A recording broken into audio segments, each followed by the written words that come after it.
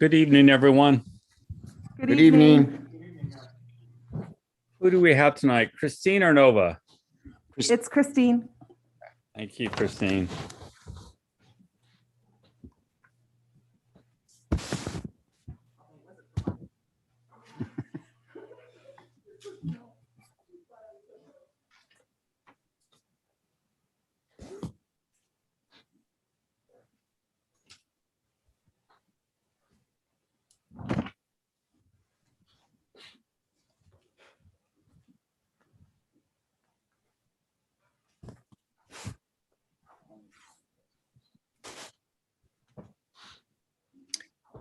All right, it is now 6 o'clock. This time I will call to order the meeting of April 19th, 2021. City Attorney, before we go to closed session, is there anything you'd like to say? Yes, thank you, Mr. Mayor. If the city council so moves, the city council will go into closed session to discuss the item agendized for closed session discussion, which is conference with legal counsel regarding existing litigation pursuant to Government Code Section 549569A. Title of that case is Elizabeth Williams versus City of Hollister et al. San Benito Superior Court case number CU 2000203. That's all, Mr. Mayor. Thank you, sir. Do we have any public comment? I have no one from the public, Mr. Mayor. Thank you. Is there a motion? So moved. There's a motion. Is there a second? There's a motion and a second. Roll call vote, please. Councilmember Perez, Yes. Councilmember Spencer, Yes. Councilmember Burns, Yes. Vice Mayor Resendez, Yes. Mayor Velasquez, Yes. and the motion carries 5-0. Thank you. We will see you all in closed session.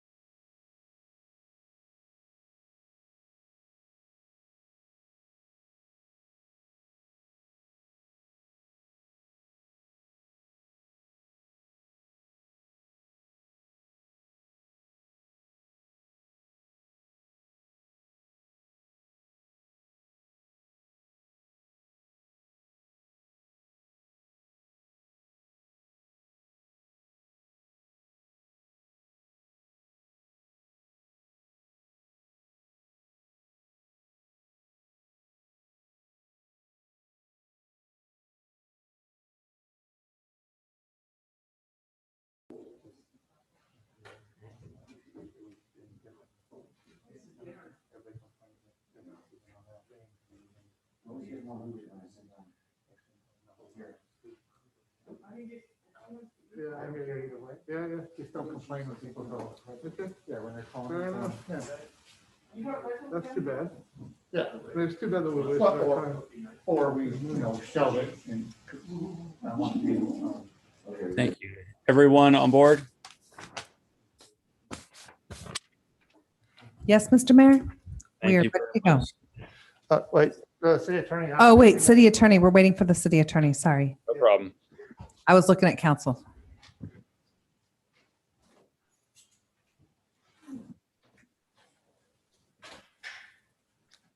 Councilmember Perez, did you lead us in the Pledge of Allegiance last time, or was that Mr. Burns? I think it was me.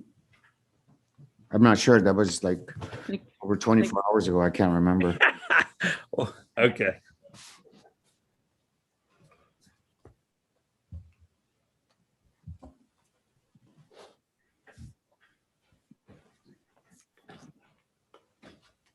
All right, I see the city attorney back. This time we will resume the meeting of April 19th, 2021. Councilmember Perez, would you be so kind to lead us again? The Pledge of Allegiance? To the flag of the United States of America. To the republic for which it stands, one nation, under God, indivisible, with liberty and justice. Thank you, sir. Roll call, please. Councilmember Perez, Here. Councilmember Spencer, Here. Councilmember Burns, Here. Vice Mayor Resendez. Here. Mayor Velazquez. Here. Thank you. The agenda posting, the amended agenda for the City of Hollister City Council regular meeting of April 19th, 2021 was posted on the bulletin board on April 16th, 2021 at 12:32 p.m. per Government Code Section 54954.2. Thank you. Thank you very much. City Attorney, will you please report out from the closed session?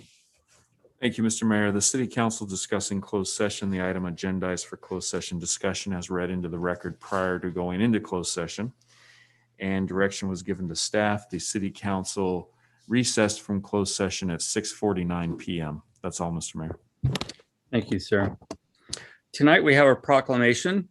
It's declaring May 2021 as Water Awareness Month, presented to Sean Novak of San Mateo County Water District. Is he in tonight? Mr. Novak? There he is. Okay, let's get him ready so I can read this for him. Mr. Novak. Mr. Novak, let me read this and we'll go from there. Thank you, Mayor.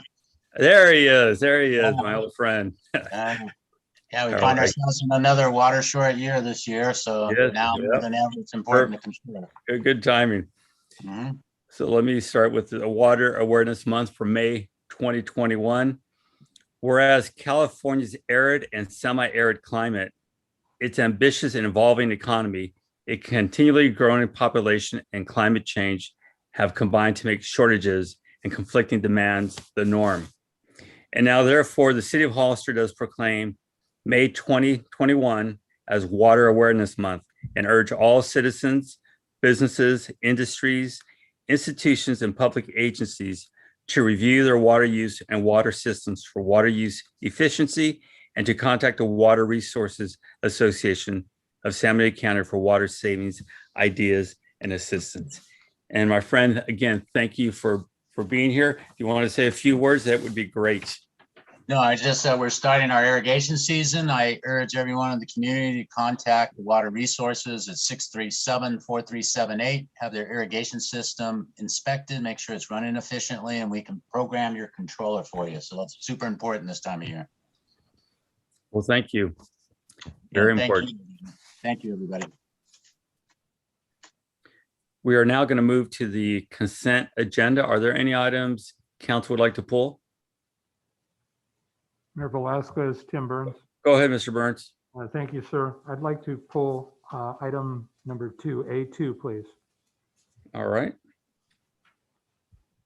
A2. Is there any others from council?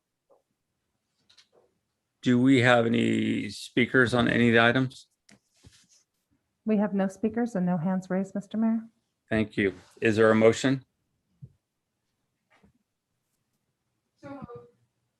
There is a motion. Is there a second? Second? There's a motion and a second. Roll call, please. Councilmember Perez, Yes. Councilmember Spencer? Yes. Councilmember Burns, Yes. Vice Mayor Resendez, Aye. Mayor Velazquez, Yes. and the motion passes 5-0. Thank you. We'll go now to item A2. Go ahead, Mr. Burns. Thank you, Mayor. Appreciate it. I would just like to make a recommendation to amend the meeting notes or in regards to, there's a section there where it talks about the roll call. And it's my experience in all the other roll calls, it reflected that either a member attended personally or in person or remotely. And as I recall reviewing the minutes, there were two of the council members that attended remotely as opposed to in person. And I'm recommending that that be changed simply to remain consistent. Thank you. Thank you. Any speaker cards? I have no speaker cards, Mr. Mayor. Thank you. Is there a motion? So moved. There's a motion. Is there a second? Second. Motion second. Roll call, please. Councilmember Perez, Yes. Councilmember Spencer, Yes. Councilmember Burns, Yes. Vice Mayor Resendez, Yes. Mayor Velazquez. Yes. Motion passes 5-0. Thank you. Thank you very much. We are now going to move to public input. This is the time for anyone in the audience to speak on any item not on the agenda and within the subject matter jurisdiction of the council. Speaker cards are available in the lobby and are to be completed and given to the city clerk before speaking. When the city clerk calls your name, please come to the podium, state your name and city for the record, and speak to the city council. Each speaker will be limited to 3 minutes with a maximum of 30 minutes per subject. Please note that state law prohibits the city council from discussing or taking action on any item not on the agenda. Do we have any speakers? Yes, we do, Mr. Mayor.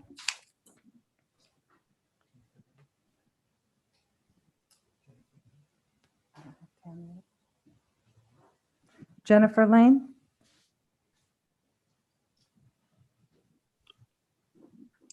Hello, this is Jennifer Lane, Executive Director of the San Benito County Arts Council, member of the City of Hollister Public Art Review Committee, and board member with Californians for the Arts, California Arts Advocates. I just wanted to take a moment today to let the council know that this month is Arts, Culture, and Creativity Month throughout the state of California.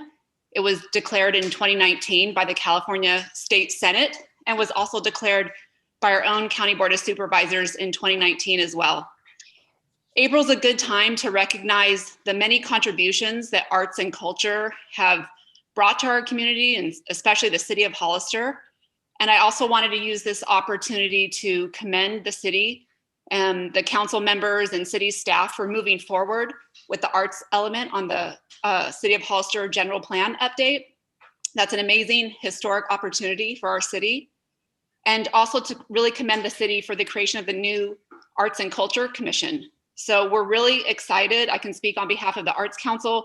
We're very excited to collaborate with the new Arts Commission and to see more movement, creativity, and funding for arts and culture. I'll finally conclude that, as with all sectors, arts and culture have been really heavily impacted by COVID. Our entire sector is based on bringing people together, live events, convening in indoor settings such as museums and galleries and in schools. And we were one of the first to close and will be one of the last to reopen. Arts and culture represent 8% of the gross state product. That is twice the amount of the GDP across the United States. So we in California are creative leaders here, and we would like to continue with that role with increased funding and support across all levels of government. So again, I just want to commend you for your recent strides in this direction, and please feel free to reach out to me anytime.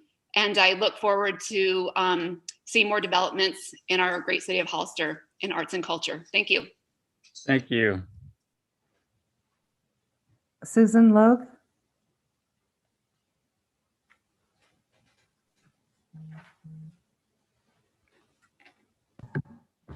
Hi, can you hear me?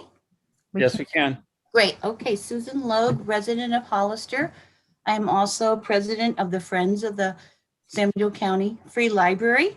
I want to thank the City Council for their continued support of the library. I also wanted to let the public know that the library is being very active at this time. They have online adult reading classes.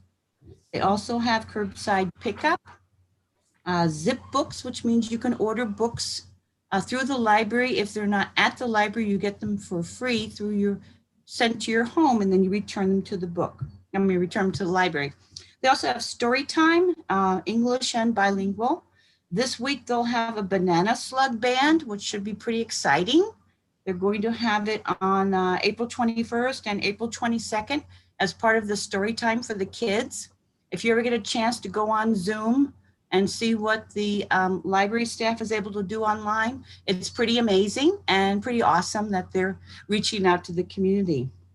April 4th through April 10th was San Benito County, it was National Library Week. So if you go to the SBCFL, which is San Benito County freelibrary.org, their website, you will see what they have put out for outreach in regards to National Library Week.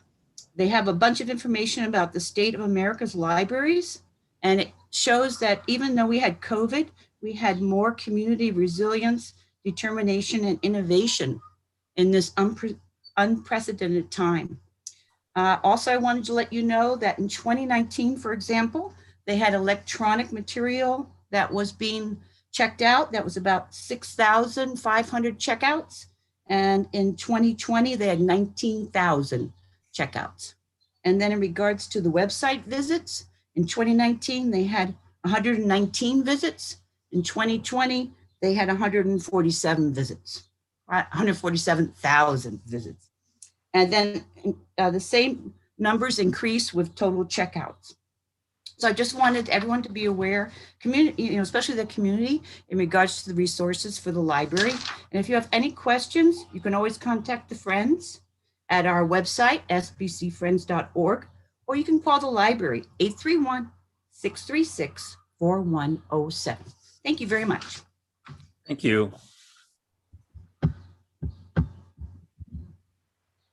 Robert Bernowski.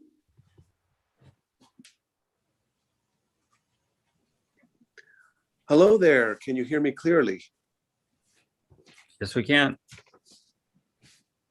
Thank you so much, Mayor Velasquez and City Council members. I would like to ask that you study over developer fees that are due taxing entities such as the school districts in San Benito County for plans that originate within the city of Hollister. Recently, a major company who will be a major employer and a benefit to our city and county here began a huge project. And through a little research, I was able to determine that they had not paid developer fees that were due the various school districts that were due such fees. So I reached out to, on the advice of a county supervisor, I reached out to a city council member, and for some reason, any inquiries I've made regarding that are being totally ignored. I'm very upset about that. I don't want to call out the individual, but schools are very important to the health of the city of Hollister. The school children are constituents as well. And this is a very serious problem. The amount of monies that were due by this major company were huge to the school districts involved.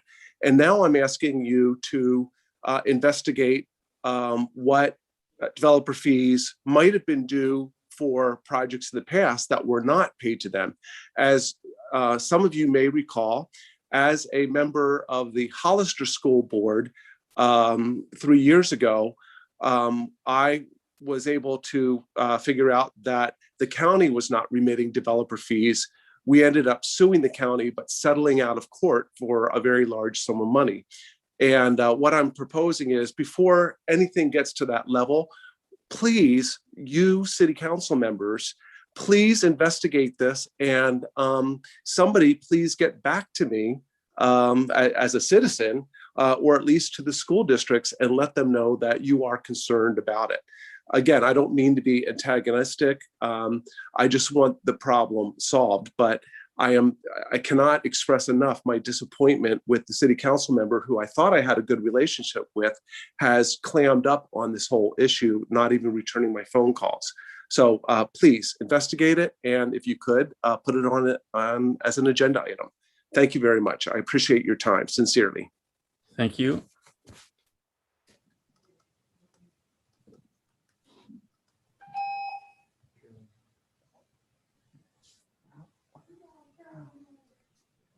Carol Lenore. Good evening, Mayor and City Council. I didn't call in tonight to talk about traffic, but I do want to ask you if you would give a little more oversight on the illegal street vendors that we have on the weekends. For example, 3rd and San Benito and Hillcrest and Memorial. There's many of them. You know, the ones even set up so close there to Baylor Market in the right of way, actually in a parking spot. They're never ever allowed in the public right of way. I'm not opposed to private property getting the appropriate administrative permit to do sale of flowers and sale of whatever, but they're doing it on the public right of way. And I'd like to see maybe if you could ask staff to check that out on the weekends and ask those folks to cease and desist. But as well, you can go the next step, because really they're brought in by a contractor to do that business. And in the past, I know Mike Chambliss would run down the person actually in charge of bringing those vendors here and dropping them off. So maybe that's just offering up a little suggestion for you. So that's my concern this week. I really appreciate your time. I want to say how beautiful I think downtown is. It's looking really good, and I hope for the best to come for downtown. Thank you very much. Thank you. Kylie Luna. Hi, I'm Kylie Luna. I'm 11 years old and I'm in the 5th grade. And I have a poem that I'm going to be reading that I wrote. It's called Future Green. Smoke in the sky, how it hangs high, how it hangs high. Trash in the water, killing animals like skilled assassins, jagged edges. Cut trees, being forced to bow down to the lumberjacks and face their terrible doom of becoming paper to be tossed away quickly. Animals facing war between their kind and poachers. Ground shaking, sweating, and shedding its oils for others to collect. Snails and ants crawling across the floor in search of food, only to be hunted down with chemicals to poison them. Ice melting quickly. The water cries out, "Poison, poison, why me, why me?" "Look what you've made me do," roars the burning fire as it plows through trees. Do you want to look out the window in the future and see fields of char black as night? Do you want to see blackened waters filled with phantom fish? So stop, and just for a second, look around at the earth. Look at all we've done. Don't you want to fix things? We can start making amends right now. Go outside. Just sit in the grass, read a book, sing a song, take a nap if you want. Just stay there. Doesn't it feel peaceful? We should love our earth like an honorable human. Thank you, Mayor Velasquez and council members for your service. I urge you to support arts education, take action on climate change, and protect the environment. My future depends on it. Thank you. Thank you, Ms. Luna.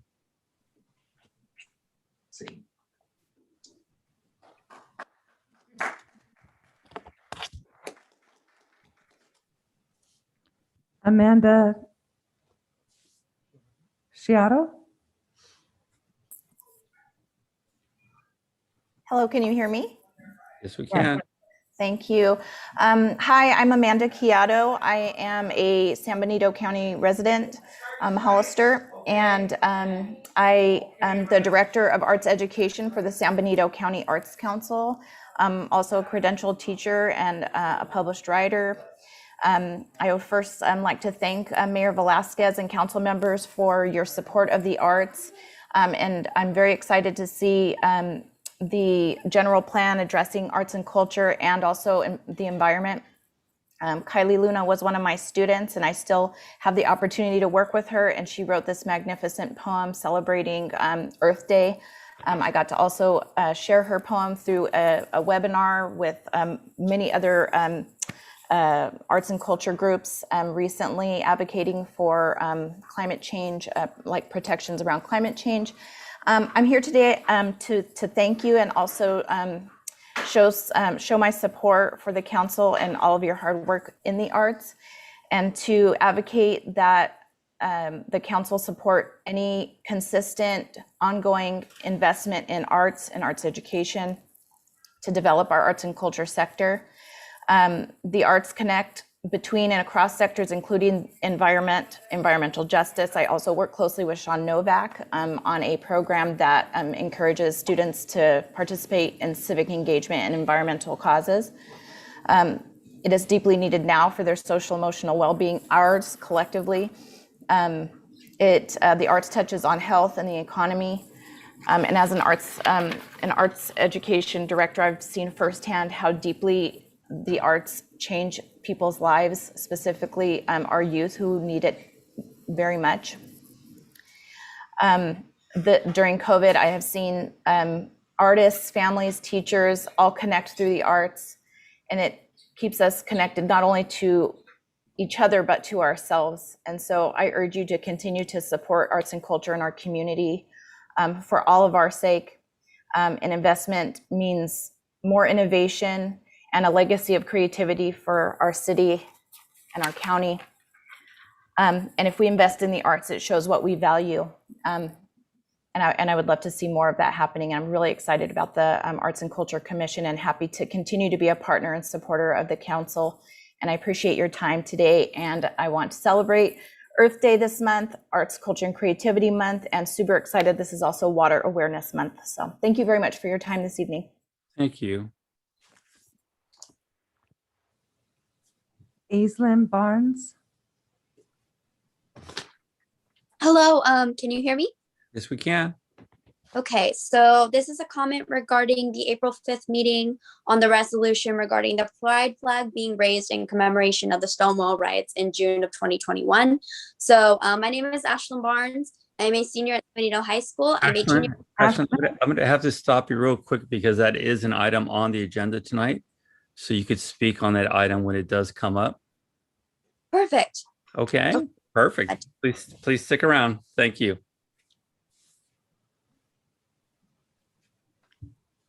I have no more hands raised. I have no more speakers, Mr. Mayor. Thank you. Wait, Elia, of course. Elia, go ahead.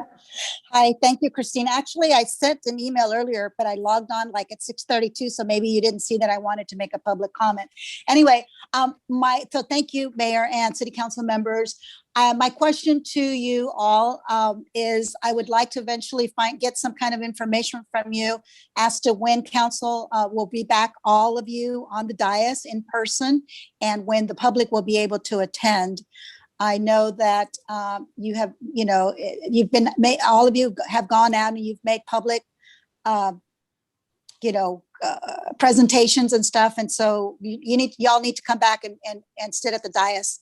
And so we can see you. I've been saying about this all up from the very beginning. We need to at least see your face so we know that you're paying attention to us. I want to thank Robert Brunowski for bringing up that subject about the development agreement. There is no development agreement that I'm aware of, otherwise it's a secret. And nothing has happened. It needs to come before the city council. And I am tired of giving away so much to corporations when you try to attract them to come here and you give it away. So council members, I know that today is Ms. Spencer's last day, but there's 4 of you up there and you need to do what's in the best interest of the city. So I would strongly recommend to please don't give it all away. This company wants to come here. They want to come here because it's cheap here, but you can't give it all away. We need to make some kind of a revenue. Economic development is what it's all about. I would like to, at this time, take the opportunity to thank Councilwoman Honor Spencer for her time at the dais. She has endured a lot of scrutiny, a lot of opposition, but she has strived through it all. And she has done her best to try to do what's in the best interest of what she has felt to be of the city. And more than anything, she has tried to do her very best for city staff, for the police and the fire department. She's made herself available to them. And regardless of other members not meeting with them, she met with them and tried to do the best that she could. Tried to be impartial. She did her research and came up to the dais and had questions and wanted to get more information out there so that the public could be aware of what's going on. So Ms. Spencer, thank you very much. I wish you lots of luck. I'm sorry to see you go. Very, very sorry, because now we're going to have to wait for a special election or to the next election to fill your seat. And unfortunately, I don't think anything's may happen between now and then with regards to the council pushing forward, but I hope that that's not true. And I hope that all the council moves forward to try to do what's in the best interest of the city. Thank you. Thank you. I have no more speakers, Mr. Mayor. Thank you. We'll now move to item D, City Manager's Report. Thank you, Mayor. In regard to the school impact fees, we will definitely look into that because we did not want any of the schools to be left out. So that'll be my first thing to work on tomorrow. And then also for the, I will work with Abraham to work on the code enforcement to make sure they're following that vendors on the weekend are being looked after. That's it. Thank you. We'll move to item D2. Thank you, Mr. Mayor.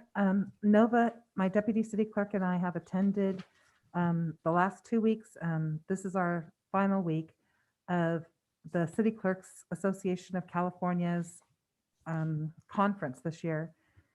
The classes we have taken are leading a world-class workplace culture, how to engage, inspire, and empower your employees to greatness. One of the things that was a great takeaway is that the greatest organizations in America have 3 things in common. They have great leaders, great teams, and great workplace culture. There was a lot more to it than that, but I'm trying to be brief because I have a lot. Association of Records Management Administrators. It was only an hour-long class, but it's saying that what it basically boiled down to is that the city clerks are taking on more responsibilities. Even some are taking on ADA coordinator. Some are helping with the homeless, trying to get them moved, human resources, and communications. So that was a pretty good class for just an hour. Social media law, understanding the social media and the First Amendment and the Brown Act. It provided us an overview of the intricacies of how social media by government entities relate to various state and federal laws, specifically the First Amendment.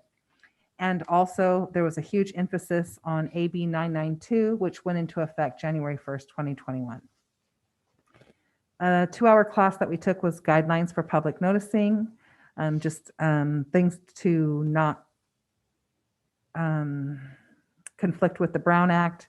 CEQA, it went over CEQA, public noticing, state zoning and planning law, rules for setting taxes, assessments, and fees. always good information to keep learning.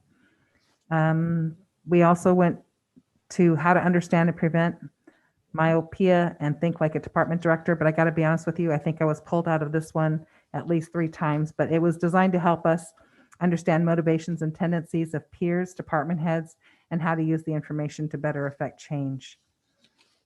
ADA coordinator and role and certifications, something I'd like to look into because I know that we need to be more ADA compliant. So that one of the best classes I think so far was effective business writing. It was a 5-hour class, and it just helped us to remember to learn to write with clarity, to write at a lower grade level than what you're taught to do in college. Everything that you write should be understood on the first read, and no matter your audience, your business writing, staff reports, emails, memos, proposals should be concise and complete. Completely after work hours, I did a virtual escape room and my team came in third, just saying. We did a Society of Human Resources Managers. That's going to be coming up on the 15th. And on the 19th, oh no, we did that one. I think we did that one. I may have missed that one as well. I think I was amending something. Business fashion during COVID. That was also a really good class. Nobody stood up. April 20th, we'll be doing redistricting 2021. That's tomorrow. I'm super excited about that. That's going to be a 5-hour class. On the 21st, we're doing Municipal Management Association of Southern California and International City County Management Association, which we'll be focusing on professional associations, overview of those positions, and associated certification programs, a lot with the ADA coordinator, a lot more along those lines.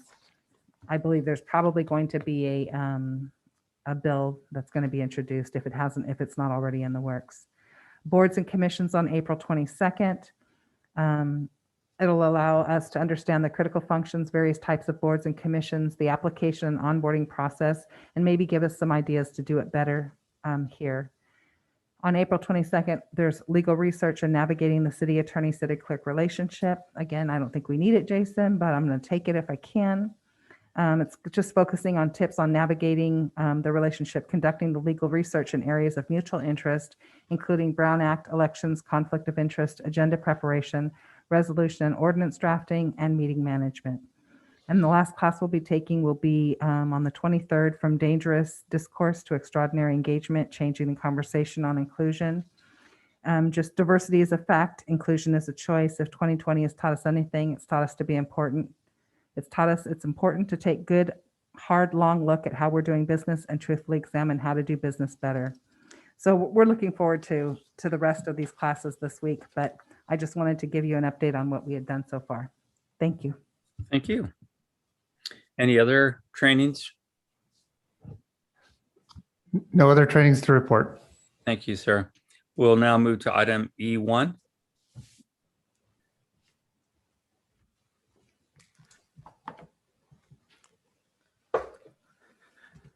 Thank you, Mr. Mayor, members of the City Council. Good evening. Abraham Prado, Development Services Planning Manager, Interim Director. Thank you, Christine and Paul, for the PowerPoint slide. It would be the not planning staff, please. Thank you so much. As you recall, this item was tabled from the March 1st 2021 City Council meeting. This is in regards to a development agreement amendment number 2 between the City of Hollister and the development known as West of Fairview, which consists of a total of 667 units, including 100 apartments, 507 standard single-family homes, and 60 smaller lots single-family homes. And it is located west of Fairview between St. Benedict's Parish to the north and to Roberts Ranch, the development known as Roberts Ranch, to the south.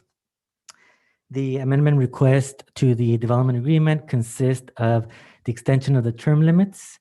It also consists of the affordability component of the development agreement. And if the City Council is in agreement with those two aspects, then staff would also recommend that the community facilities districts be amended as well. And I'll go into it in a little bit more into detail.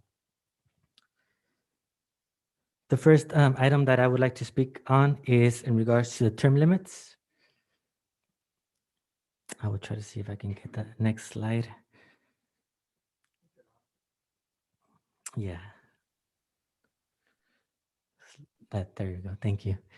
So the term limit for the development agreement, currently it expires on May 1st, 2022, which is a little bit over 1 year from now.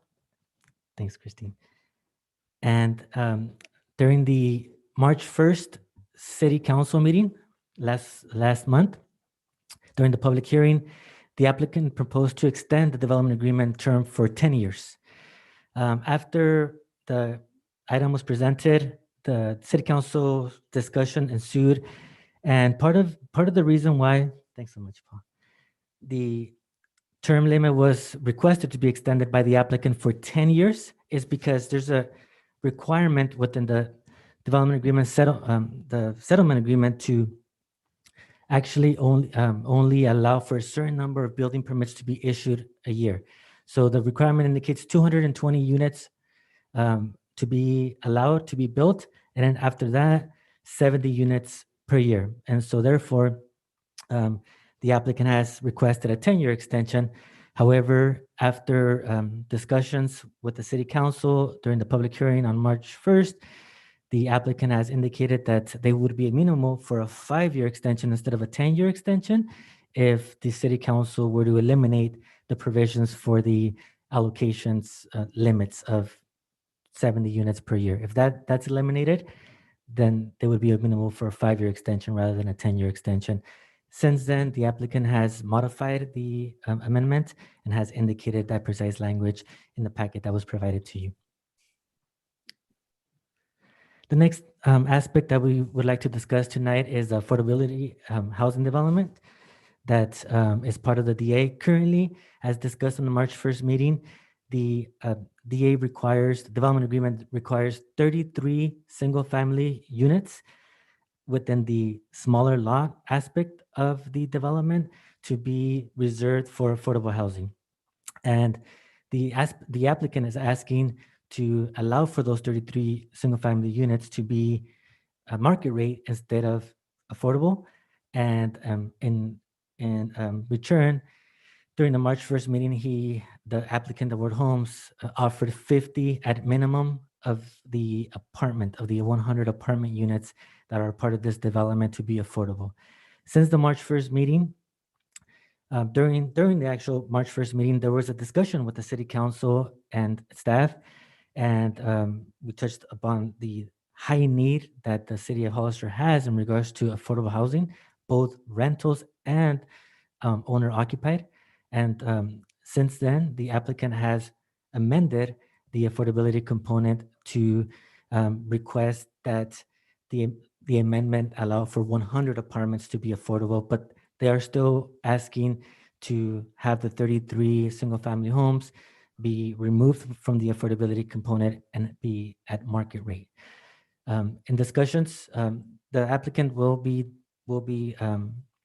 addressing the City Council, and they'll be discussing that particular topic as well.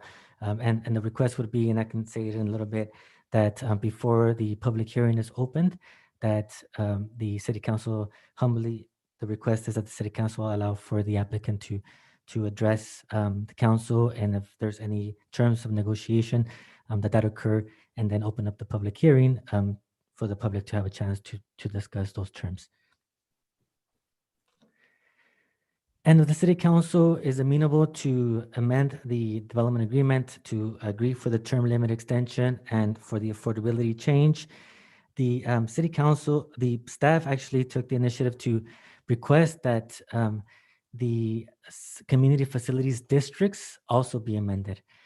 Currently, the development agreement includes an annexation into Community Facilities District 2, which is a police and fire community facilities district, and lighting and landscaping. And during the time, as we've discussed at the March 1st meeting, the tentative map was actually approved in 2007 before our CFD 4 and 5 And actually, the development agreement was in place in 2000. So we're talking about a little bit over 20 years. And at that point, the language basically stated CFD2 and Lighting and Landscaping District. Currently, the projects that we move forward before the Planning Commission indicate CFD4 and 5 because there are current CFDs, and there's also language that says, or any community facilities district that is present at the time when building permits are issued. So in case we have a further one, a community facility district, then the one that's active at the time of the building permit is what the developer would be required to annex into. Unfortunately, we did not have that language back in 2000, in the year 2000 when this was created, and so they have indicated that they are currently within CFD2 and the Lighting and Landscaping District. As you can see in the slide and also included in your staff report, CFD2 for police and fire per unit, it's a set cost of $497.82. Lighting and landscaping is $475 per unit, and this is just for the single family, 577 units. And so total per year, it's $972.82 per unit, which of the entire 577 units comes out to $561,317.14. The proposed amendment to the development agreement for each single family home would be for CFD 5 for police and fire, which currently is at a rate of $829.72 per unit. CFD 4 in talking to our consultant DFA, who helps us with the CFD 4, the per unit amount would be approximately $1,359.87 per unit, which accumulates to a total of $2,189.59 per unit. Total for the 577 single family homes comes out to $1,263,393.43, which is a difference of an additional $702,076.29 with the approval of this development agreement to include the development into CFD4 and CFD5. Just wanted to make, I know that was a request from the city council to bring back at this time, and those are the numbers that were brought up and discussed and evaluated by DFA, our consultants who helps us with the CFD aspect of all the CFDs that we've done since 2014 or so. So with that being said, I want to bring your attention to the ordinance 1201. Since the March 1st meeting, whereas number 4 indicates Award Homes Inc. has requested a second amendment to the development agreement to extend the term of the development agreement through and including May 1st, 2032. That was the March 1st. So we would like to address your attention here and actually, if the motion is to approve tonight, then whereas number 4 be amended to actually indicate May 1st, 2027, instead of May 1st, 2032. And then with that, also add an additional whereas number 5 to say that whereas Section 3B of the Mutual Release and Settlement Agreement and any and all references to the development's restrictions regarding housing allocation and building permit limits and development agreement, First Amendment, or other governing documents are hereby eliminated in their entirety. So with that, the developer will also address the council to further explain, and therefore staff humbly asks the council that before you open up the public comment period, the developer is online and ready to speak, address the council. If you'd like to discuss any of the terms, to please call on the developer first.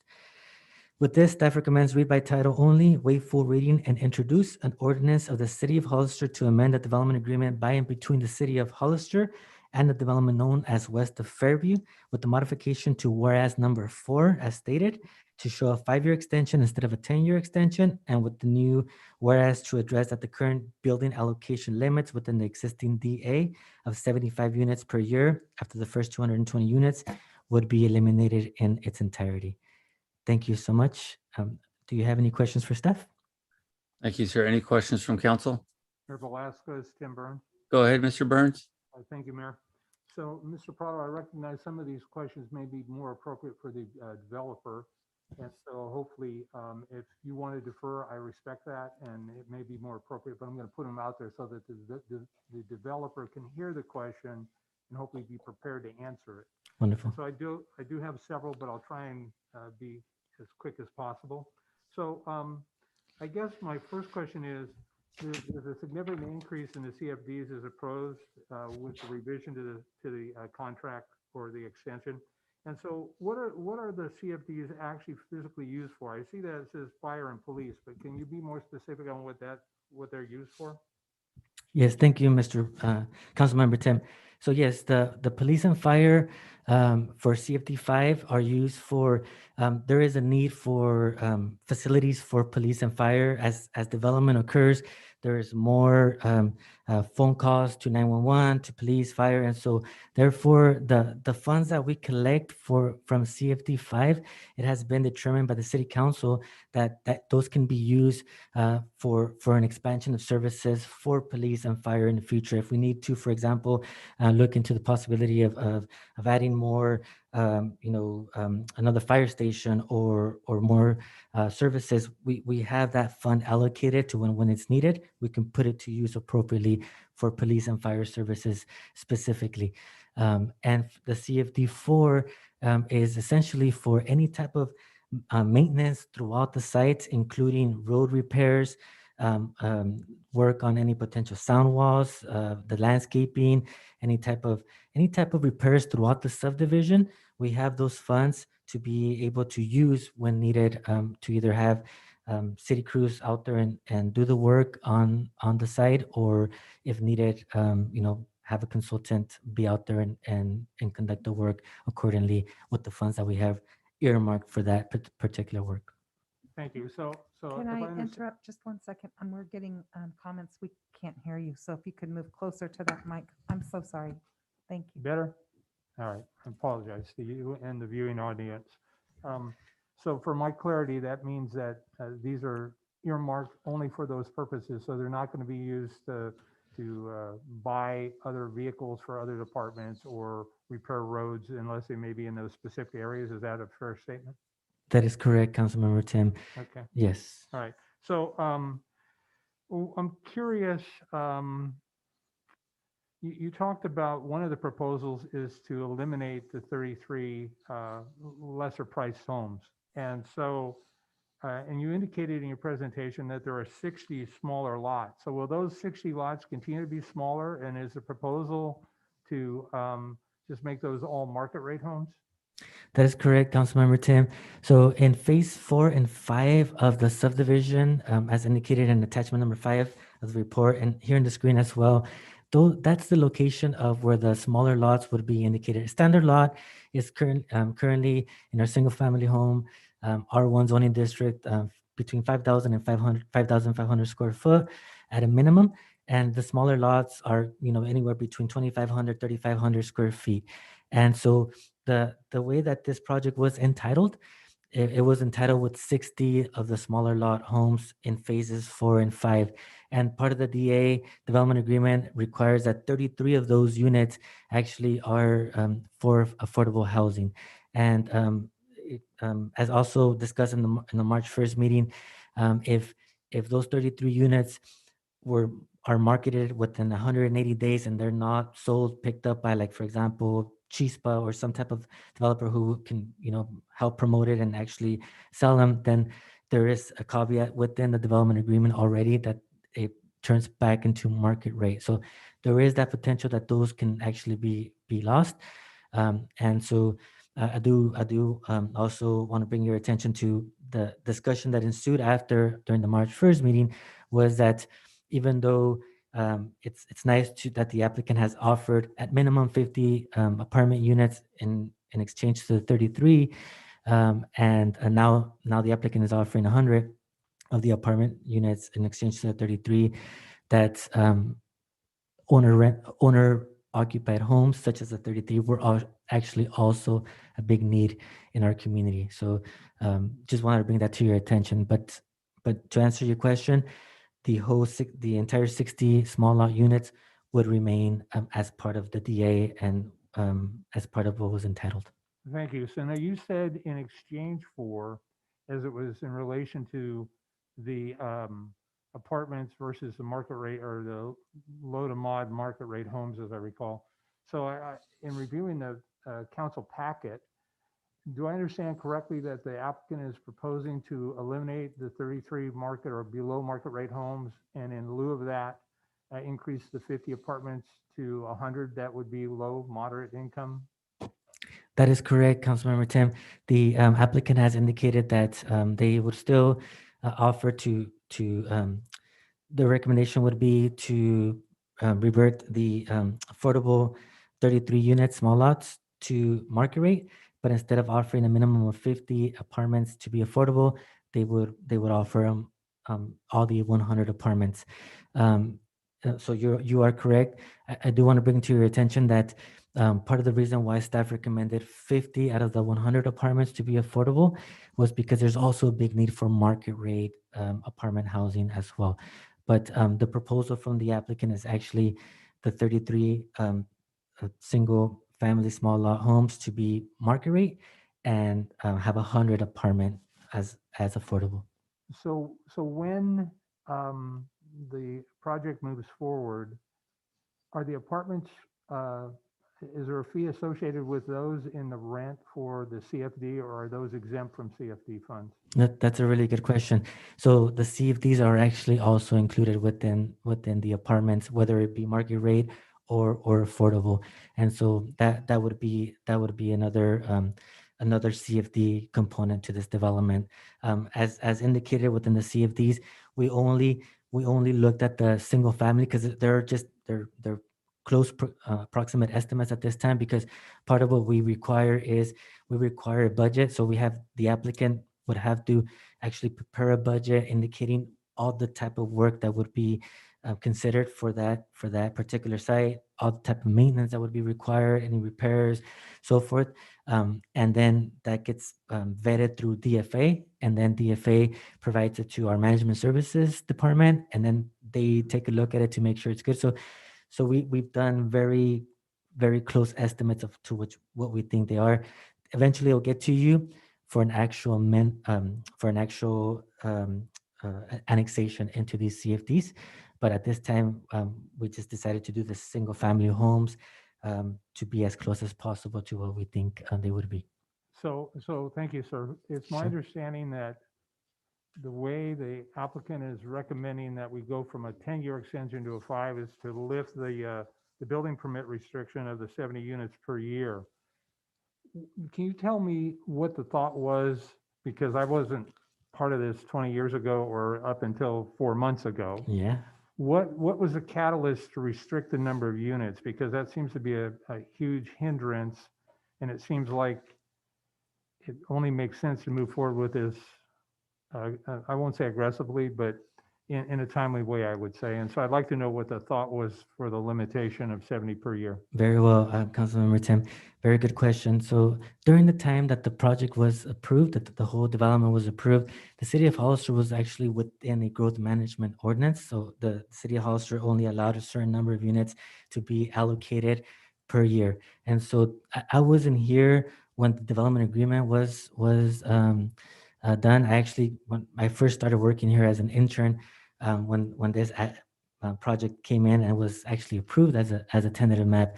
But in researching, there was an allocation of only a certain amount of units per year, and so they wanted to indicate that in the DA. And also, there's discussion in regards to if there's no. I know in the past, it's been my experience that sometimes developers or constituents would like to set some certain type of limits to development because they just would like to control the amount of construction that's going on at any given time. There's just a lot of activity that goes on, and with that, the dust, there can be dust control issues. However, we not just because I'm the interim development service director, but I think it's been going on for the longest time that we are pretty strict when it comes to dust control. The building official pretty much indicates that if there is any calls from anybody we will stop inspections until we address all the needs for that to occur. Thank you. And Sure. so in checking the staff report, I tried to determine at what, there are multiple phases to this development being built out. What phase are the apartments intended to be built in? Good question, Councilmember Tim. The apartments are actually in phase one. So the apartments are in phase one, and so they would be a part of the development that occurs during phase one of the subdivision. Thank you. And then can you tell me, because again, I looked and I saw some reference to what the definition of moderate income household is as it relates to the homes. Yes. But what is the definition as it relates to the apartments? And do we follow the regional HUD guidelines, or how is that going to be established? Very good question. And that's really what it comes down to. We have the housing and community development is what we follow in regards to the guidelines. And so currently the 33 small lot would be geared towards moderate housing, which would be for families that make approximately 80% of the area median income. And so that's what is indicated now. The apartments, that what we indicated with the apartments would be that it should not limit it to just moderate housing. It should be open to all the various types of affordable housing, which would be very low, and moderate. And so in looking at the area median income right now, for example, a family of 4 in San Bernardino County, it's approximately at $89,000 as of an area median income for a family of 4. And we feel that at staff level, we feel that it's a little in the high side, and we think that it's because a lot of the people that live in Hollister that actually work, in Silicon Valley, other areas where the pay is a lot higher. And so essentially the apartments, we would want those to be geared towards very low as well, and low. And so just as a off the top of my head, the very low income would be for families, for example, a family of 4 that makes no more than 24% of the average median income. And so my understanding is that if 24% out of 90,000 is approximately, say, $21,000, then, for example, like Chispa or CSTC comes in and gets the apartments and say, okay, these are going to be earmarked. A certain amount are going to be earmarked for very low. And so very low for a family of 4, say it's 24% of 90,000, approximately, say it's 21,000. Then out of the 21,000, the program works with that family, so that way no more than 30% of that 21,000 is for rent. So we're talking about $700, $800. No more than that would be for their rent. Thank you. Sure. So how do we as a city protect our interests in regards to what you've just now said to ensure that when the apartments are constructed, that's exactly what happens? Is it through the development agreement, or how do we formalize that so that there's no confusion or things don't change unknowingly? Yeah, it could definitely be through the development agreement if the council would like to indicate that it should be a mixture of very low, and moderate. You can actually say a specific amount as well. My understanding in working with agencies like Chispa and CSTC is that sometimes it gets very challenging when a specific amount of what goes to what category is included, because they have their formulas as well that they have to abide by in the state. But if you indicate now that you would want a certain percentage to be earmarked, to all the different categories, you can certainly do so. And I would just caution in regards to the specific amount, without necessarily talking to the agency that's going to take over, because my understanding is that more than likely Award Homes will not, and the applicant is on the line, and they can correct me if I'm wrong, but more than likely they will not take over the affordable project. They would more than likely work with an agency like Chispa or CSDC to take over that project and try to meet the needs of the community as close as possible. Thank you. And this may be too much into the weeds, but I presume with a 100 apartment complex, regardless of the rents associated with it, there would, because of the volume, there would be a requirement that they'd have on-site management as well. Yeah, the requirement is actually a zoning requirement. So I believe the number is off the top of my head. If there's 16 or more units, there has to be a manager on site at all times to be able to be approached if needed. Thank you, Mr. Prado. I appreciate your comments, and I do want to say that I'm highly encouraged by the willingness to negotiate and find a more common ground based on what has transpired most recently. So thank you for your presentation. I appreciate it. It's very thorough. You're very welcome. Thank you, Councilmember Tim. Thank you. Any other questions from council before we ask the developer to speak? I got a couple questions real quick. Councilmember Perez, go ahead, sir. So on the CFD4, that's basically for maintenance, and CFD5 is police and fire. And where's the school funding come in? How do our schools get paid? That's a good question, Councilmember Rick. So when it comes to schools, the city of Hollister has the school districts, the school boards, to be able to work with their boards to establish those fees. And those fees would be not through the CFD, but through the impact fees. And so as a requirement, when a project gets approved, prior to issuance of a building permit, the developer has to show proof to the building department that the school impact fees were paid in full. And once they show evidence of that, then we can proceed to the next step. Okay, thank you. You're welcome. And then you referred to some the DFA. Yes. The DFA is actually a consultant that has been working with the city of Hollister since approximately 2014, I would say. And they are the ones that actually helped us establish CFD number 4 and CFD number 5. They saw that CFD number 2 and the lighting and landscaping districts were just very low. They weren't paying their way. And so they said, look, we can help you. We can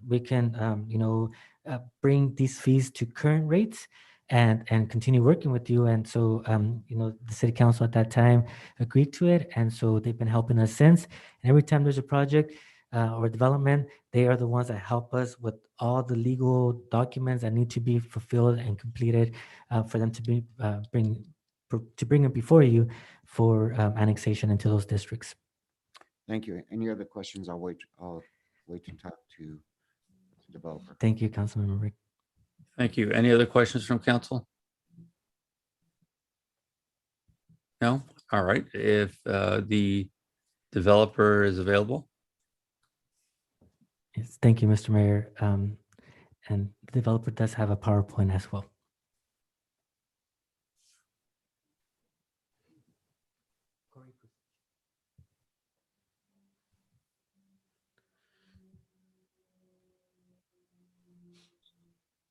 Good evening. This is Corey Cusick. Are you guys able to hear me? Yes, we are. Fantastic. I know that you guys will be queuing up the PowerPoint. Good evening, Mr. Mayor, City Council, City staff, and residents of the City of Hollister. My name is Corey Cusick, representing Award Homes and the development known as West of Fairview. Councilmember Burns and Perez, great questions. I hope that I answer most of them during my presentation. And if you or any other council members have any questions of us, I welcome them following my presentation. If you could go to the second slide, please. So Abraham, thank you very much for your presentation. I know I'll reiterate a lot of the points that you made. But since we last spoke at the public hearing on March 1st, and since that time, we've considered the comments that we heard from the City Council and have revised the amendment to incorporate the comments that we heard. First and foremost, we have revised the amendment to include 100 total BMR units within the apartment site rather than the previously proposed 50 BMR units. However, as we heard during the City Council meeting last week, as well as tonight, it appears that there may be a preference to have 50 BMR units within the apartment site and keep the 33 BMR cluster units as they are currently required. We are amenable to moving forward with either scenario, whichever is preferred, the preferred alternative by the City Council. Second, we revised the term extension of the amendment from 10 years down to 5 years. With that being said, as Abraham noted, we are only able to move forward with the shorter term extension if the housing allocation and building permit limits are eliminated. I know that there were some questions about how those got established, and I will answer those over the next couple of slides. And then lastly, and in my opinion, most importantly, with the approval of the amendment, we agreed to annex into CFD 4 and 5 as requested by the city. However, we requested the city council consider allowing the 100-unit apartment site to remain under the current CFD and landscaping lighting district requirements. Next slide, please. So getting a little bit further into detail on those 3 points, as I previously mentioned, we have revised the amendment to increase the total number of BMR units within the project from a maximum of 33 moderate income for sale cluster units, approximately 5% of the development, to 100 guaranteed BMR apartment units, approximately 15% of the development, which will be offered for varying income levels, i.e. very low, low, moderate, etc. The proposed 100 BMR units will help alleviate the major BMR rental housing deficit within the city. Furthermore, these units will be built and managed by a major affordable housing developer utilizing state funding, meaning that these apartments will be offered at multiple ranges of below market rate income levels. However, as I previously mentioned, we understand that the city council may prefer to have instead 50 BMR units within an apartment site and keep the 33 BMR cluster unit requirement as currently required. Again, we are amenable to that change to the amendment if that option is preferred and requested by the city council. Next slide, please. So in regards to the term extension, we have proposed a 5-year term extension paired with the elimination of the housing allocation and building permit limits to allow for the timely completion of the project. We have agreed to reduce the term extension down to 5 years from the previously proposed 10 years. However, we are only able to do so with the elimination of the housing allocation and building permit limits.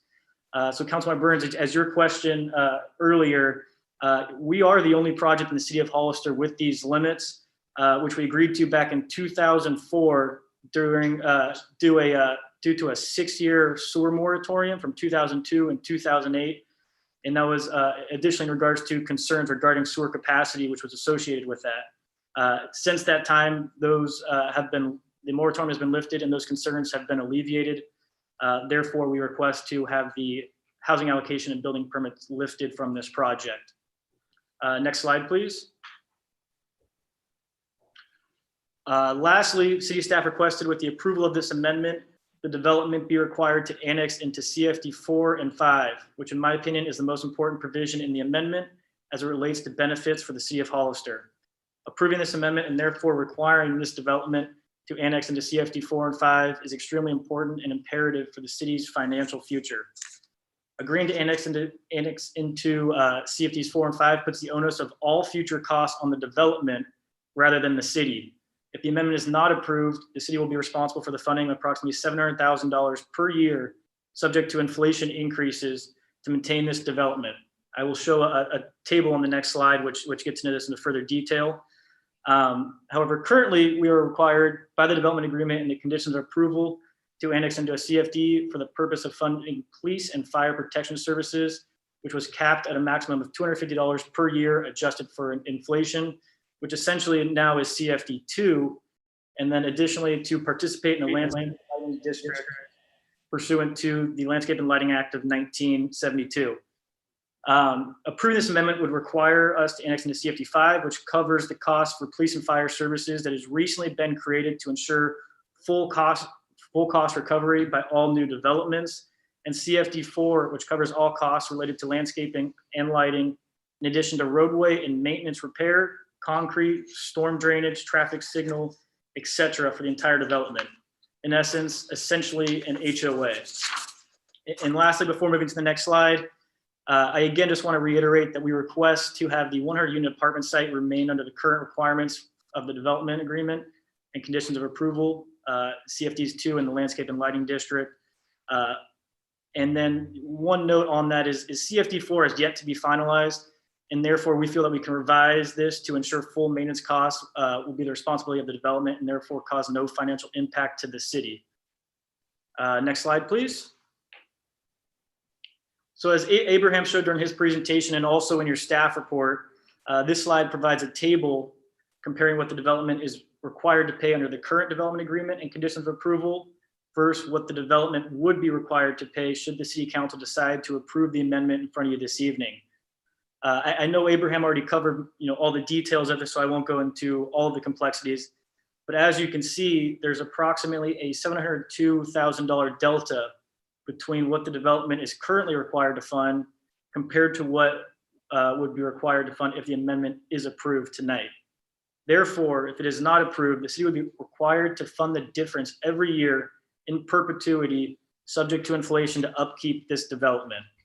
To show the true picture of what this means for the city in the long run, I've provided the expected burden of cost to the city's general fund to upkeep this development over 5, 10, 20, and 30-year timeframes on the next slide.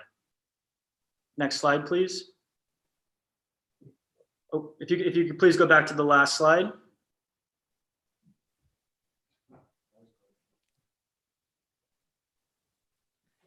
All right, well, I'll continue while they pull that up.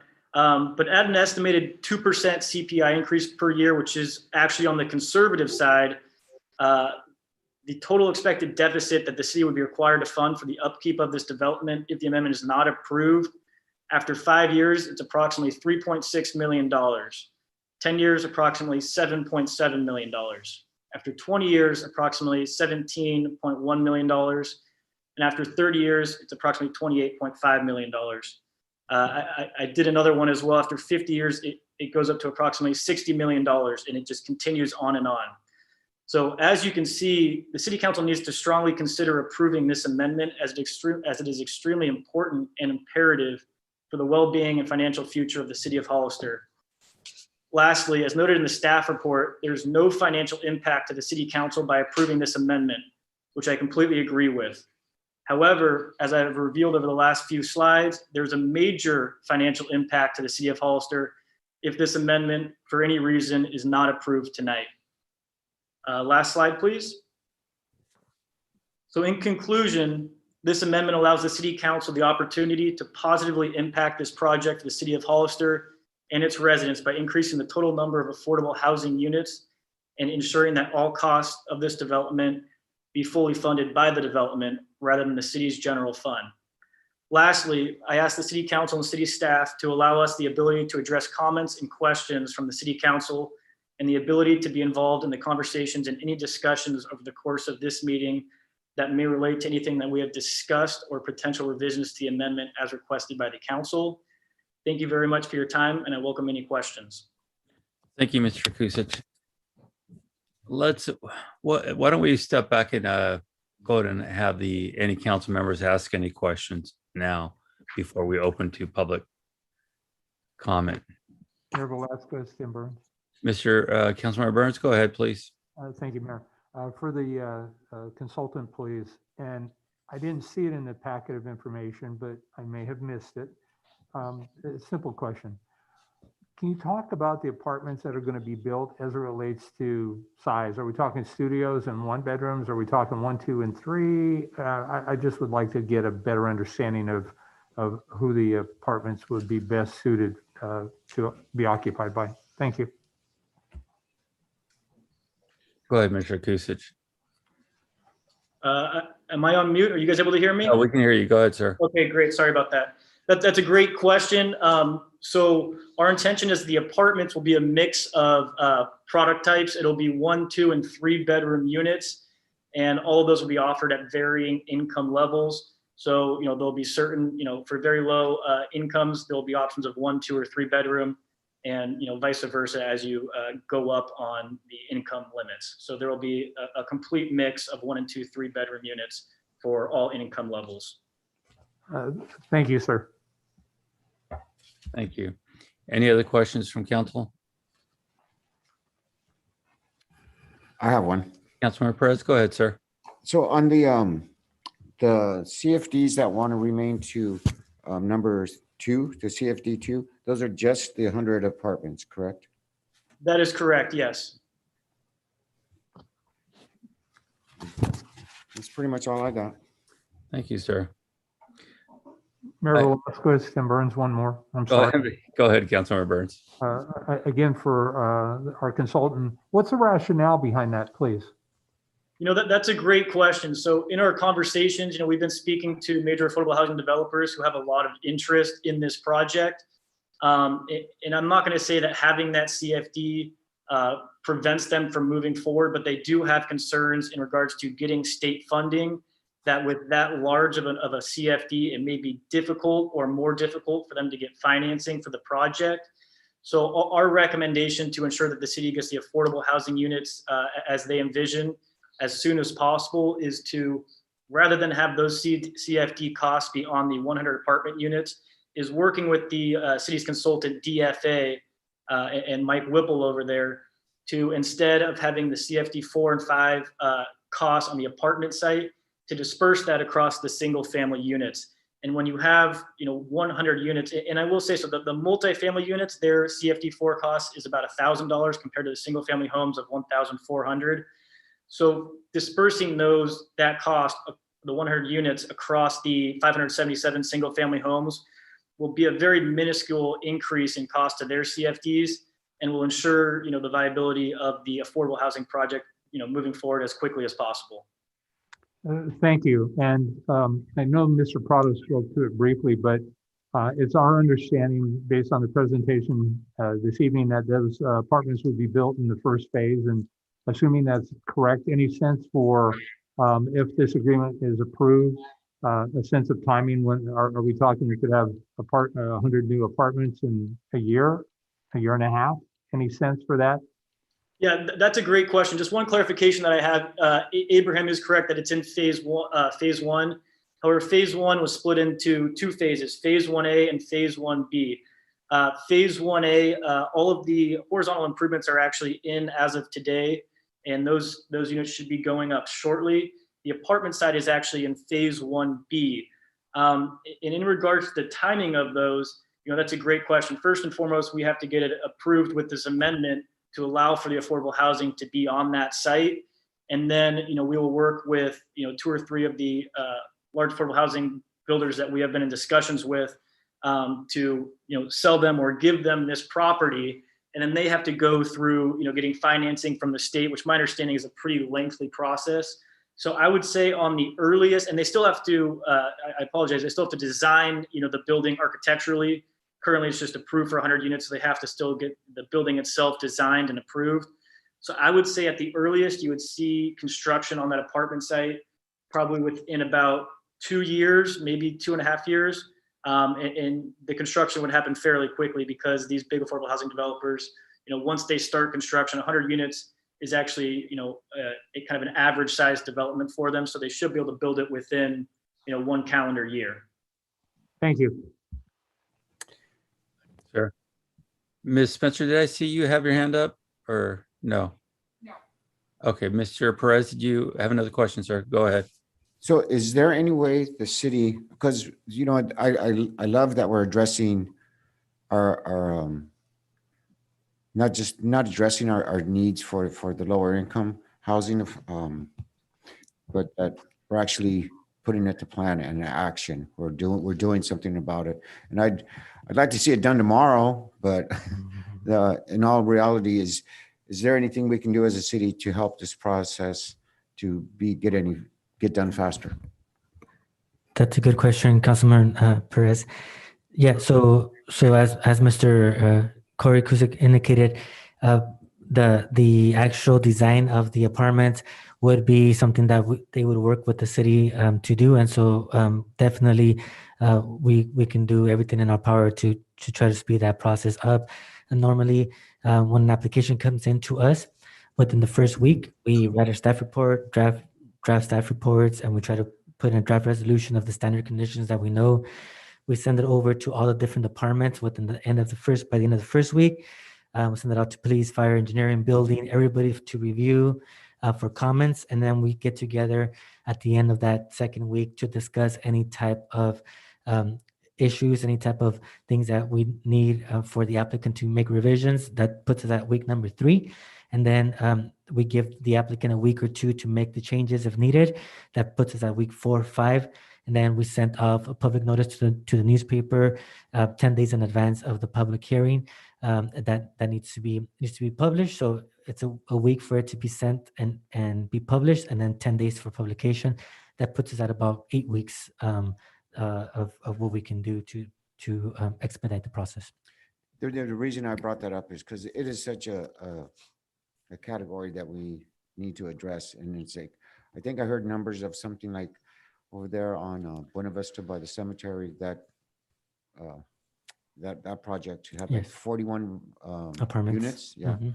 And there was over 1,000 Yes. applicants. Yes. And so it's like, I know a lot of people myself that are looking for a place. And so I just out there to the public and any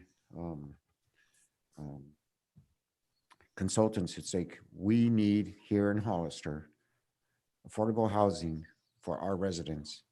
And so when it comes to see something like this, there's some trade-off here, but help us address the needs of our residents, please. And we'll help you help us. Thank you, Councilman Perez. Thank you. Mr. Kusich, I have a few questions, sir.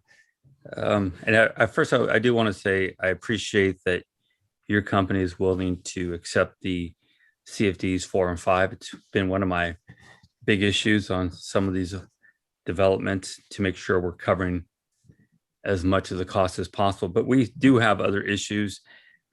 One is the impact with the schools. I understand state law or they create the impact fees.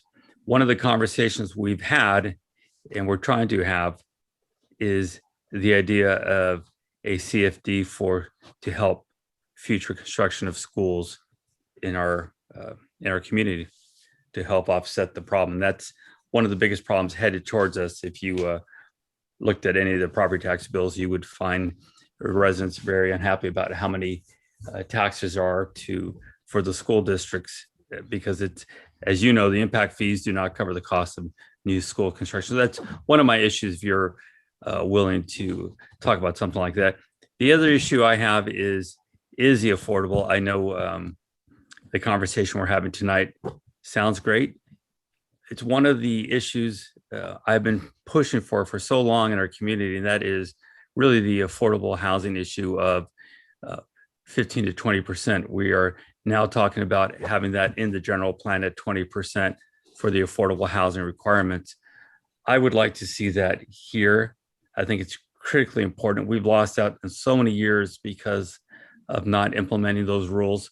And it's one of the reasons I really would like to see more of the community having input on the future of this project and your company working with them directly, or having town halls to have a broader conversation about the things we need to do to make that happen. Putting it off, and again, I do appreciate there are some affordables into this, but the reality is we are way far behind. We should have had these a long time ago, and 20% is a number now that the General Plan Committee has accepted, and hopefully the City Council can move to approve that sooner rather than later. The other issue is traffic. Now, again, I understand that traffic impact fees are built into whatever is built there, but it is part of the reason where I think it is a better idea to pace out the project over a longer period of time, only because we have to absorb some of this traffic until we get Highway 25 finished and some of the other major roads, because we do have problems that need to be addressed. And several big projects are online right now, and it's going to create major issues for us in the near future. So I was hoping you can address some of those comments. Yeah, Mr. Mayor, I appreciate your comments. I'll see if I can adequately address all three of them. So first, you brought up the school impact fees. As you know, obviously. Yeah, if you'd be willing to discuss maybe the potential of a CFD for a school to add to that. I know the impact fees are what they are, but I'm talking more of a CFD to help with the future costs of some of these. Understood. All right, so I'll circle back to that. I'll have to talk to Steve, who's in my office as well. But in the meanwhile, so affordable housing, I understand. So right now we're proposing, 100 units, which is about 15%, or kind of the alternate where you have 50 apartments and 33 of the cluster units, which is about 88 units, comes out to around 12.5%. I understand your concern about trying to get to, 20%, which, I'm not sure if any project in the city of Hollister does. Not currently, no.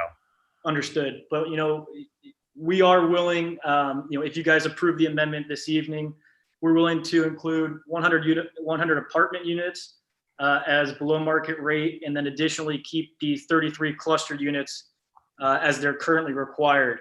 So that puts us, at 19.6%, 133 total BMR units out of the total 677. So that's, as close as we're able to get to the 20%. So if that is something that the city council would like to see, we are amenable to having that changed on our amendment and having to come back as to the second reading to have that proposed. And then the other thing you brought up was the traffic. And I do understand your concern about the traffic, and I agree. I think that spacing this out, over a longer period of time will help that. Two things that I would like to point off in regards to traffic is under our development agreement amendment, or development agreement and other associated amendments, we're required to pay a $1,800 traffic fee per unit on top of the traffic impact fees that the city of Hollister has, which I believe are actually pretty substantial. So that's an extra $1.218 million, which I believe goes to the city's general fund for the use of traffic improvements. Additionally, we're doing some major off-site traffic improvements on Union and Airline and Fairview, and I believe a couple of other intersections as well. We're having those plans reviewed by Caltrans as we speak. Fairview Road has already been widened. There's a new traffic signal there. So we are, in my opinion, doing more than enough for our project to offsite the future traffic for this development. So I believe those were two of the three things. In regards to the school impact fees that you brought up, I don't think that that's something that we're willing to agree to tonight. We would like to keep this amendment, as currently proposed, with kind of the three main terms surrounding the CFDs, the extension, and the BMR units. And that's just something that, unfortunately, we're not able to agree to this evening. And again, I appreciate your comments. And as far as the affordables, when I say the affordable 20%, it's not so much for apartments or for the smaller units. It's more throughout the entire project. That's what I think is going to be important for our future, is that there's no one single area that has the affordables, but rather it's spread throughout the units, the entire project, that being the single family home. So, and I do appreciate your comments. Thank you very much. Is there any other questions from council before I open to the public for public hearing? All right, this time I will open public hearing. Do we have speakers tonight? Yes, Mr. Mayor. Jason Noble.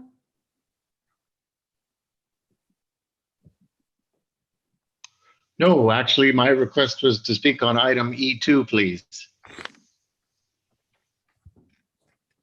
Okay. Thank you, Mr. Noble.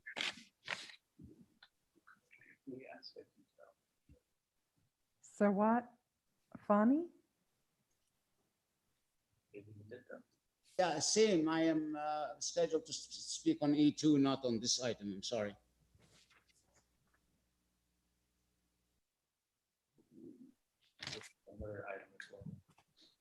Elias Salinas. Yes, I am speaking on this item. Thank you, Mr. Mayor and City Council members. I want to first start off with the fact that this project has been in Penn since May of 2000. And before that, it was years. So we know that this project has been in the making for more than 25 years. I don't even think you need to be an attorney to the fact that there was a moratorium and there was a DA written out for limiting on houses that should be automatically rescinded. I mean, you don't even need to go to the council. That should be taken care of through attorneys. But here you guys are. This developer has gone beyond. I want to be able to have the units, the small units and the apartments And if you're going to do 100 and you're going to do 33, that's even better. We need to be able to have firefighters, police officers, and teachers be able to buy houses. And we don't have that because they live out of town, out of the county, because they cannot afford houses here in Hollister and San Benito County. On regards to the making sure that they're going to be local residents, I'm not sure. I mean, you have to sell this off to Chispa. I mean, is this something that the developers can't do themselves? It has to be a specialty for something else. I mean, can developer just build the homes themselves? I'm not exactly sure how that works. And then when you say that you broke it down, and I would like the answer, please, is you broke it down to say that in 5, 15, 20 years or whatever, what the fees were going to be for the CFDs. Is that to say that then you mentioned an HOA, so then it's going to be the homeowners that are going to take over with regards to those fees? So it's going to go back to the property owners of this development. So exactly, I'm not exactly sure how that works, and if you can answer that, that would be really great. And then the other thing is with regards to the smaller lots, so the smaller lots are set apart for the apartments and for the affordable housing units. And with regards to the limiting of or claiming that you want the mayor is asking for CFDs for the schools, I don't think that the city council actually has be able to force to request this from you, because it's more like a force. He's asking you, we want you to volunteer to do this. You don't have to do this. So I think you're given that the developer is given more than they have. And with regards to having this general plan with wanting 20%, just remember that there's only 3 people on that general plan. So that's not something that has been come forward before the city council or for the residents of the city of Hollister. Thank you. Thank you. Thank you. Loretta Avina? 90% of what she said was supporting us, but then she said one thing. Good evening, everyone. Thank you for giving me the time to speak. I have quite a few issues with this. Number one is, why is it that when we are speaking low income, we're always defaulting to apartments? That's the issue that I have. That's a great inequity. Studies have already shown that families with small children, specifically the children, small teenagers or whatnot, and I work with students, so I know what I'm talking about.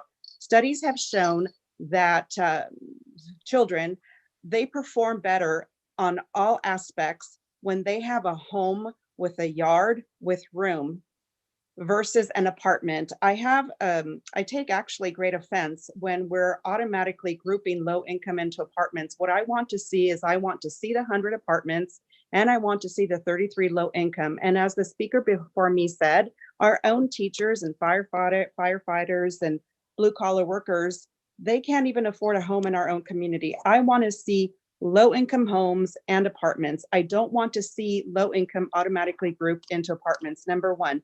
Number two, the developer now says, oh, Fairview Road has been widened. I'm sorry, it has not. And it's going to take a beating if the waste management expansion goes through, number one. So I don't want to see any more development, period, until our roads are expanded and are improved. They are already a death trap. And I really don't care how long this project has been on the books. Nothing else should be happening until our roads are fixed, number one. Number two, that is. Number three, oh my goodness, I'm losing my train of thought. Inequity, I've spoken about. I don't want to see low income grouped into apartments. Number one, low income housing. There should be that as well as the apartments. I've talked about the roads. And I think that's about it. Oh, and I feel in listening to the developer tonight, I really feel like he's saying, oh, you have to decide tonight. We have 2 council members that are brand new. They're not even familiar with this project. I really feel like you're being bullied into making a decision tonight. You need to take time. It's a very serious decision. And I feel that you do not need to make this decision tonight. It needs to be greatly discussed. Thank you for your time. Thank you.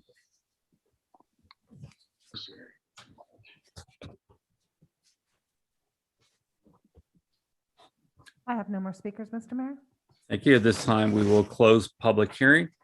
Go back to council for any additional questions you may have.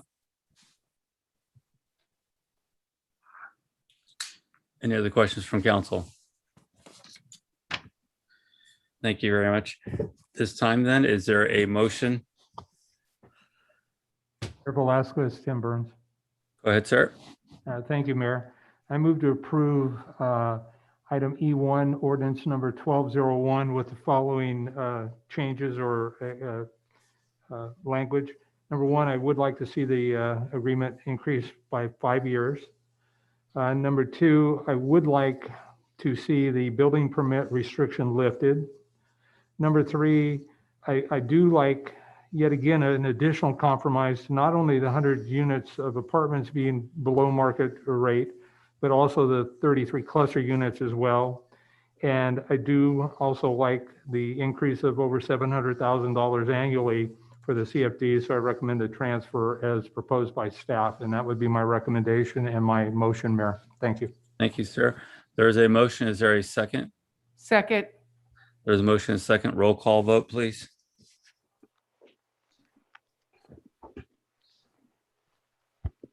Councilmember Perez, Yes. Councilmember Spencer, Yes. Councilmember Burns, Yes. Vice Mayor Resendez, No. Mayor Velazquez, No. and the motion passes by a 3-2 vote. Thank you. It is about 8:30. Why don't we take a 5-minute break, everyone?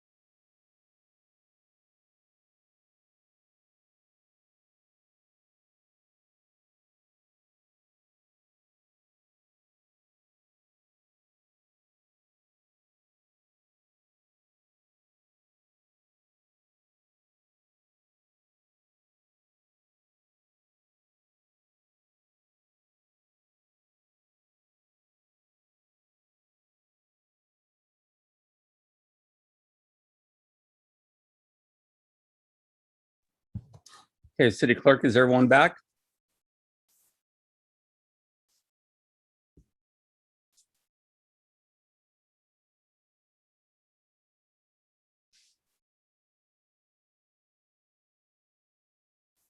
City Clerk?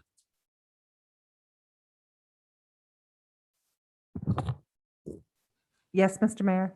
Perfect, thank you. We'll now move to item E2. Thank you.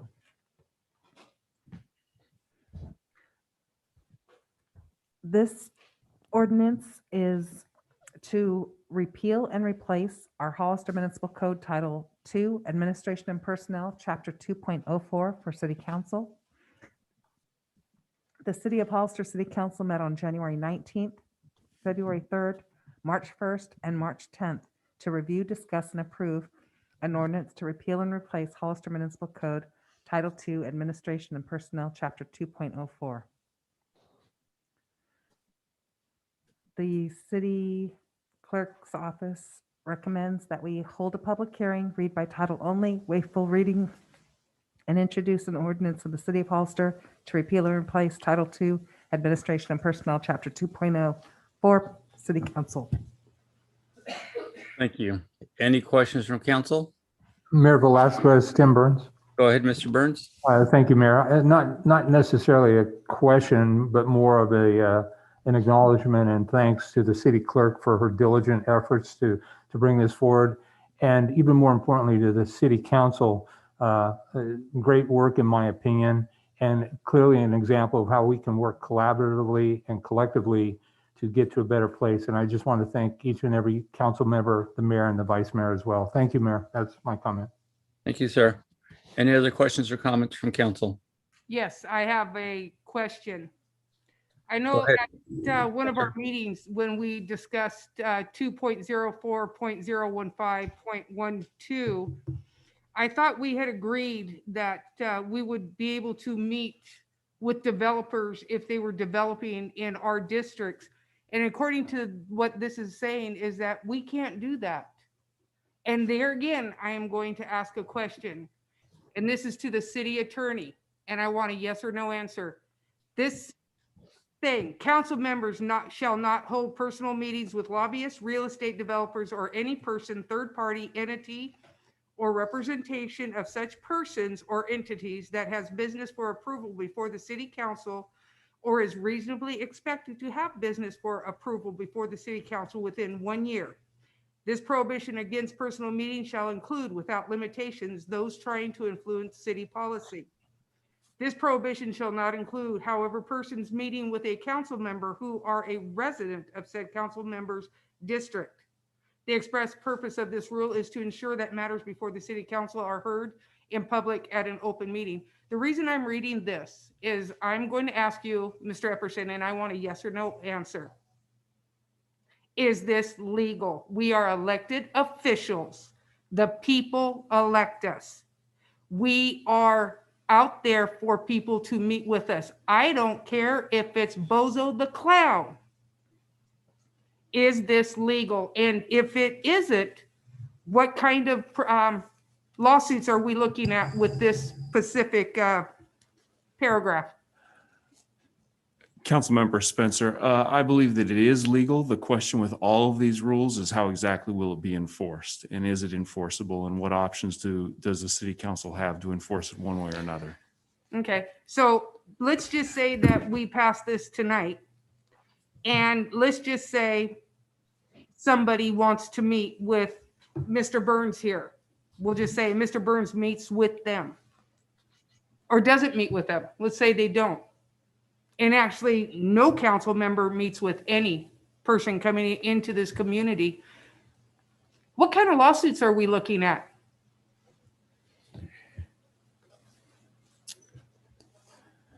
Because you know that's going to happen. Well, Councilmember Spencer, I'm curious who would have standing to bring a lawsuit, because the council member is not obligated to meet with any particular individual. So I can't imagine, I'm not saying, look, we can always be sued. Someone always attempts something.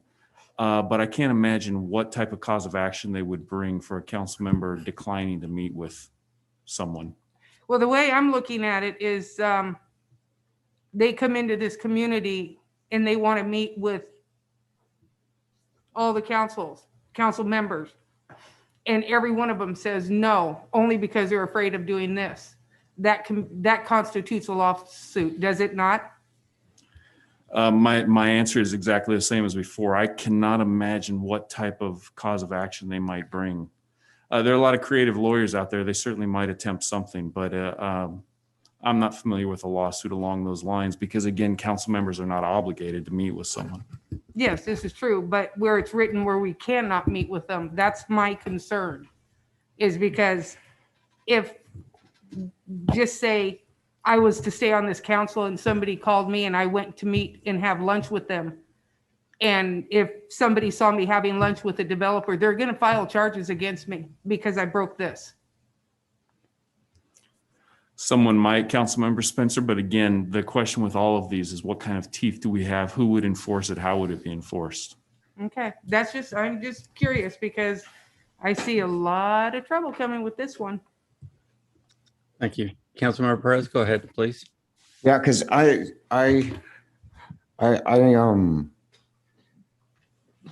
so according to the wording, we're not supposed to meet with anybody at all. No.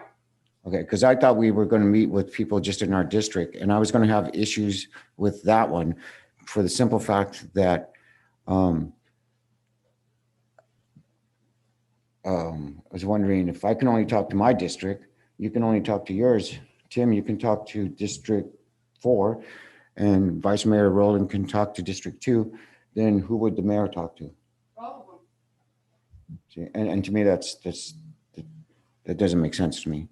And as far as obligations, I am obligated. Part of my campaign promise was, if you call me, email me, talk to me, I will get you an answer. It might not be what you like to hear, but I will get you an answer.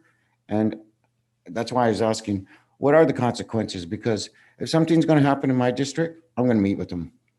It's, and so I want to know, do I need bail money? Well, yeah, again, the consequence would be exactly the same as it is for a violation of any of these terms. I don't know who would prosecute that. I don't know who would bring that type of action against any council member or any individual violating or allegedly violating any of these. The question with all of these rules is always, is it strictly on your honor, or is there any teeth to it? And it's been a question for every city for a long time. And with that, there was, I can't find where it says, but it was talking about, pretty much talking about the spirit of the law, spirit of the rule of ethics. And to me, this is also kind of including, if I'm not mistaken, kind of the Brown Act, the Rosenberg, our municipal code. And in that, it's like, because we're in pre-COVID, if we're going to have a meeting someplace, if I was at the lake, I'd have to post on my tent that, I'm going to have a meeting here in 24 hours.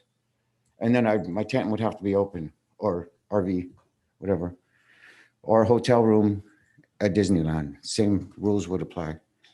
And so now that we're in COVID, those don't apply. But in here, we're talking about the spirit of the law and the spirit of ethics. It's like, I still, especially after last week's meeting, it's like, I still would like to see my representatives of all the city council and the mayor live on screen with the video feed.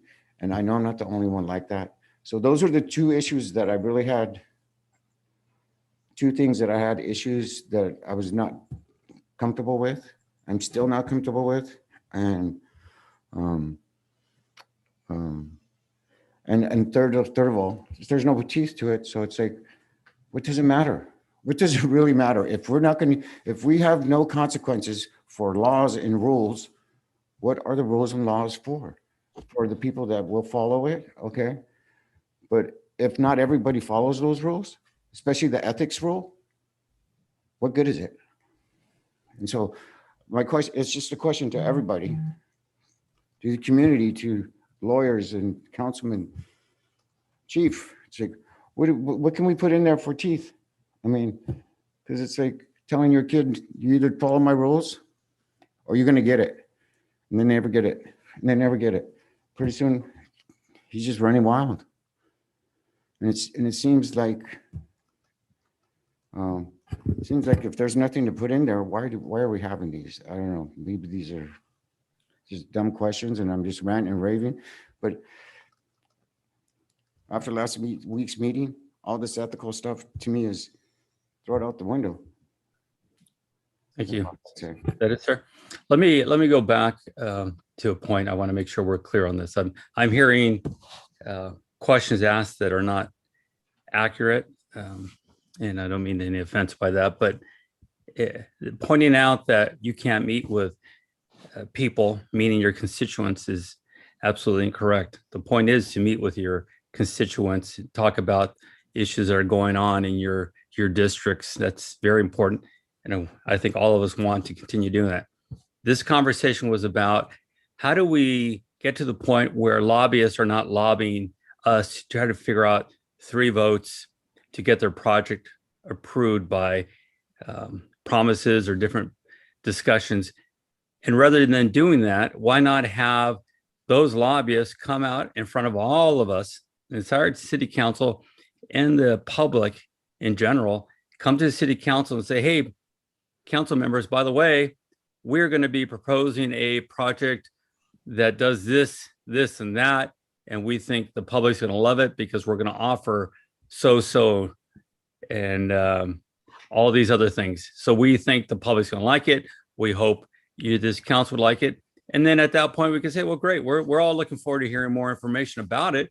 Please come back when you have more information and keep us posted and updated as a council, as a community, rather than behind the scenes working out the deals with others.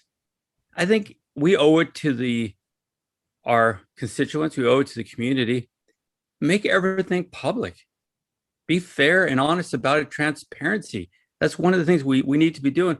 As far as any penalties, I don't think anybody here ever talked about throwing somebody in jail over saying hi to a developer, or maybe you decide to have lunch with a developer, but you're just talking about life in general. Nobody's going to attack you for that.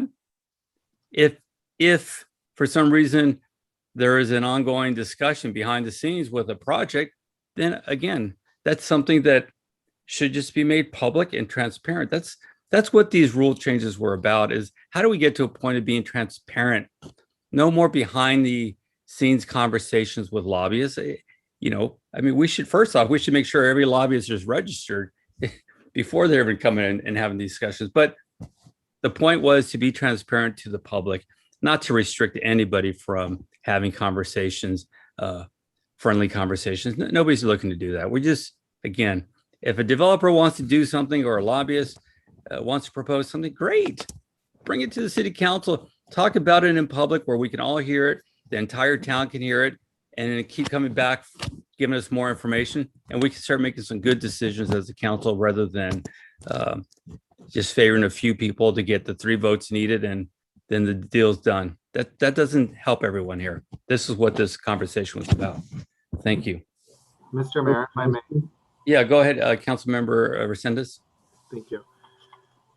Yeah, this is a problem and it is a problem, let's be clear about that. That's not unique to the city of Hollister. I think it's a bigger problem for smaller cities or smaller jurisdictions than it is for state and federal level, but lobbying does take place on all levels of government, right? I think it can be a big problem here because we have a smaller number of people to have to quote unquote influence to support a project or not. And I just think it's not fair to the public if even some of the city council members are not privy to those private conversations that are going on behind the scenes, then why are we having them? We have a process that we notice everything publicly, that we have people come and talk in a public forum. There's new rules that we can't even ask for information on social media and whatnot. So I don't think it's right that if we can't allow the public to not even have a conversation with one of us on social media, then we shouldn't be having those conversations in private. That's just my opinion. And I do think it's a bit of a problem here in other cities. And I think since we're such a smaller jurisdiction that it's would probably be more simpler to solve. It's just about being honest, open and transparent. I think also, Mr. City or Attorney, you probably can help me with this. What about that quid pro quo? Like, isn't there an obligation, so to speak, that if we have a conversation now without even passing this new rule, right? That if we have a conversation with the developer and then the developer in private, the developer or anybody else that could potentially make a lot of money off the decisions that we make, come and present the project, aren't we, or are we not supposed to state before we speak on that item that we had a conversation with them, just to be, again, open, honest, and transparent? Council members, and as the standard is that if there's a conversation that's been had with someone who has a matter coming before the board, that the council member does in fact reveal that before the matter is considered. And I notice the council members do that on a fairly regular basis here. Well, I don't. And there's some that do, and then there's some that haven't ever. And I know for a fact that they are having conversations with developers and they're having conversations with consultants, and it's not being reported before they come up here. So that to me is very concerning. Whether people choose to follow the rules or not follow the rules, I think we need to do our due diligence to ensure that we're being open, honest, fair, and inviting and welcoming to the public. Let's have the conversations, of course, why not, without a doubt, but in a public forum, especially when it comes to people making money. And yeah, that's what I've got to say about that. Thank you so much. Thank you, sir. Any other questions or comments before we go to the public? Mayor Velasquez, Tim Burns. Go ahead, Mr. Burns. Thank you, Mayor. I'd like to speak to maybe 3 points, and I'll be brief.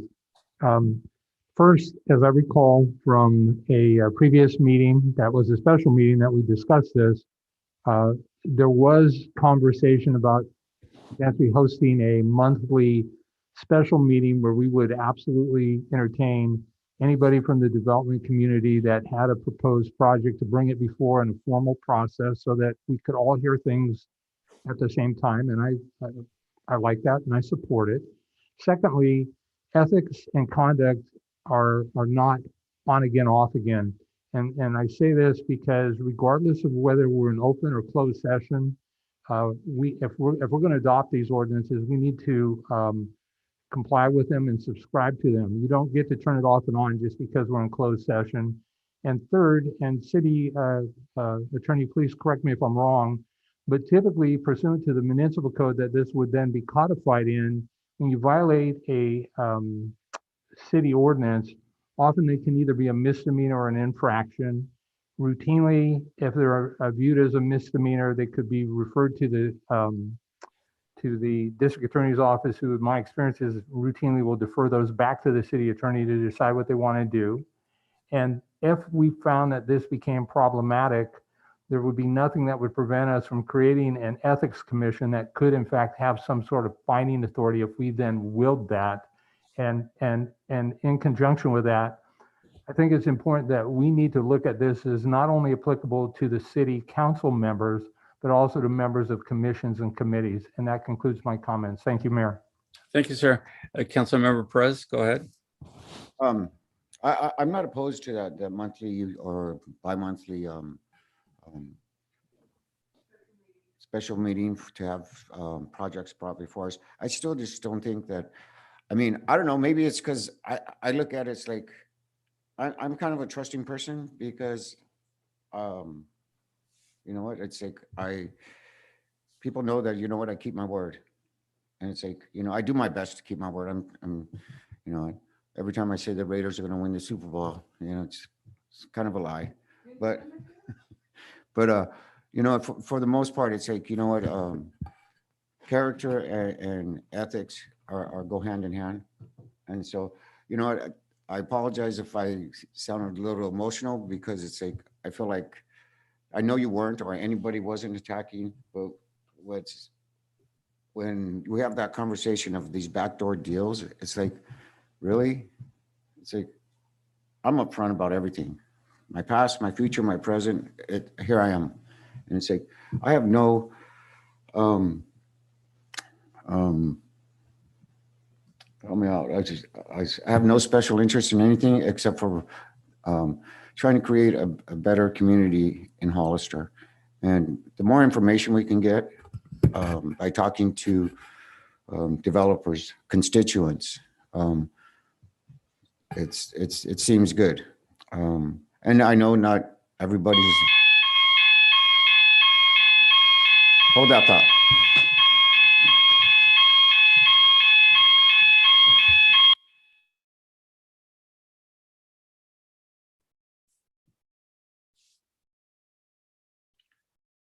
Are we back? No, Mr. Mayor, they just muted us.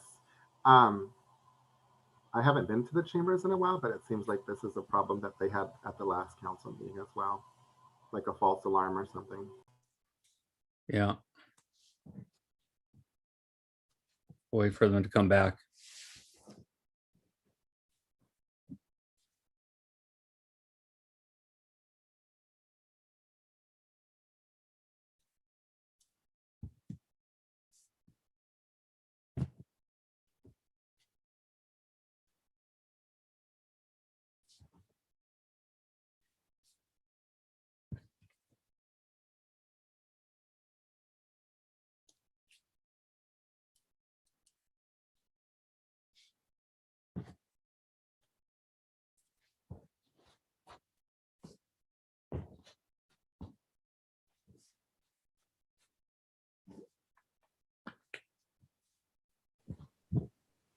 Can you hear us now? We can hear you now. Yeah. Everybody clear? Yeah. We just have, Please, Mr. Perez, do not hit that alarm anymore, okay? am I inciting something here? No, you know what? It's just, I'd like to trust my fellow council members, vice mayor, mayor, committees that, you know, we are going to make the right choices when we're out there in public, behind the doors, in front of the doors, in restaurants. What else was it? There was one other. Yeah, but I'm not opposed to also having them come and present their projects, their case. That's it. Thank you. And going back on this, remember this conversation started happening at the very beginning. Mr. Burns brought up the issue with some of the rules that were in place and having a review of it. And again, it's nothing to do with anyone here. It's to protect the community and be transparent. And Mr. Burns is absolutely correct. We had that conversation about we can have those special meetings. The lobbyists or whoever can come in and talk about this great thing they're going to be presenting to the city. And that way the public hears about it, we hear about it, and we're not having to go back and negotiating in private with them about things we want. Let's do this in the public setting. And I think transparency is going to be a very important part. And, again, this has nothing to do with the current council. It just has to do with changing rules to be more transparent. So I thought it was a very good suggestion when it was brought up. All right. Any other questions or comments before we go to public? All right. We're going to open it to the public hearing then. Do we have any speakers? Yes, Mr. Mayor. Jason Noble. Good evening and thank you. I speak against the agenda item this evening. I've been a realtor serving this community since 1988. The way section 2.04.015.12, representation of private interest, reads, I would not be able to say much more than hello to a council member, as a great deal of what I do, bringing projects forth for consideration, relies upon communication with staff and elected officials. Most of the projects that come before you are quite complicated. A good example would be the award homes amendment that we just discussed earlier. We all count on staff and their input but not everything can be clearly conveyed or answered in a staff report and council meeting. Communication is healthy and necessary. It's how good projects come before you for your consideration and vote. The language within just this section would unnecessarily add costs and delays in what is already a lengthy and expensive process. Guess who ends up paying for this? The consumer does. I participated in the San Benito County General Plan update. Much of what we strove to do included taking the unwelcome mat from out in front of the county door and attempted to create opportunities within our county. The same goes here. While I'm sure it was intended to make things better, this will make the ability to bring opportunities forth in Hollister a much longer and more expensive process, and thus placing an unwelcome mat in front of our city. This part of the system is not broken. Stop trying to fix it. Please vote no on this item. Thank you. Thank you.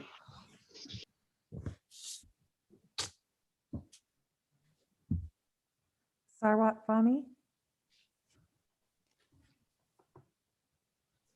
Yes, can you hear me? we can. Go ahead. Good evening. My name is Stuart Fahmy, and I am a real estate developer. And I would like to say that I agree with everyone that has spoken tonight. I agree with the mayor that we should be transparent. I agree with vice mayor that we should be honest and straightforward and not doing anything that is not transparent and for the benefit of the community. In every project that I have tried to bring to the city of Hollister, I have reached out to all council members in an attempt to sit down with them, not to ask them, and I never have asked them, to vote in a certain way for or against the project. But it was more of an exchange of information, letting them know where I am, what I would like to do, and hear their opinion and their input, and hope to arrange or amend or change whatever development I'm bringing in to fit their constituents' needs, the city needs, and the city of Hollister as a whole. How can it benefit? It's pretty much a public-private partnership whereby both of us can benefit from whatever development comes to the city. For instance, when I approached some of the council members, I suggested that maybe a community center that will be the pride of the city of Hollister would be beneficial, and I will be willing to enter into a development agreement that will accomplish this and have even an element of affordable housing and do whatever is beneficial to the city. Maybe relieving traffic, maybe adding traffic lights, maybe making, having new roads done, having trails, having parks. All of these things that cost the public money can be arranged whereby the developer pays for a portion of it, which will benefit everyone. Now, the example that happened before us in the item of the award project shows the importance of communication with council members and try to reach an understanding on what's needed. And it's through that path that everyone comes out a winner. In the meantime, every council member can absolutely refuse to meet with the developer. No one is going to force anyone's hand to meet with us or not meet with us. It is an efficient way of conducting business and gaining access to the council and talk to them, listen to their opinion, listen to what their needs, not trying to persuade them one way or another is really key to having successful development and a really successful partnership between the public and private sector. It is and it can be brought up into the council public hearings. There is nothing to hide. They can tell us that we met with whomever and tell us what we talked about. And again, they don't have to agree or disagree. But it is a way of streaming the process, developing the development agreements with the city, and creating a partnership that benefit every citizen, the council, and the developer. Thank you, Sarwat. Allowing me to talk. Thank you, sir. Elia Salinas. Thank you. I completely am against this. Council members, the three of you that are sitting there, basically what this language does is give the mayor that control. You will give the mayor, he's the only one that can meet. Did any of you know about Amazon? I didn't find out about Amazon till I read it in the local paper. So things happening behind closed doors, maybe they are, but they're not coming from any of you right now at the dais. It came from somebody else. How about Jackaloni and Christopher? What about that? Something happened there all of a sudden, and there was a yes vote on that. When the council members have their reports, that's when they say who they've been meeting with. And the mayor did not state that he met with these people, but the votes came through. So this is going to give a mayor that is not strong, because we're not a chartered city, giving him the power to become a strong mayor. Okay. This is just, it's absurd that you would give up your right to do this. You have a duty to meet with anybody, because your vote does not have to do with just your district. It has to do for the entire city. So you have the right and you have the power to say no to this and vote against this. Go back to the drawing board and revisit this, because this language is just absurd. There's other language in here that we're just talking about. One, there is 6.3 and 6.31 with regards to public comments coming before the council. You can't say anything negative towards a council member. Well, you know, that would stop me from what I just said right now about bringing to the attention that the mayor had information about Amazon and about what happened with Jackaloni and with the Christopher project. It is my right as a public for free speech. And I have the right to come before council and say what I have to say. I am not defaming. I am not slandering anybody. I am not lying. I am seeing what it is that's happening out there, and every citizen has the right to do that. And by this ordinance or this resolution is trying to shut people down so that they do not speak against what is happening. Please open your eyes. Do not approve this. Go back to the drawing board. And with regards to you're willing to negotiate and say, well, we can meet at a private meeting. This gives you right now, you give the developers and the lobbyists the opportunity of a one-on-one. They're not buying your vote. And I'm sick and tired of two people on the dais saying that Councilman Spencer was being bought. Her and Councilman Lenore were being bought. So if anything was coming, it's coming from those two that are not in the meeting today. Thank you. Thank you. You. Robert Bernowski. Hello, can you hear me clearly? Yes, we can. Go ahead. Thank you. I cannot believe this is going to happen twice in one night, and that is that Elias Salinas and I are going to be in agreement. I have a little bit of a different spin, and that is, if I'm an elected official, I want the right to meet with any constituent anytime I want. In fact, it would seem like I'm chilling somebody's First Amendment rights, whether it's my own or the constituent, by refusing or not having the ability to meet and address grievances with the government. But more importantly, look, if I'm a member of the public, I only have 3 minutes to speak. So if I have something that I want to bring up to a city council member, you give me 3 minutes and there's no back and forth. If I'm meeting them one-on-one, there's substantial back and forth. And I'd like to remind my friend, the mayor, Ignacio Velasquez, think about the spirited debate that we had years ago over cannabis. Well, what happens if you make the decision or city council says, well, you can't talk about cannabis unless it's in front of the entire city council? I mean, where are the limits? Why are you saying it's just on developers? Why isn't it on a whole host of topics? This is a very bad idea. We need the spirited debate, the detailed discussions that go on, addressing what I brought up to you before. Again, I called an elected official, not city council, county supervisor, about the concerns I had.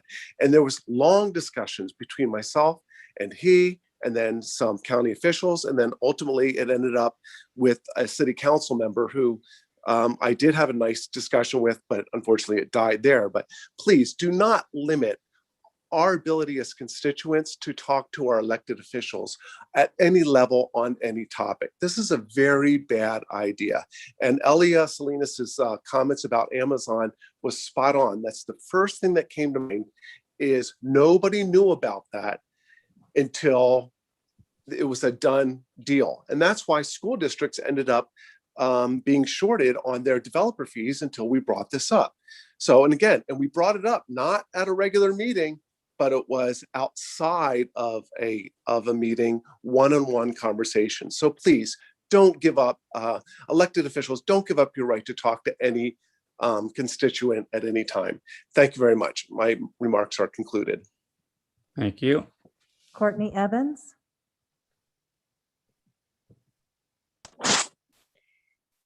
Good evening. My name is Courtney Evans. It is the responsibility of each and every one of you up there to inform the public every time you come to these meetings on the conversations that you have. This has been a frustration of mine personally, knowing that members of this council have not done that. They've started private Facebook groups. They've had conversations behind closed doors, and they don't report out the conversations that they have. It's very simple. When you come to these meetings, you're supposed to report and have a public calendar that we see who you talk to, that we see the times that you've talked to them, the days that you've talked to them. And if you had these public calendars, and if you kept your constituents informed on the conversations that you're having, and you're open and honest and transparent like you're preaching about, there would be no need for something like this. This is absurd and ridiculous, and another way to push people away. I'm also curious to know if the two members that are not in person, if they disclosed where they were holding their meeting, because the public has the right to know, the public has the right to be there, the public has the right to speak to each and every one of you. And I would hope that you keep that open, honest transparency through not voting on this ridiculous ordinance. Be honest, be transparent, and when you have that moment to speak it at the top of the meeting, tell everyone who you spoke with, and take it a step further. Have a public calendar and share with the public what you're doing. It's really simple. It doesn't need to be so complicated. Thank you for taking my call. Thank you.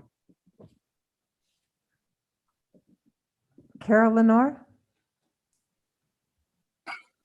Yes, good evening again. I just want to voice my opinion here. I always thought communication was a good thing. And I know you're talking about, yeah, you can receive it as a whole, but I think you really have a lot of limitation on you with the 3 minute thing. So you'll hopefully be able to open that up to longer. But I got to tell you, Mayor Velasquez, how many times have I heard you say, I'm going to meet with the rally promoter? Well, the rally promoter gets legislative acts passed by the city council. We have contract with them. We pass resolutions. We make things that they have to abide by. So I don't see the appropriateness of you meeting with the rally promoter, because they do look to the city for approval of their project. So I just wanted to point that out. And I really think it's a bad step to roll back. You would listen to Jason Noble. He put it very eloquently. Just why do you want to do that? They always have to come to the 5-member board to get an approval. Just because you and the vice mayor opted to not listen to people, still I found it interesting. And you know, you really can get some good things for the city if you work in partnership and quit insulting the development community. Thank you. Thank you. I have no more speakers, Mr. Mayor. Thank you. At this time, I will close public hearing. I want to go back and address a couple of things, and it shows how quickly the public can be misinformed by incorrect information being spread out there. I heard a few speakers saying somehow we will not be able to meet with constituents. I think I made that pretty clear. That is absolutely not the case. Any of us want. We want to make sure we're meeting with constituents to talk about things. If a constituent wants to talk about a project that's coming before the council, that's absolutely perfectly fine. That's what we're here for. The conversation is about having private meetings with lobbyists, developers, or those seeking to make a project come true for themselves without disclosing that and being public in front of the public. I heard a couple of things that are absolutely false again, as if though I had some kind of private meetings with Amazon or these other developers. Absolutely not true. And again, this is the misinformation that keeps happening from certain people in the public that try to confuse the issues. We are not talking about limiting conversations with constituents at all. We want more conversation with our constituents. We want to have an honest dialogue with them. But what would be nice, as was mentioned here, is to have a special meeting where those that are looking to present a project can come out here, talk about their vision, their views, their dream of what they want to present to the city. And the entire council and the public can ask questions of them. And then we come back another time to talk about how they're coming along with their project. Is it still a reality or not a reality? That is perfect, transparent government.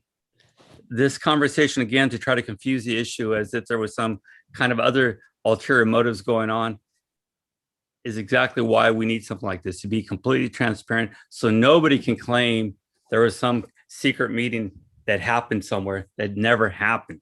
And this is a problem we've had over and over again. So I think this was a good way to start working as a council, be transparent with the public and get the transparency to and from the public. So thank you.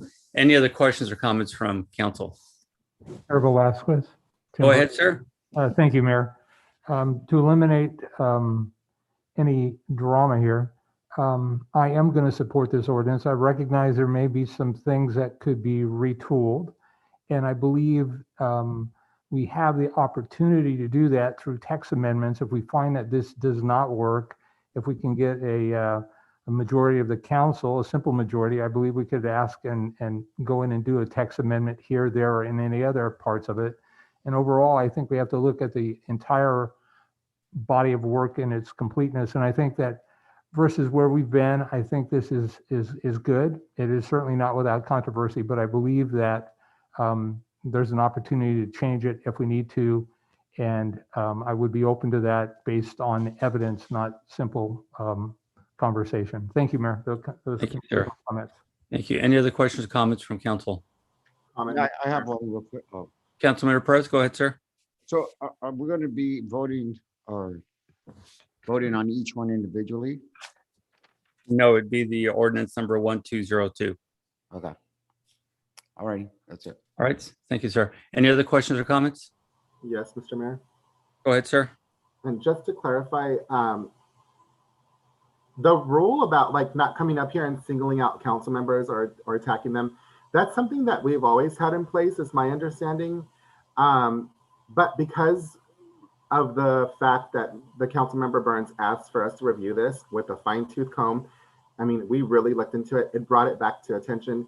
It just, if you come up to the dais, you need to, or up to the podium, I'm sorry. You need to address the council as a whole and what we have the power to do or not to do. And I think some people from the public were taking advantage of that and using it to stage attacks and whatnot. So I honestly did not know that, and I was educated and informed. It's always been a rule. We're not changing that. My understanding is that's always been a rule. And I think it's just a good way to avoid drama, so to speak, as Mr. Burns said, so that we can conduct business in a healthy way. Thank you. Thank you. With that, is there a motion? Mayor Velazquez, Tim Burns, I move that we adopt E2 ordinance number 1202, an ordinance of the city of Hollister repealing and replacing the Hollister Municipal Code Title II as proposed. Thank you. Thank you, sir. There's a motion. Is there a second? I will second that motion, Mr. Mayor. Thank you. There's a motion and a second. Roll call vote, please. Councilmember Perez? No. Councilmember Spencer? No. Councilmember Burns? Yes. Vice Mayor Resendez? Yes. Mayor Velazquez? Yes. The motion passes. Thank you. We will now move to item F1. Thank you. Because we have now passed this ordinance, and during our council meetings where we discuss these items, it now makes, we need to rescind in their entirety resolution number 2021-65, which was, I'm sorry, resolution number 2021-65 will rescind resolutions number 2004-36, 2008-15, 2009-83, 2016-83, and 2017-332, which would be regarding past city council policies, rules, procedures, norms, protocols, ethics, which will eliminate duplications and inconsistencies. Thank you. Any questions or comments from council? I have, Councilor Perez, go ahead, sir. so it's like all that you just read off, it's like, can, So because we've adopted the Right. the ordinance, So all it's- of these are either contradictory or no longer needed because they're all included in that last ordinance. but, and these are the 2017 332 you were talking So, about? yeah, over the years, we adopted policies and policies and policies, and we didn't check our older policies to see if there was any inconsistencies, Okay. contradictions. Mm. So because of all the work we've done on this muni code that we just passed, And- these are no longer pertinent. And that was 332, 36, 15, 83, and 2000, well, all the different years, 2017, 332, 2000. Dating back to 2004 Okay, yeah, to 2017. okay. All right. Any other questions? Do we have any speaker cards? Jason Noble?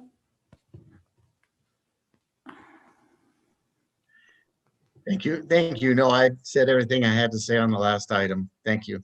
Thank you, sir. I have no speakers. Thank you. Is there a motion? Wait. Oh,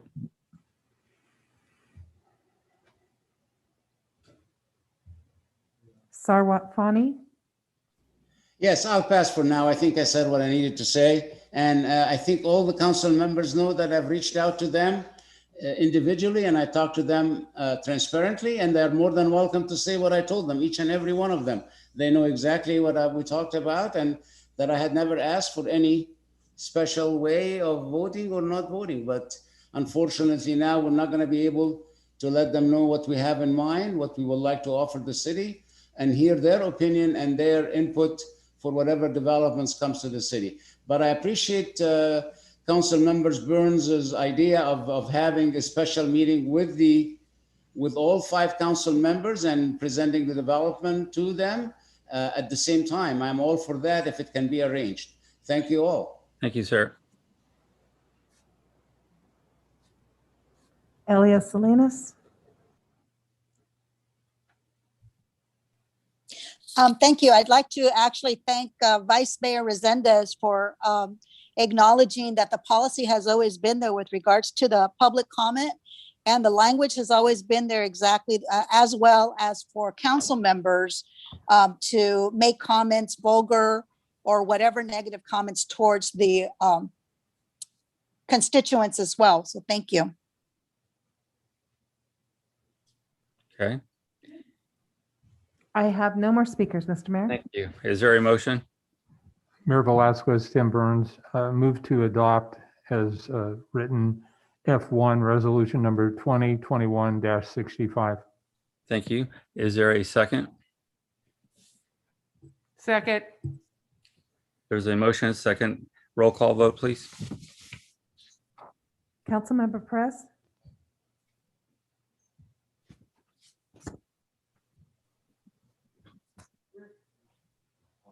We can't hear you.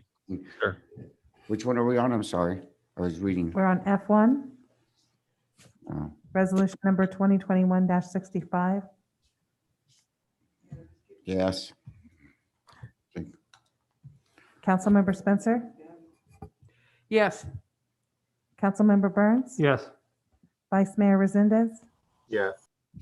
Mayor Velazquez? Yes, The motion passes unanimously. Thank you. thank you. We'll now move to item F2.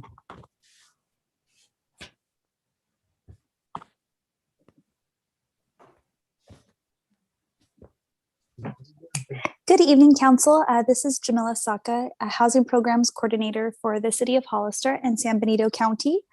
Before you is a resolution regarding our CDBG COVID-1 grant. Some of you may or may not remember back in August, we submitted for this grant, and due to changes in state legislation, one of the activities of rental assistance is not able to be, we're not able to use the funding for that project because the state is going to be able to provide funding. And so in order to avoid any double dipping of benefits or anything like that, we will continue with the CDBG grant for utility assistance only. Again, as noted, this is a joint application between ourselves, the City of San Juan Bautista, and San Benito County, where we will be joining our funding together to be able to assist all residents affected by COVID with their utility assistance. If there are any questions at this time, I can be able to take them. But if not, again, I would recommend that we be able to approve the amendments and be able to move forward with our grant application. Thank you. Any questions from council? Do we have any speaker cards? I have no speaker cards, Mr. Mayor. Thank you. Is there a motion? So moved. There's a motion. Is there a second? Second. Motion and second. Roll call vote, please. Councilmember Perez, Yes. Councilmember Spencer, Yes. Councilmember Burns, Yes. Vice Mayor Resendez, Aye. Mayor Velasquez, Yes. and the motion carries unanimously. Thank you. Thank you. We'll move now to item F3. Good evening, Mayor Velasquez and City Council. Tina Garza, Recreation Supervisor. This item before you today is a resolution authorizing the City Council, the City of Hollister, to approve the amended sublease agreement with the Hollister Blackjacks and Cal A's for the use of the Veterans Memorial Park Smallfield. In addition to the resolution, authorizes the mayor to approve and sign the contract agreement. Are there any questions? Any questions from council? Do we have any speaker cards? Yes, Mr. Mayor. Elias Salinas.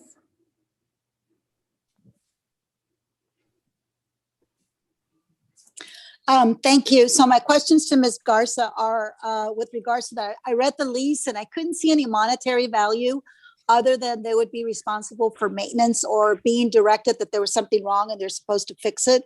So cutting the grass, water, all, bathrooms, maintenance, all that, that's on the leasee and not on the city. Is that how I understand it?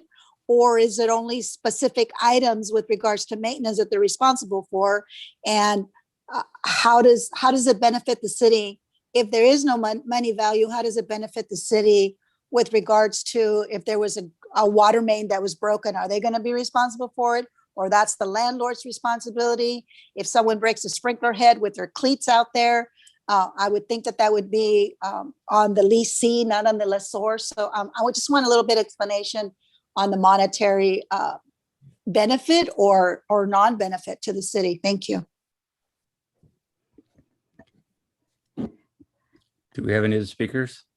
Can I address Elias Salinas? I'm sorry, Mayor Velasquez, may I address her Yeah, concern? let's see. First off, any other speakers? Sure. I Thank have you. no more speakers, Mr. Mayor. Thank you. We'll ask the council if they have any questions. Thank you. Is there any questions from council? No questions? Is there a motion?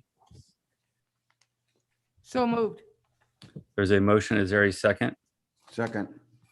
The motion and a second. Roll call vote, please. Councilmember Perez, Yes. Councilmember Spencer, Yes. Councilmember Burns, I'd like to bring up a point of order, if I may, City Attorney. I thought I heard Mayor Velasquez indicate to our staff representative, Ms. Garza, that she would be allowed to address Ms. Salinas's questions. And so can we stall the vote in order for that to move forward, or do we have to move forward with the vote? Mr. Burns, I'm sorry. That's why when I went back and asked the council if they had any more questions, that's why I intended that. If you had any questions from Ms. Garza from that point. Oh, well, I'm sorry. So I'm confused. You can go ahead and ask the question now. Okay. We'll finish the vote at that point. I'm sorry. I would just like Ms. Garza to answer Ms. Salinas' question, please. Yes. Sure, absolutely.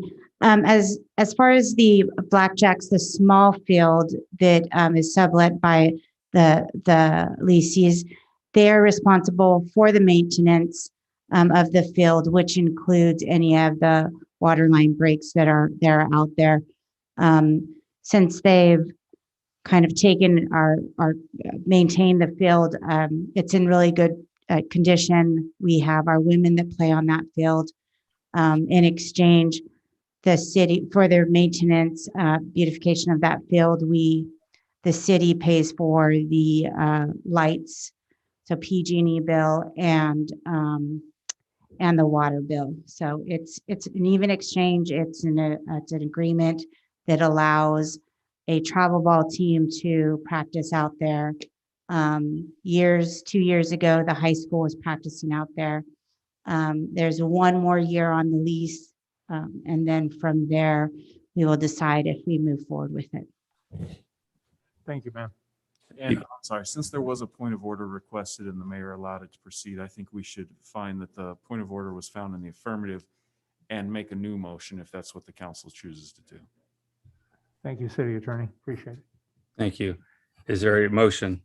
So mentioned. Okay, there's a motion. Is there a second? Second. There's a motion and a second. Roll call vote. Councilmember Perez, Yes, again. Councilmember Spencer, Yes. Councilmember Burns, Yes, thank you. Vice Mayor Resendez, Yes. Mayor Velazquez, Yes, and the motion passes 5-0. thank you. And just before we go to the other one, just a reminder. So usually when something like that happens, when I come back and ask, is there any more questions? Then you guys could, any one of you could ask the question from either the speaker or from the city manager or anyone else to get your answers. All right. We'll move to item F4.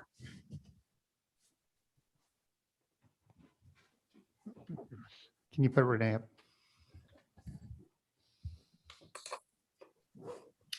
Good evening, Mr. Mayor, City Council. Renee Perales, CIP Manager. Tonight before you is Resolution 2021-68, which will authorize staff to call for sealed bids for the 2019-2020 Road Rehabilitation Project, CIP Project C1902. On April 15th, 2019, the City Council approved Resolution 2019-74, which adopted the list of streets. Staff understands that the current council requested that in the future, we try to focus our road projects in one area at a time. However, this list was adopted prior to the request by this council. So the following streets will receive a conventional overlay: Rustic Street, 5th Street from Monterey to College, and Washington Street. In October 2019, a task order was issued to Kimley Horn to prepare the plans and specs to construct the project. The plans are now substantially complete for bidding purposes.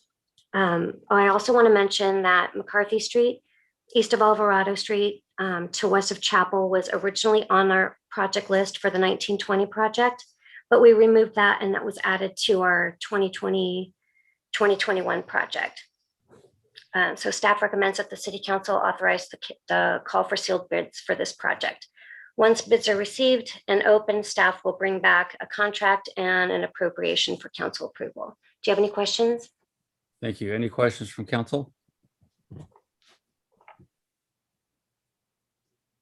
Okay. Is there any speaker cards? I have no speakers, Mr. Mayor. Thank you. We'll go back to the council. Is there a motion? So moved. There's a motion. Is there a second? Second. There's a motion and a second.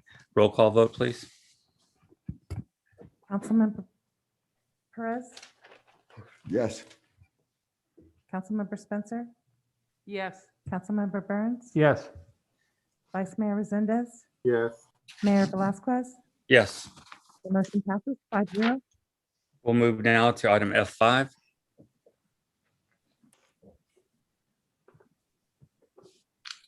Can you hear me? Yes, we can. Okay, good. It's still Renee Perales. So I also have Resolution 2021-75, 2021-69. Before you, on March 1st, 2021, the City Council authorized staff to call for sealed bids for the Lad Lane and Southside Road traffic calming project.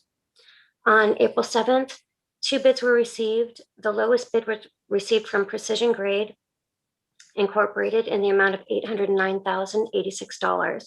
However, their bid reflected a 73% of their work would be contracted by subcontractors or would be contracted to subs. We also have a bid protest from the second low bidder, Granite Rock Company, which stated that the low bid received violated the Public Works Green Book standard specification, control of work section 3-2, self-performance, which states that the general contractor must perform at least 50% of the contract price. So staff recommends that the bid from Precision Grade Incorporated be rejected and award the contract to Granite Rock Company in the amount of $907,454. Staff requests that the City Council do the following: approve Resolution 2021-69, rejecting the low bid received and awarding a contract to the second low bidder, Granite Rock Company. Authorize the mayor to execute the contract, approve a supplemental appropriation, and authorize the city manager to execute contract change orders not exceeding $91,000. The total appropriation for this project would not exceed $998,454 without further council approval. Does the council have any questions? Thank you. Any questions from council? Councilmember Perez, I see you. Go ahead, sir. This is more, I guess, just a question about the bidding process. So is it required, or, I mean, do we just take the lowest bid no matter what? I mean, and my second follow-up question, I guess, to Brett or Renee is, how do we know we're getting in quality? I mean, I'm not saying nothing against Granite Rock or any company, as just as part of the process. That's it. Renee, I'll let you answer that for them. Yes, we are required by the Public Contract Code to go with the lowest responsive bid. Thank you. And Renee, you can correct me if wrong, but if we start getting a contractor that is performing below standard jobs, then we can reject it for the future. Correct, yes. Thank you for clarifying that.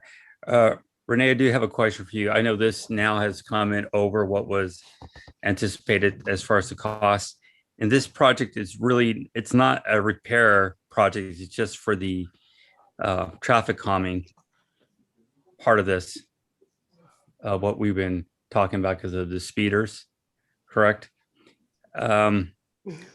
Wondering if it would not be better to wait on this.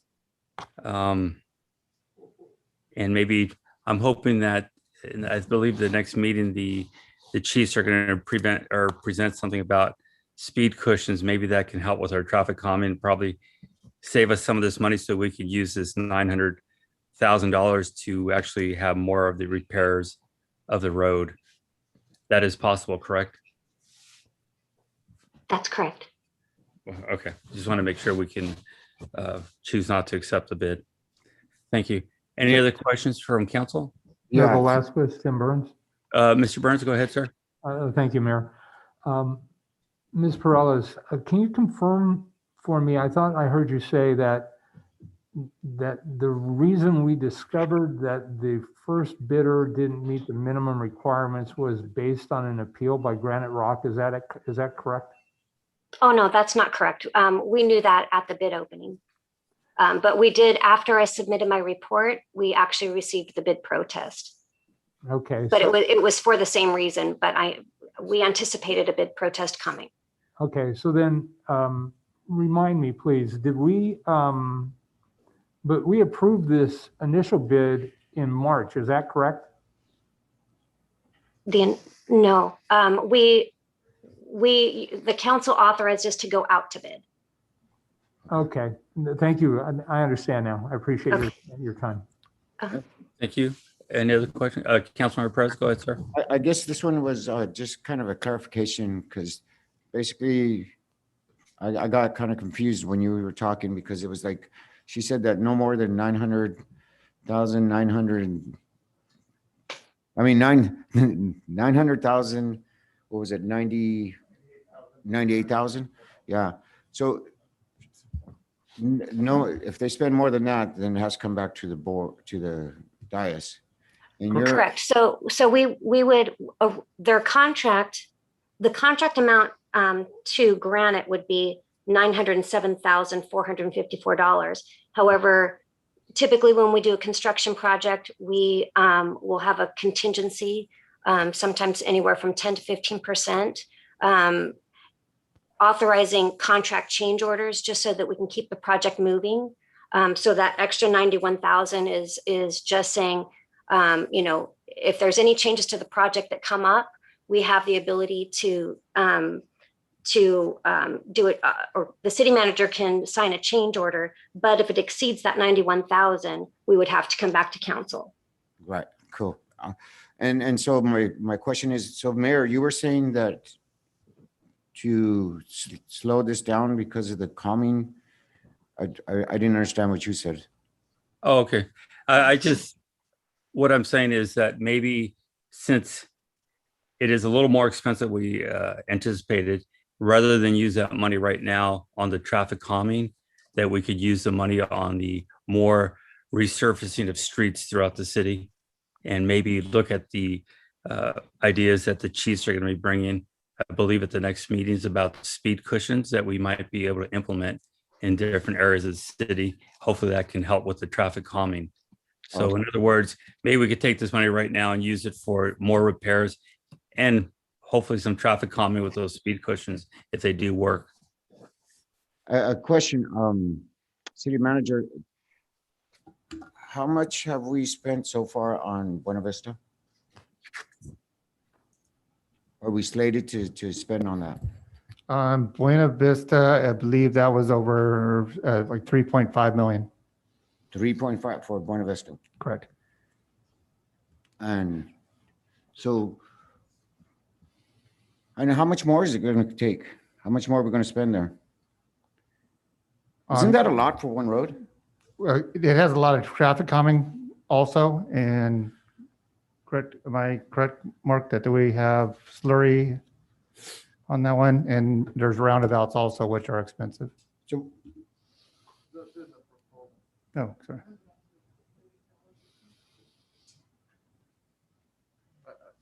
Go ahead. Mark Falgo, acting city engineer. I think what you're referencing is the estimated budget for all the traffic calming that we're talking about for 9,000 lineal feet of Buena Vista Road. Is that the question you were asking about? yeah, that's the length of Buena Vista is 9,000 feet. It's the length of the study. Yeah, Oh, from the far west end all the way to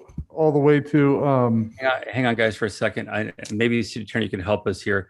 Are we straying too far off by having a conversation about a different road and different budget project? I'd like to get the answer too, and I appreciate what Mr. Perez is asking, but I want to make sure we're not straying too far off the topic. Thank you. I suspect, because the question wasn't fully completed, I suspect that it's a question about the road that Mr. Falgo was talking about in terms of so that he could help enlighten Councilmember Perez regarding this particular item number 5. Is that correct? Yeah, well, I'm just trying, what I'm trying to do is get a perspective. It's like, okay, so we don't want to spend 998,000, whatever, almost $1 million over here on Lad Lane. But yet over there on If that's the case, then I think that it's a fair question, but we probably don't want to go. Yeah, I'm any not going to go further too far. than that. I'm just trying to get a grasp here. It's like, so we'll spend 3.5 million on Buena Vista and Lad Lane. We're going to hold off on $1 million and say, which district is Lad Lane anyways? 3. No, 3? Is that 3? District 3. Anyways, yeah, it's just, I mean, if we're going to appropriate this money, why are we going to wait?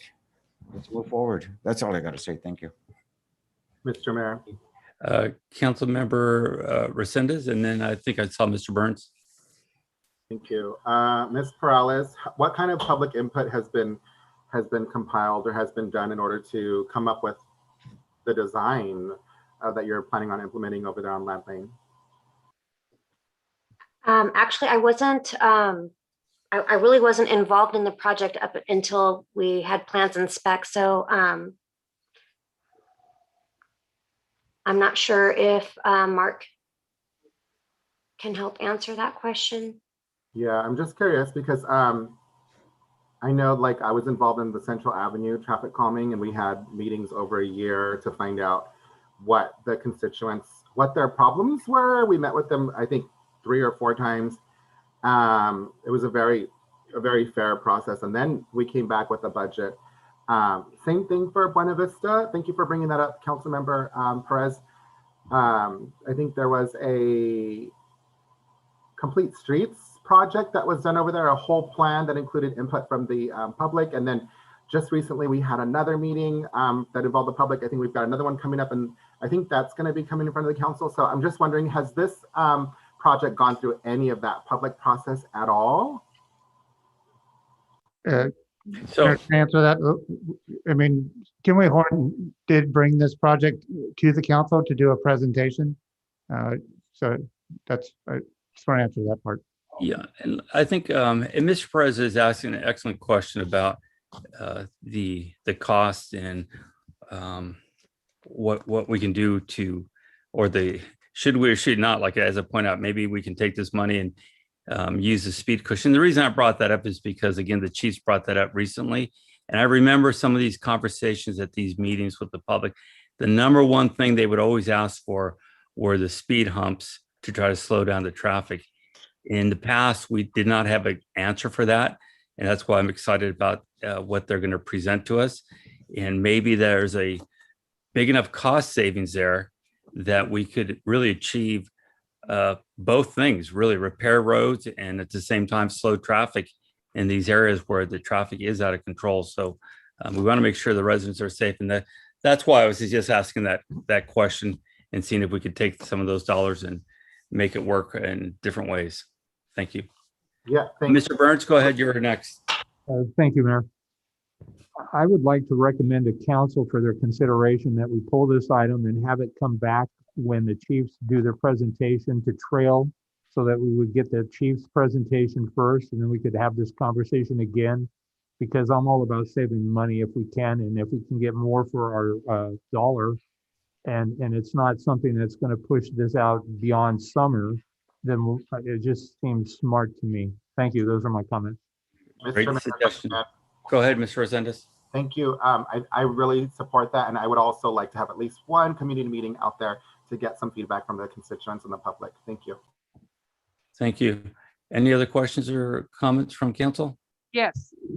Go ahead, Councilmember Spencer. Okay. This has been a long time coming.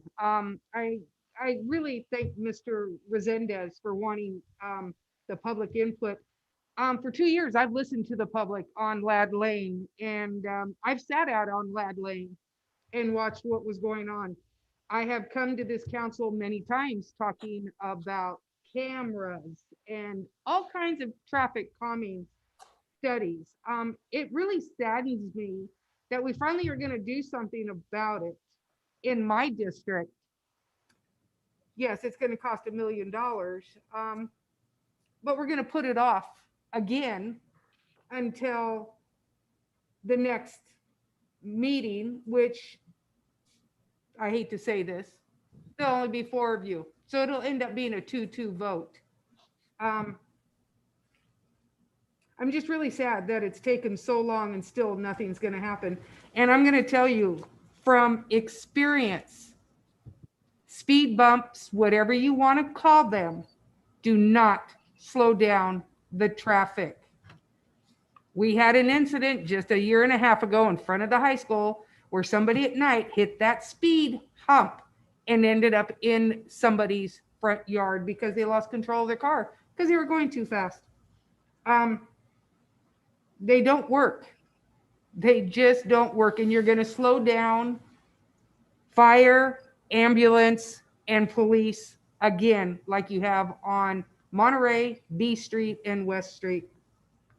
It's just really sad that this has to be put off again.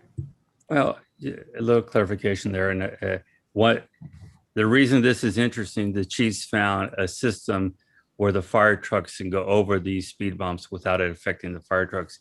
I happen, by the way, to be transparent here, I happen to live right off of one of these streets that we're talking about. And I do get to hear the racing every single weekend. So I'm personally affected by it. So if anybody would want to have this done sooner than later, that should have been me. But I think if we can find something, I think Mr. Byrne had a great suggestion, is if this works, rather than spending more money than we projected to spend in the first place, if this concept works, why not step back, save some dollars, fix more roads, slow traffic at the same time? Everybody wins. So just let's see what happens here. I mean, that's all we're asking. I think it's a great recommendation. Mr. Price, did I see your hand up? Yeah, just one more, just real quick question. So basically, this is awarding the $99 million to Granite Rock to go get busy and work on Lad Lane and South Side.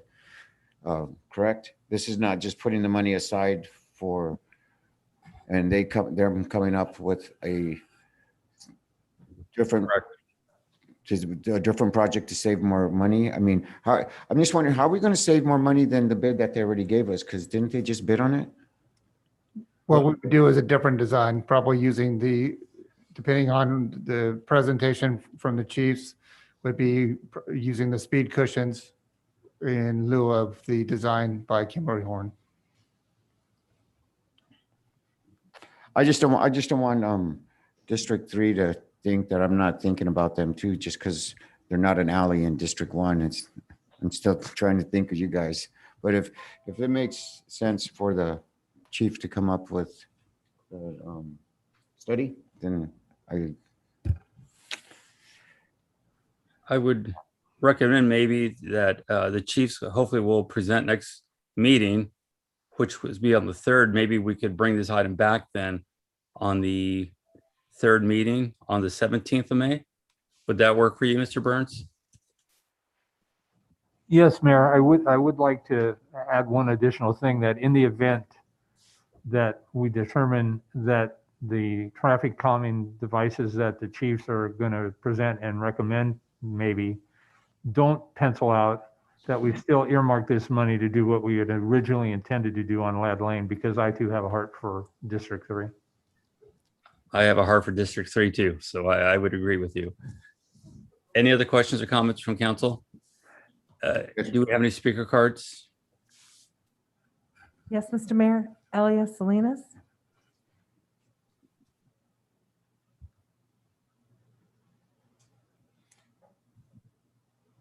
Thank you. Can you hear me? Yes. Oh, thank you. I know it's getting late for you guys. So just to clarify, if not everybody is familiar with Lad Lane, there are no residents on Lad Lane, but it's a high traffic for kids because of Lad Lane School. And then you've got the high school students coming through. So there's a lot of foot traffic between certain hours. And then there's the racing. I mean, this was literally, I think, one of Honor's very first phone calls or emails when she was sworn in was Lad Lane, was a woman complaining on Lad Lane, and she continually called and called and called. So this is not new. And I know, Mayor, I think a few months ago, you may have also brought up the traffic with regards to the problem with regards to Lad Lane. So I agree with Councilman Burns that if the money is earmarked, fine, come back and see what Chief Reynoso has to say and Fire Chief Bedoya. In the meantime, they're going to both be reporting, because we do realize that in other meetings, first fire and police have always said they don't like speed bumps, but now you're saying that they have found something different. So we have to hear from them. But again, if the money has been earmarked, don't put it back into any other project until you get an answer, whether you're going to go forward, because that's not going to work. Those bumps or slow down whatever gadgets you're going to put out there, that they're not going to work. You've got the funding and you already have the bid, and you can move forward and not have to wait. If you decide to knock this out and put it into the general fund or whatever it is that you do, then they'd have to start all over again. They've been waiting for a long time. So let's not make them wait. If you can't get an answer in a couple of weeks, or if you do get the answer in a couple of weeks, then get going on it, because you have the money earmarked. And if that's what it takes to get these speed bumps, then you have the money to purchase them. Thank you. Thank you. Do we have any other speakers? Carol Lenore, Can you hear me? Yes, we can. Okay. Just real quick, speed tables do work because I don't know somebody that would hit one of those hard enough to go in a yard and do that a second time. So they'll work. They'll slow people down. You just happened to come upon it and didn't know it was there. But if you hit one of those, you're not going to do that a second time. And if you don't want the speed table, I'll take it over here on San Benito Street. Thank you very much. How did I know that was coming? Any other speakers? I have no more speakers, Mr. Mayor. Okay, any other questions or comments from council? Is there a motion to table to the date certain on May 17th? So moved. There's a motion. Is there a second? Second, is that also with the stipulation of earmarked? Well, we back up. The plan for the meeting was May 3rd is when we were going to bring the speed cushions. Yes. And after that meeting, if we like what we hear, we could, at this meeting, at the 17th, we would reject this. If we don't like what we hear, then we'd approve it on the 17th. Is that the way, that's the way I heard Mr. Burns was saying it. Okay. That's correct. sir. Just confirming. I was just confirming. Thank you. Okay, so we had a motion and a second, correct, Mr. Perez? You were the second? Sure. I just want to make sure. I didn't know if you did. I thought I heard a second. Yes. Okay, motion and a second. Roll call vote, please. Councilmember Perez, Yes. Councilmember Spencer, Yes. Councilmember Burns, Yes. Vice Mayor Resendez, Yes. Mayor Velazquez. Yes. Motion passes 5-0. Okay, before we move to item F6, we are approaching 10 o'clock. Is there a consensus for the council to continue? Yes. Yes. Yes. Okay, there's a consensus. We'll move now to item F6. Thank you, Mayor. Staff requests that we pull item number 6. The Airport Advisory Commission has not finished a process in amending their bylaws. Do you need a date to bring it back, or what was your recommendation there? We just asked that it be removed. A motion to remove? Withdrawn, sorry. Withdraw, motion to withdraw. All right, any questions from council? Do we have any speaker cards? I have no speakers, Mr. Mayor. Is there a motion to withdraw? So moved. There's a motion. Is there a second? Second. There's a motion and a second. Roll call, please. Councilmember Perez, Yes. Councilmember Spencer, Yes. Councilmember Burns, Yes. Vice Mayor Resendez, Yes. Mayor Velazquez. Yes. Motion passes 5-0. Thank you. We'll move to item F7. Thank you, Mayor. So this resolution would initiate the establishment of a second city-controlled flagpole, or another name, the Unity, oh boy. Unity pole. Unity pole. Boy, maybe I can't make it after 10.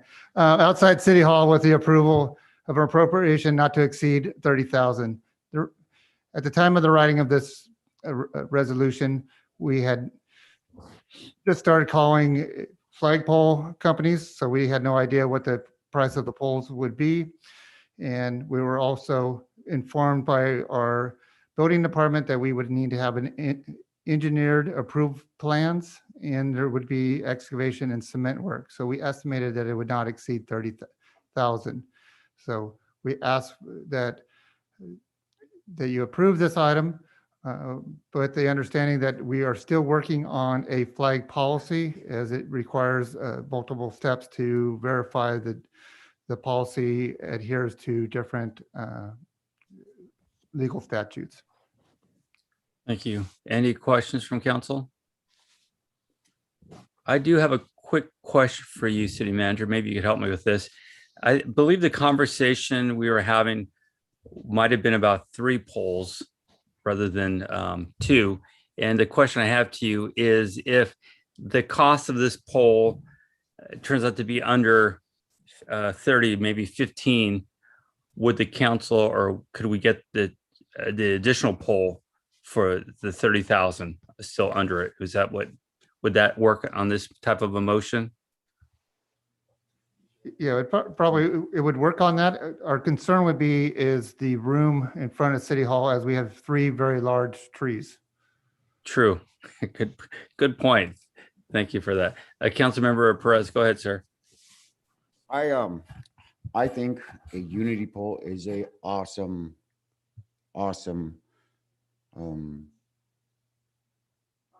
concept.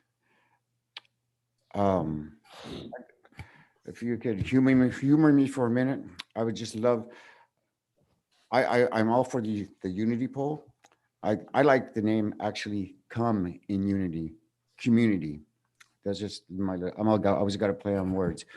Anyways, you know what? So, you know what? Organization wants to fly their flag, they fly their flag, and they even get to close the street.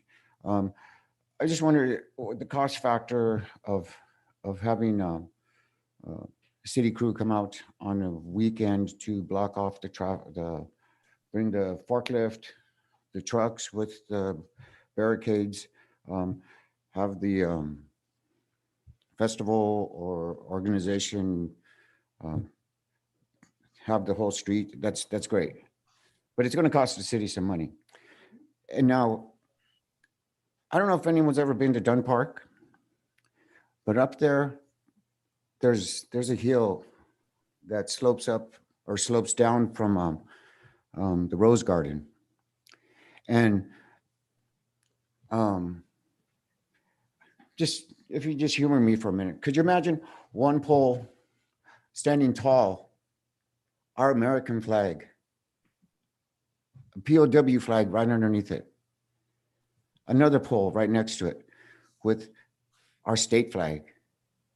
And how about this? What if can we do a proposal to have our arts council or somehow come up with a Hollister city flag underneath that California flag, which that pole is being a little bit shorter than the American flag pole, because the American flag, that represents everybody, you know, everybody.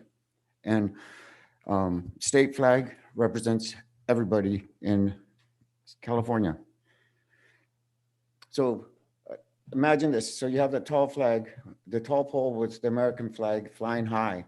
Everyone can look up at it and say, yeah, USA, all that stuff. And then you see our California state flag. And then on the other side of that pole, having that come in unity pole, community pole, unity pole, whatever we wanted to call it. And you know what? And then not only that, so right there, I don't know if you guys have ever been there, but there's an area between the Rose Garden and the hill that would, these poles could stand tall. And if you could actually imagine with me around the edge of the grass, having pop-up tents or the information booths, candy sales, ice cream sales, I don't know, just the carnival, just all kinds of someone help me, vendors, just information booths, whatever. But right there at the foot of those poles, you could actually have it so that those stands that are around the grass, you can have the organization, the public assembling in the middle of that grass area, and you could speak to them. You already have your natural platform. You're not interrupting the future pickle courts or tennis. It's actually even really cool because then you could take your kids to the playground. I don't know. Do you know what I'm not against a unity pole. I am not against it. In fact, I am for it. I think anything that will bring our community together, I don't care what organization you're from, it's everybody or nobody. And we wouldn't have to spend the money unless it was a large event, a super large event. Then we could block off 7th Street between West and Powell and use the baseball field. And if you needed to, I mean, any larger event than that, I'm going to be complaining, but because I live on 7th. But, I just want us to take a step back, take a breath, and think about it. It's like, this is a natural auditorium for us to get together. I know the recreation department and Tina, they use the park a lot for many different events. I just think why not use what we have? We wouldn't have to block off streets unless it's a huge event. And we get our city workers some time off.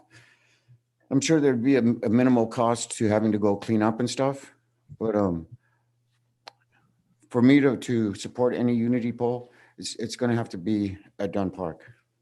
And it's not against any organization. It's for us as a community to have a place to come and go. Thank you. That's it. Yeah, the proposal was at City Hall for a reason to show residents that the city supports either this flag or something else going on. That was the purpose of having it at City Hall, to show the complete support. Whether we add some poles at Dunn Park some other time, sure, why not? Get some fundraisers going and do that. But this is a proposal about it being at City Hall for that purpose, to show that the support for this or any other event. Is there any other questions from council? Councilman Perez, go ahead. So I know that we've amended other resolutions and other items on here. So this one, we're not going to try to amend. I'm sorry, excuse me. Occasionally it's my job to be the wet blanket, and I apologize for that, but it's worth the public and everyone recalling that the purpose of agendizing it is so that if the description must be specific enough so that if any member of the public reads it, they know exactly what the city council is considering. And I don't think a member of the public could read this and reasonably understand that the city council will be considering a flagpole at Dunn Park. Okay. So I think it would either be, this is very specific, for better or worse, it is what it is. And it's very specific about it being at City Hall. So this would require a yes or no vote. And on another agenda item, if the city's going to consider Dunn Park or any other location, it would need to be agendized that way. Thank you. Thank you for clearing that up. I just, yeah. So. Thank you, sir. Any other questions or comments from council? Councilmember Spencer, go ahead. Okay, I too am all for this unity poll. I think unity community poll, I think it's an amazing idea. I can go with this poll, I guess, at City Hall. I just don't know. I'm not going to be here, but I think before this is even passed, I think this council needs to look at that May 3rd, the proposed policy regarding flying flags on city controlled flagpoles. I think that needs to come before any of this, because I will reiterate my concerns. My concerns are that you're going to have a group that you may not agree with who wants to fly their flag. You tell them no, you're going to have a lawsuit, because whatever you put out in front of this building, if one person's allowed to do it, every other interest group has the right to put their flag out there, whether you like it or not. It is called discrimination, whether it's something that we all can agree that we can't stand. If that group comes in that door and says, I want to put my flag up, and we tell them no, I can guarantee you we will be in a lawsuit, because it's happening throughout the United States. Bigger cities, San Francisco, New York, Minneapolis, they can afford lawsuits. This city cannot afford any more lawsuits. And that is what I am concerned about. I have no concern. I do want this flag, but I'm just stating, and I'm going to reiterate it again, so this community understands. My concern is for the people of this community having to pay frivolous lawsuits, and they will. And that, wherever this poll goes, I'm fine. But I think you guys need to see a proposed policy regarding flags flying on city property. I think that should be, I know this keeps being put out, but I think this should have been brought first before the flagpole. Just again, I think as a reminder, this is about having a pole installed, whether that becomes a city flag or state flag or something else in the future, that still can be worked out. I think the request at the last meeting was to try to get something done as soon as possible to accommodate the flag of the LGBTQ community. But this first step on this item is about the poll. The next item, you talk about some of the other things, but I think that we want to get focused back onto that. Is there any other questions from council? Yeah. I'm sorry, go ahead, Mr. Resendez. Thanks. I too was wondering, Mr. City Manager, as the mayor inquired, is it correct? I don't know. I tried to do some research and I couldn't find the right answer. Is it correct to have 3 poles, not just 2? I don't know. So I'm wondering what the proper protocol is. And I'm wondering the same thing. If we're going to install 1 flagpole, we'll get into the reasons of why we're going to install that in the next item, not this item. This is, if we're going to install a flagpole, should we in fact install 2? 1 for the United States of America flag, 1 for the state of California flag, 1 for the city of Hollister flag. And then I would imagine on the third one, the city of Hollister, we can also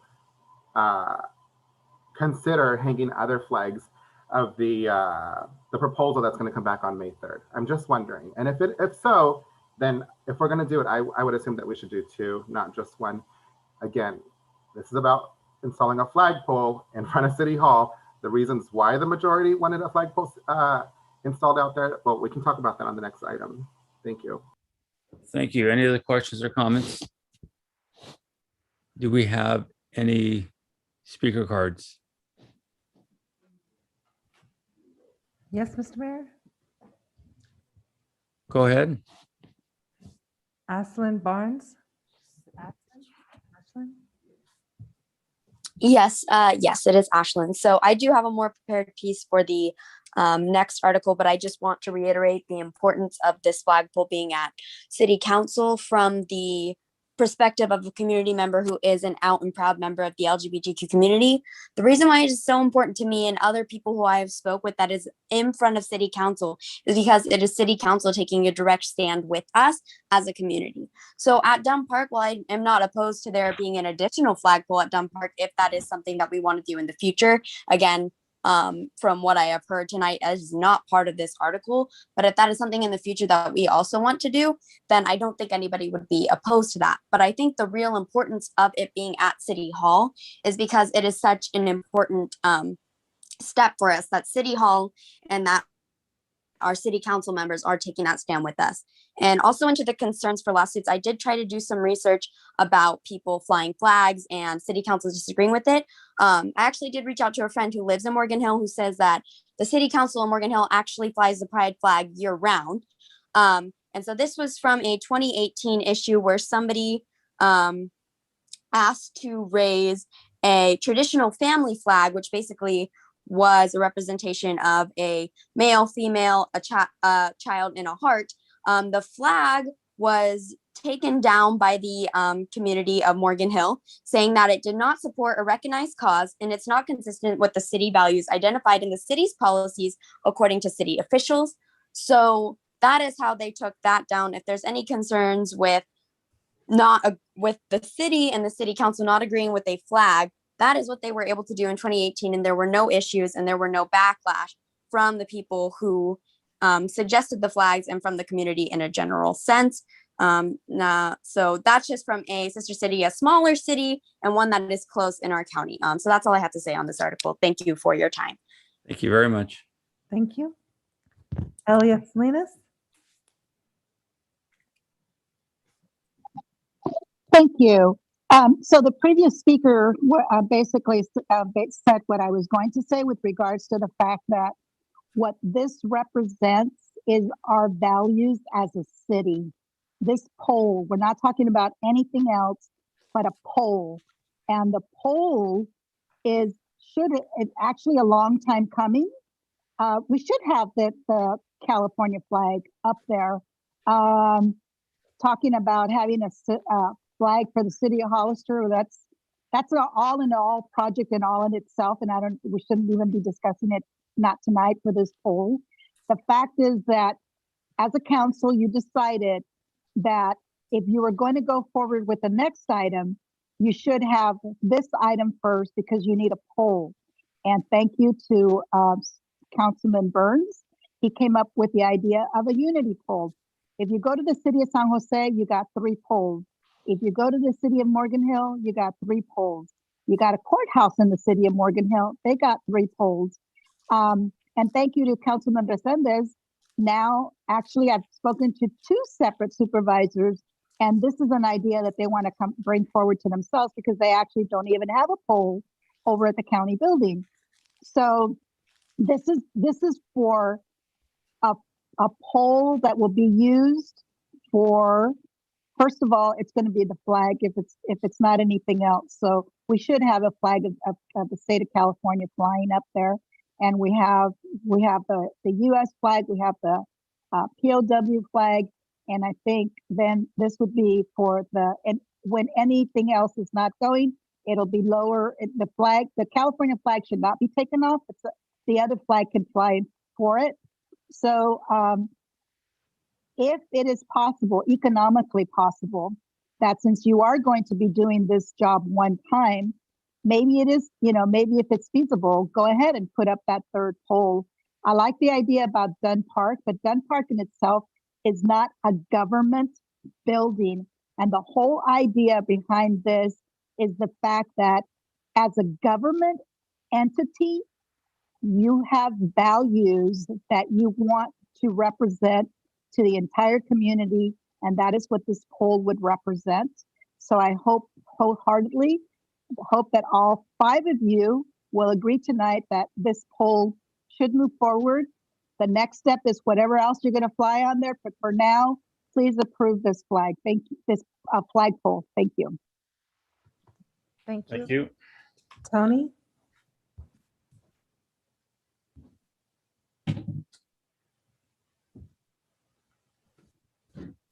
Tony, go ahead. Unmute yourself. Can you hear me? Yes. Yes, hi.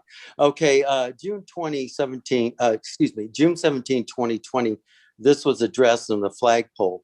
The city flagpole has never been used as a forum for public speech, and allowing a flagpole to become such a forum would subject the city to a host of First Amendment issues.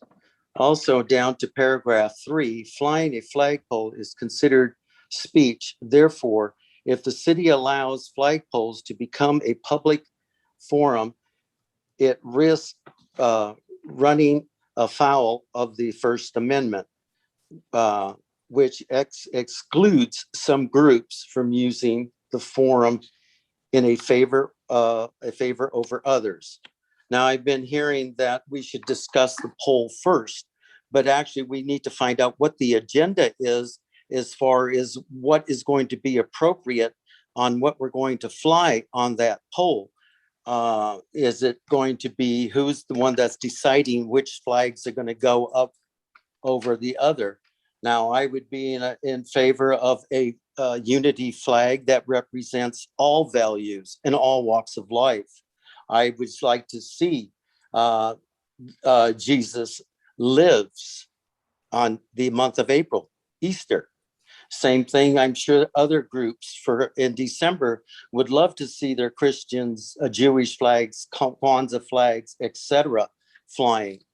So if we're going to be denied, and I agree with the first lady, one of the sitting members there will be lawsuits. And if you can afford to find them, people are ready to stand for what their beliefs are. It has nothing to do with gay pride, gay whatever. It has to do with, is this going to be fair? And are people of faith also going to be treated fairly on your poll? And I would like to have that conversation before we get into a poll. And I rest. And if you want, you can find this on packet on page 5 was the last findings on this subject. Thank you for your time. Thank you. Celeste Toledo.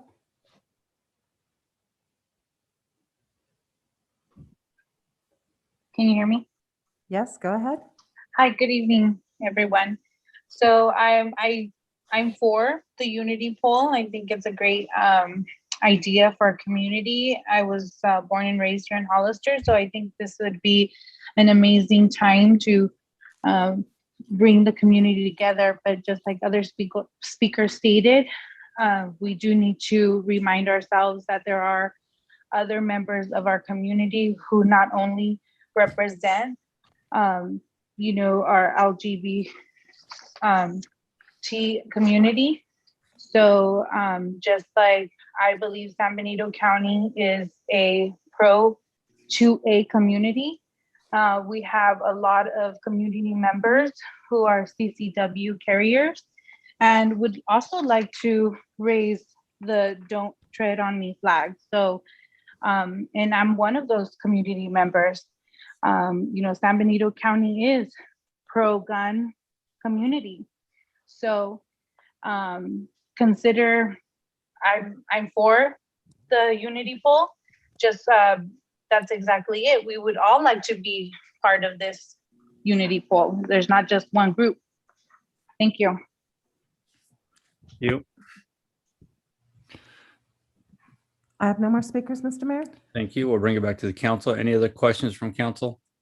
Mayor, real quick, as we just continue to discuss either a second poll or a third poll, that if the choice is to go to the 3 polls, can you maybe allow us as staff to work with whoever we're getting the poll from in the construction to see if there's actually enough room? So maybe think about how you're going to do your foundation. Yeah, foundation, or just how are you going to make your motion to consider that? Because like I say, we have 3 very large trees, and I was concerned about being able to get a second pole in, but maybe as we work with whoever the contractor is, that they can come up with a solution. I would agree that would probably be the best solution, get their expertise on if it can work there or if it's too close, and go by their recommendation, whether 2 or 3 would work. If 3 would work, then and it stays under the $30,000 amount, I'm sure we can make that work. Once they bring equipment out, it brings down the price quite a bit. Councilmember Perez, you had a question? So we're going to table this until we get more information, like we did with was it Lad Lane South Side? We're going to table this to the next meeting so that we can get some information before we make a decision, just like on all the other issues. No, this was getting the approval for the funding to have a pole installed. And Yeah, if we 3 don't- poles can be installed, then he would go with 3, if that's the motion. If not, it would just go with 2. What was that last part? So if there's room for 1, we put 1. If there's room for 2, we put 2. And if there's room for 3, we put 3. Is that what you're It's just 2 because there's already 1 there. What the city manager was recommending was for him to speak with the installer to see if there's room for all 3 poles to be there. That would mean 2 new ones being installed. Okay. If that price is under the $30,000. If not, the 1 pole would be installed, and that would be it. Okay, I see what you're saying. Question for city manager.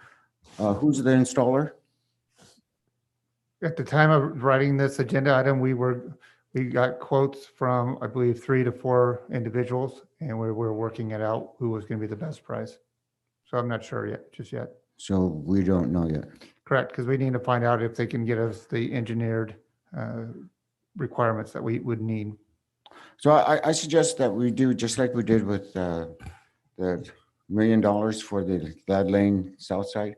Earmark that money for that until we get some more information to see actually how much it's going to cost us. I think that's one of the things I'm kind of learning from you, Mr. Mayor, is that, you always want to get the cost first. So it's like, should we not get the cost first for this one? So before we move forward, does that Well, make again, sense?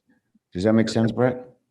This would be not to exceed. That's why we put that number out there. I'm sorry, I was asking Brett. Yeah, this would be council, council sets policy, so this would be your policy. Okay. Question, Mr. Mayor? Go ahead, Councilmember Sendes. Thank you. For the city manager, out of the quotes that you've gotten, what is the highest and lowest amount of estimates for the one flagpole? They're running about $5,000. $5,000 for one flagpole and installation? No, that was just for the flagpole. Okay, and then how much for the installation? Like in total for one flagpole, how much would it cost? That's what we're still working out because we need to find out what kind of engineering that we would need below ground and how much cement work and excavation would cost. Okay, but I would imagine it for two flagpoles, again, as was pointed out, I've never seen any government building with just two. I've always seen them with three, as was pointed out earlier by one of the speakers as well. We could probably get two flagpoles for the 30,000. Is that correct, Mr. City Manager? I would hope so, but when you have to include the engineers, it usually starts getting up a little bit more expensive. I understand. Do you think we should increase the amount not to exceed another, let's say, $10,000 if needed? And if not, then we don't need to spend that money. Right. I leave that to the council. All right, well, I'm prepared to make a motion and to add the extra $10,000 if it so pleases the council. Thank you. Thank you. So your motion is for resolution 2021-71 with the $40,000 With $40,000 instead of the 30. Yes, Mr. for up to 2 poles. For 2 poles, installation of 2 poles. That's correct. Okay. All right. There's a motion. Is there a second? Second. There's a motion and a second. Roll call vote, please.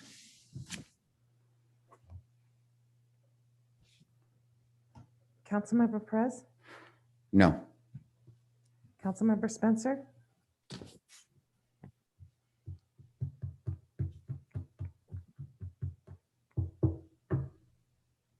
Yes. Councilmember Burns, Yes. Vice Mayor Resendez, Aye. Mayor Velazquez, Yes. and the motion passes 4-1. Thank you. We will now move to item F8.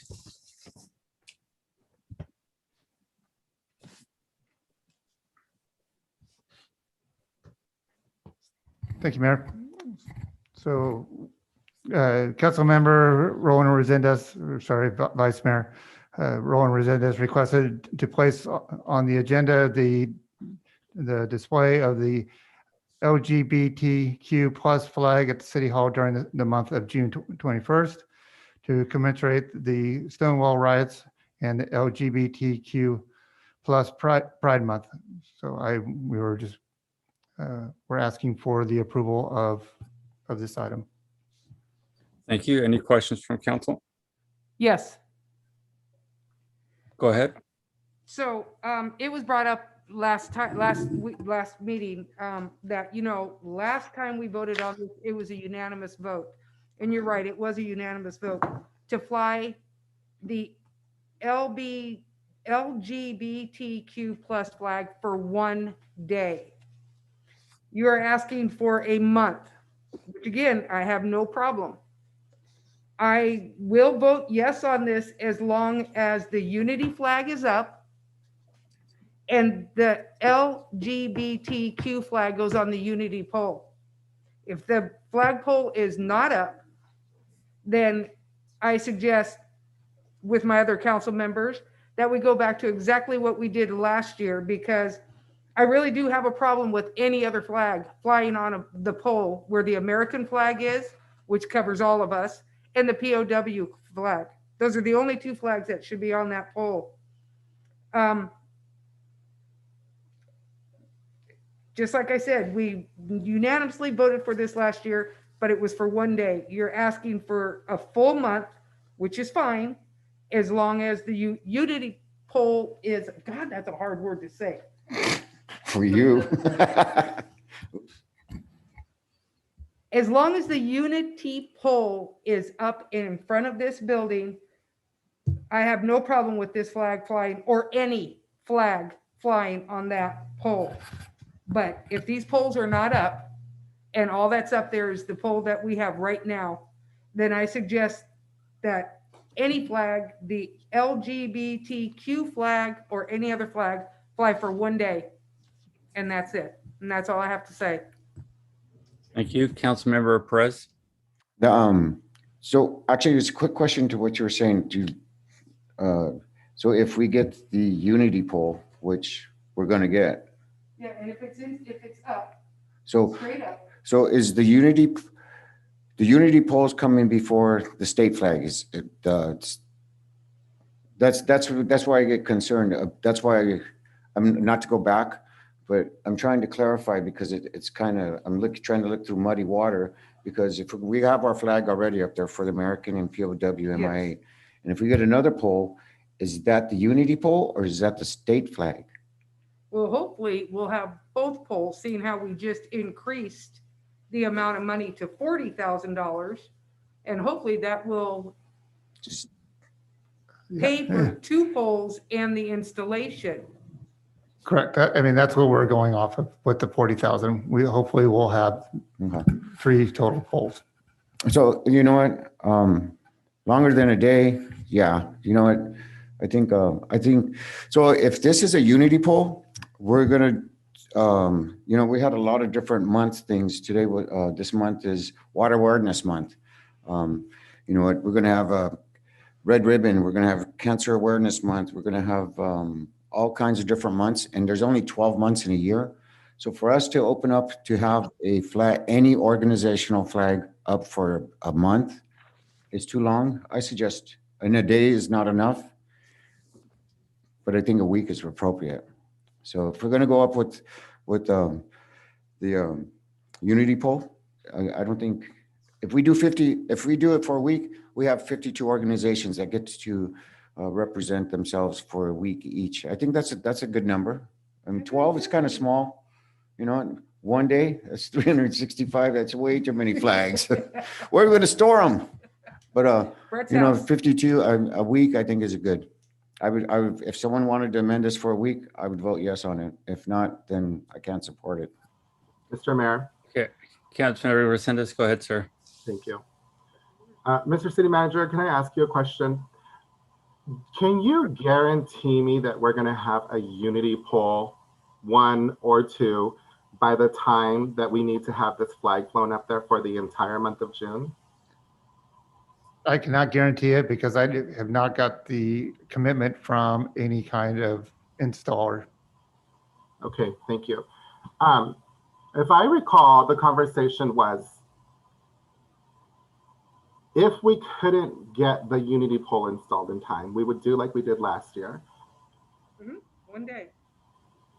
Excuse me, I'm talking.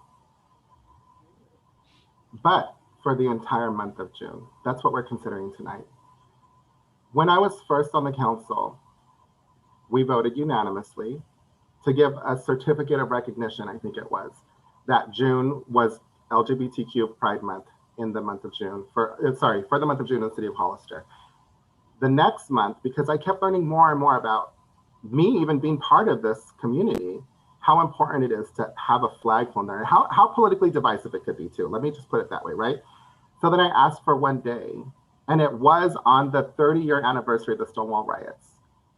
I intend, by the time that I leave this council, for us to bring more visibility, inclusion, and welcoming our LGBTQ citizens to the city of Hollister by hanging a flag, an LGBTQ plus flag, up on that pole for an entire month. I am sad, I am hurt, I am angry, and I am embarrassed by watching. I want you to go home and watch this video of you trying to justify why we can't have, number one, why we're going to be treated as second-class citizens and have the flag flown at Dunn Park. Excuse me? No, thank you. That's an insult. Number two, at the last meeting, we had you comparing KKK and the Satanist flag and Muslims. That's extreme and ignorant and embarrassing. And number three, we need to keep the momentum. Bring this back. Can we bring this We back? need to keep up the momentum and the progress that we have shown as a city. Hang on. This councilman is speaking. Go ahead, Mr. Resendez. Can you not use the condescending, Mr. Perez, let him finish. He's making a statement about ethics, his feelings about this. Go ahead, Mr. I am a Catholic. I pray with my daughter every single night. We celebrate the Christian traditions. I have nothing but respect for them. We celebrate Easter. We have our communion, just like any other family. And if somebody was to come and to ask for another flag up there, I would consider it just like we're considering this one. But I feel ashamed, and I feel like we're taking a step back, that we're even entertaining this conversation and that it's being politicized. That is embarrassing for me, for my family, and for our community. I can't believe we're even entertaining this. So I would ask the council to strongly consider flying the LGBTQ flag for an entire month so we can continue the progress that we've shown to be as a United City Council and as a warm, welcoming, inclusive, inviting city of Hollister. Thank you. Thank you. Any other questions? Any other questions or comments from council? Mr. Burns, I see your hand up. Yes, sir. Thank you, Okay, Mayor. go ahead, sir. Thank you. So I guess my first question is, it kind of rolls back to the previous conversation on the previous item. My number one concern is that it's hard for me to fathom that we won't have city policy in place that's going to define and regulate what flags will be allowed to be flown and how long and how and all that. Is that correct, City Manager? Correct. Yeah, and we'll bring it back at the next meeting. Perfect. That puts my mind at ease. And so, while I don't necessarily agree with some of the most recent comments of Vice Mayor Resendez, I absolutely agree. And I'm going to eliminate some of the drama here, I hope, by saying unequivocally, without a doubt, I do support the flying of the LGBTQ flag for the month of June. And I would like to see there be a goodwill and a spirit of cooperation on this council. And I believe that we all want to be there. We just have our individual concerns. Thank you, Mayor. Those conclude my comments. Thank you, sir. Any other questions or comments? Councilmember Perez, go ahead, sir. So we're gonna go forward with this item instead of getting policy in place first? I mean, is that making sense? I mean, we have a very, the municipal code for the flag is very limited. That we don't even have our own wording in it, do we? It's pretty much, you're just referring us to the United States Flag Code of Ethics, from my understanding, from my memory, that's what I read. I mean, it's just like, you know what, it's like, I agree with what you're saying. You know, I don't think 30 days is too much for any flag. I don't care who it is. I don't care if it's my Raider flag, which would probably be at half mast, but the, you know, to 30 days, it's like, so if we allow flags for 30 days, it's like, we get 12 flags a year, that's it. And then that's the only reason I'm saying that, you know what, we should go for a week. And you know what, or if we had some policy in place, it's like, so what if another organization wants to come up in the month of June? You know, do you guys split the month? And if there's 3, do you do 10 days each? And that's, I thought what about the policy behind all that? It's like, or, I mean, first come, first serve. I mean, whatever policy we're gonna have, we need to have something. If it's first come, first serve, then it's first come, first serve. And it's like, you know, every one that comes in, you start splitting up. So if we get actually 10 flags for the month of June, then they each get 10 to 3 days. I mean, what kind of policy? Shouldn't we have some type of policy, or we're just gonna go all just wing it as we go? Thank you, sir. Is that it? Oh, the Councilmember Perez addressed me. That policy, whether to have one now or later, it's up to the council. Sorry. Thank you, sir. If I can make a quick comment here.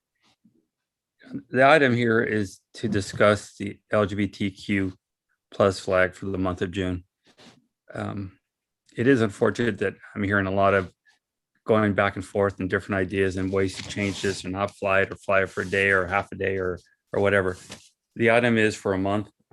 The item is, as spoke about earlier, at City Hall, that the city can show their support. And I appreciated the comments of Mr. Burns. I think we need to get through this. City manager will again bring a policy to place next month. But tonight we're talking about flying the LGBTQ flag for the month of June. Do we have speaker cards? One more question real quick. Go ahead, sir. So this is not like an annual thing. This is just for this year until we get the policy back in place. Is that what am I understanding? That would be on the person making the motion. Okay. Okay. Yes, we We have, have Mr. Mayor. Go ahead. I'm sorry. And I'm going to call Steph Castro first. And Steph, it is only 3 minutes, and I apologize. I didn't call you on F7, but you weren't clear when you signed up. So I apologize.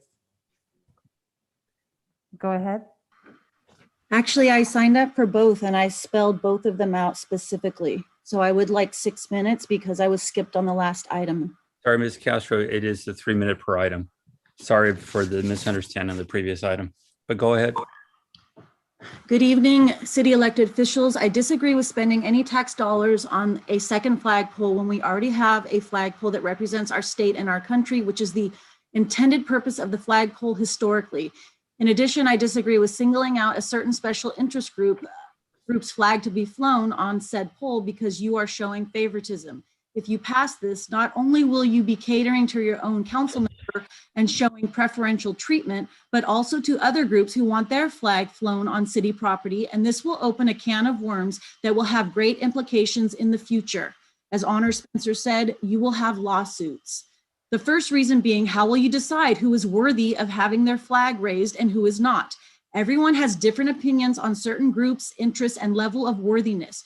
Who will you choose over the other? Both, one, or none? Who gets to decide? Do the people get to vote?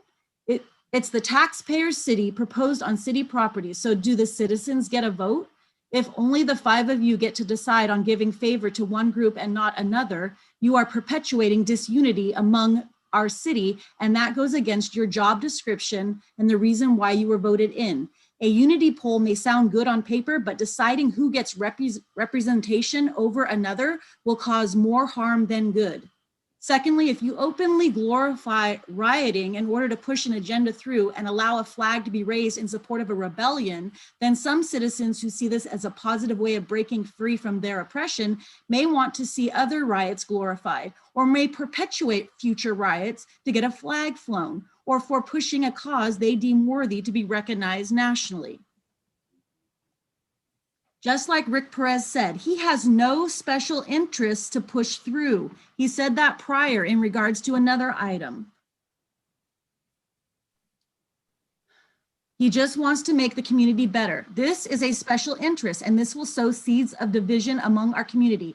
If the council member would like to spend his own money to erect a flagpole on his own property and fly whatever flag he wants to, he has that right, and fellow council members and the community can support him and others who choose to follow in that effort. Just because an additional costly flagpole is not approved and certain flags are not flown does not mean that your friend and fellow council member is not supported. A flagpole and specific flag or lack thereof is not going to mean that person or group is not supported, but it is reckless to spend taxpayer dollars in excess of $30,000 to favor a specific group or cause, because if that's the case, there are many people in our town who will want to fly the Trump flag in the month of January and Very support much. Capitol riots. Thank you very much. More time because I had. No, you don't have more time. That's it for 3 minutes per item.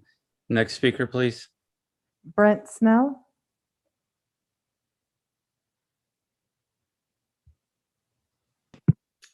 Good evening. Good evening. So I would encourage the city council to delay or to vote no on resolution 8F.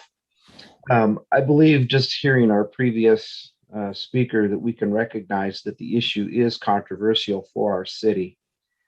Voting against this resolution, a no or to delay, does not have to be a negative thing for the city or its citizens. Tonight, delaying does not portray any negative attitude towards any particular group. But we're prone to think of political controversy as an avoidable and unfortunate development in contemporary political scene. But contrary to current thought, a no vote on this issue is quite different. Here's why.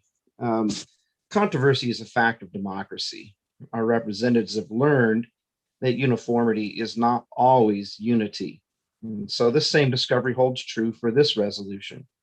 The more flags that fly at City Hall will disproportionately represent different groups, and the city will become less inclusive and unifying.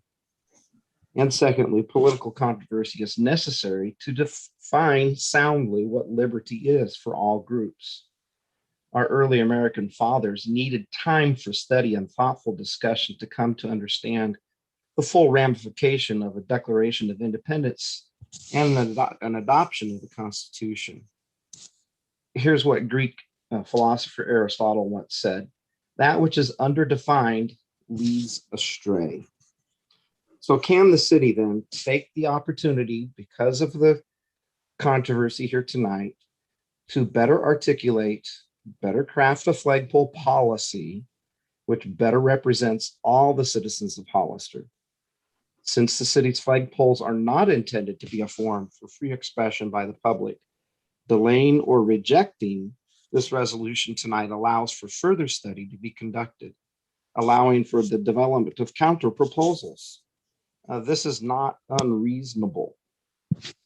So the council should recognize that, yes, the installation of that unity pole will probably not be complete in time for this resolution, but sufficient representation is found currently in the display of the American flag and should be found with the erection of a pole for a state flag. So please defer the adoption of this resolution tonight until that which is underdefined and leading us astray as citizens is resolved. Thank you for your consideration. Thank you. Tony Avia.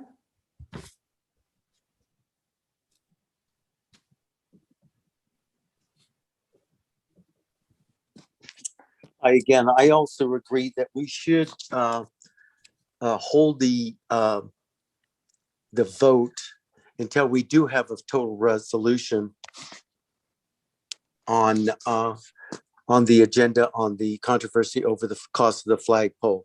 Continually adding more money on taxpayers' dime is not acceptable. And a unity pole, from what I've been hearing, is causing more division even amongst the members of the council there. So I highly recommend that you take a step back, really consider what we're doing here before this totally gets out of control. We do not want to glorify riots. We do not want to glorify anything other than bring our community to a unit agreement. This is causing division, and this must stop. Furthermore, our flagpoles are not meant for public speaking agendas. So the red, white, and blue is the one we should stand for. I agree with the NRA flag would go up as well. I mean, council members, please reconsider what you're doing to this community. Whatever Morgan Hill has to do, that's Morgan Hill. We're talking about Hollister. So I can't stress enough, reconsider, take a no vote for now, get us facts, and then we can have a decent discussion on, we're putting the horse before the cart, wanting to see how many days a certain flag will stand or fly or will not fly. Again, bring a resolution of unity to our community tonight and reconsider these flagpoles. Thank you. Thank you.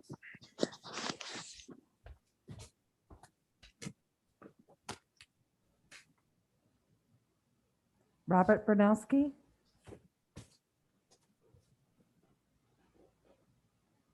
Robert, go ahead. Robert?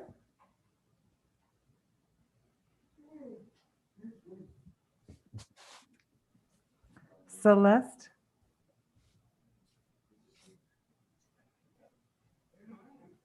Can you hear me? Yes, please. Good evening. So first, I would like to say that I do appreciate Roland for being our first gay District 2 representative. So, and nothing against the LBGT flag. So I'm okay with one day having it displayed for a day, but not for a month. Like I said, it's nothing against Roland or our LGBT community. It's just, it would bring issues, like I commented in the prior segment, number 70, resolution 71, I believe, or yeah, the prior one, stated with the unity flag, I wouldn't want to force my views upon somebody who doesn't believe in the 2A community. So just as that, I wouldn't want you to force the LBGT flag on others who don't agree with those views. So considering that not everyone in our community accepts it, I believe that you guys should hold this resolution and maybe consider not flying it for a whole month. That is why we display, historically, the city displays the United States flag, because in the United States flag should unite everyone. Unfortunately, in today's culture, that's not the case. But the United States flag should unite everybody. So we are all here, to come together, and that should be enough. So, like I said, nothing against Roland, and I appreciate everything you do, but we can't display your flag for a whole month, just because the whole community, it would be an issue for the community within itself, and we have to think of the greater good for that. Thank you.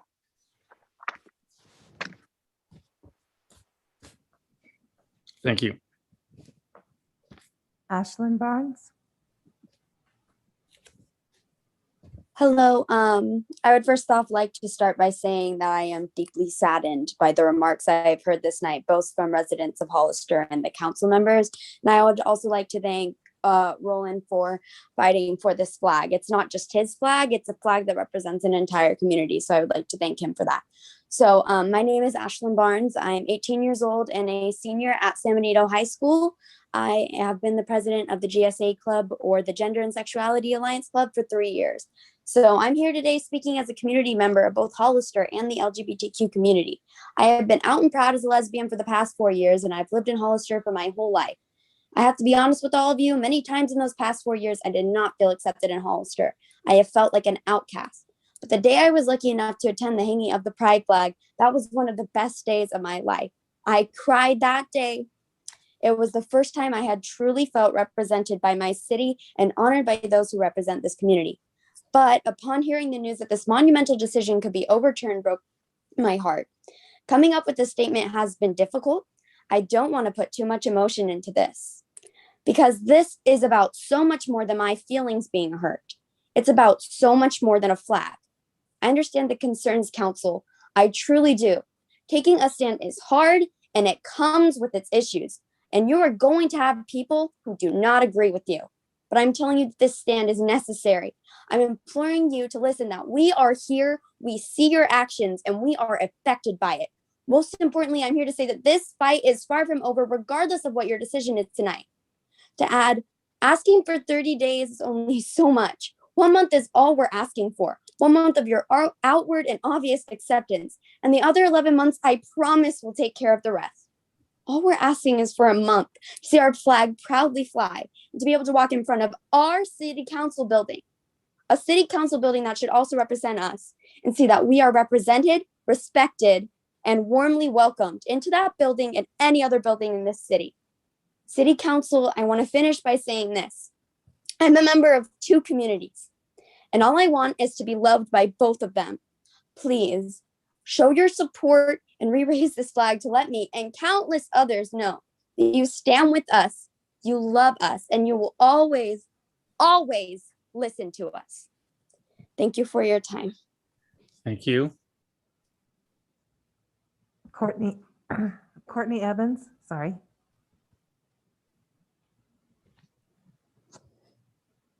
Good evening. I just want to reiterate that the American flag has a unique meaning to each and every person, not in the United States, but all around the world. The American flag symbolizes freedom, pride, honor, and responsibility. The red, the white, the blue represent the unity and equality and the opportunity to make dreams a reality. The American flag flies to represent us all. Every month in our country, there's a different awareness. There would be no way to accommodate equally everyone. That's why we have the American flag. Just for the month of June, some of the awareness are Alzheimer and brain awareness, cataract awareness, hernia awareness, post-traumatic stress disorder awareness, child vision awareness, cancer from the sun awareness, world infertility awareness, professional wellness. The pharmacists declare war on alcoholism month. There is awareness for the African American Music Appreciation is in June. Juneteenth falls in June. In recognition of slavery's abolition in Texas in 1865. June is also National Caribbean American Heritage Month. And the list goes on and on each month for each individual awarenesses, which are all very important and very heartfelt to different members in the community. But we must not lose sight that our American flag flies for us all. We need to take away sometimes the labels and these, boxes that we've put each other in with these labels and understand that we are all the same. We are all created equal, and that is what our American flag stands for. Thank you. Thank you. Elias Salinas.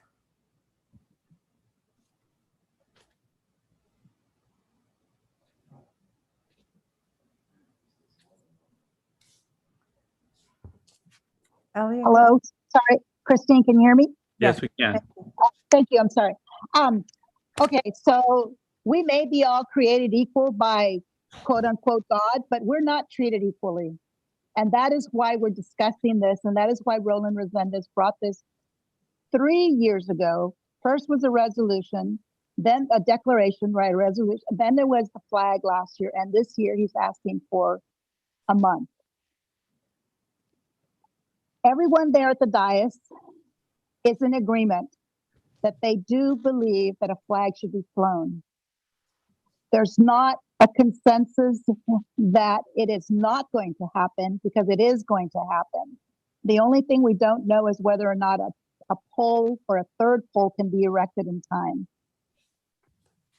For anyone to say that this is a decisive issue, this is not a decisive issue. This is an issue to include. It's an inclusive. We want to be able to, when I walk into a building, into a meeting, when you look at me, I'm a female, and then you look at the color of my skin. You don't think of me equally as you do everybody else, because the first thing you look is the looks. That is what Roland Resendez is trying to say to you guys. We want to be treated equal. If we walk into the room, you can look at me, and I am a member of the LGBTQ community, and I am accepted. There are many, many people in our community that are not accepted within their own families. And you have the opportunity, and you will be doing this. It's not like you're not going to do it, but I find it ridiculous that somebody can come on here and say that this is dividing everybody. This is not dividing. This is something that allows everybody to be inclusive. And I know that I'm repeating myself, but it is so important. We had a young lady speak. She's a senior in high school. She's proud and been out for 4 years now. There are people out there today, tonight, and tomorrow that their family members and their friends still don't know. They don't have the confidence, but this allows people to say that we want you to be who you are. We accept you for who you are, and we will let you know that this is a safe place. No, we're not Morgan Hill, but you know what? We're Hollister.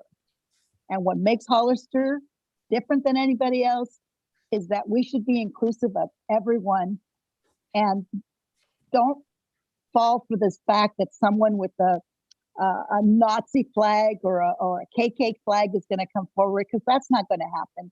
I know that you guys are all going to do the right thing tonight. Thank you. Thank you.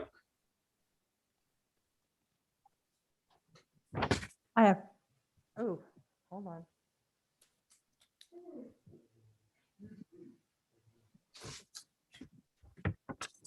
I have no more speakers, Mr. Mayor. Thank you. Any other questions or comments from council? Yes, Mr. Mayor. Go ahead, Councilmember Resendez. Thank you. This flag is not my flag. And last year when we flew the flag, I invited Raymond Andrade, who is a member of the youth LGBT community, to come and be the first person to fly the flag. He helped open up the LGBTQ Center. He helped open up a couple of Pride celebrations. And I think that's what we're doing, is we need to pave the way, we need to push, and we need to show a good example for the youth.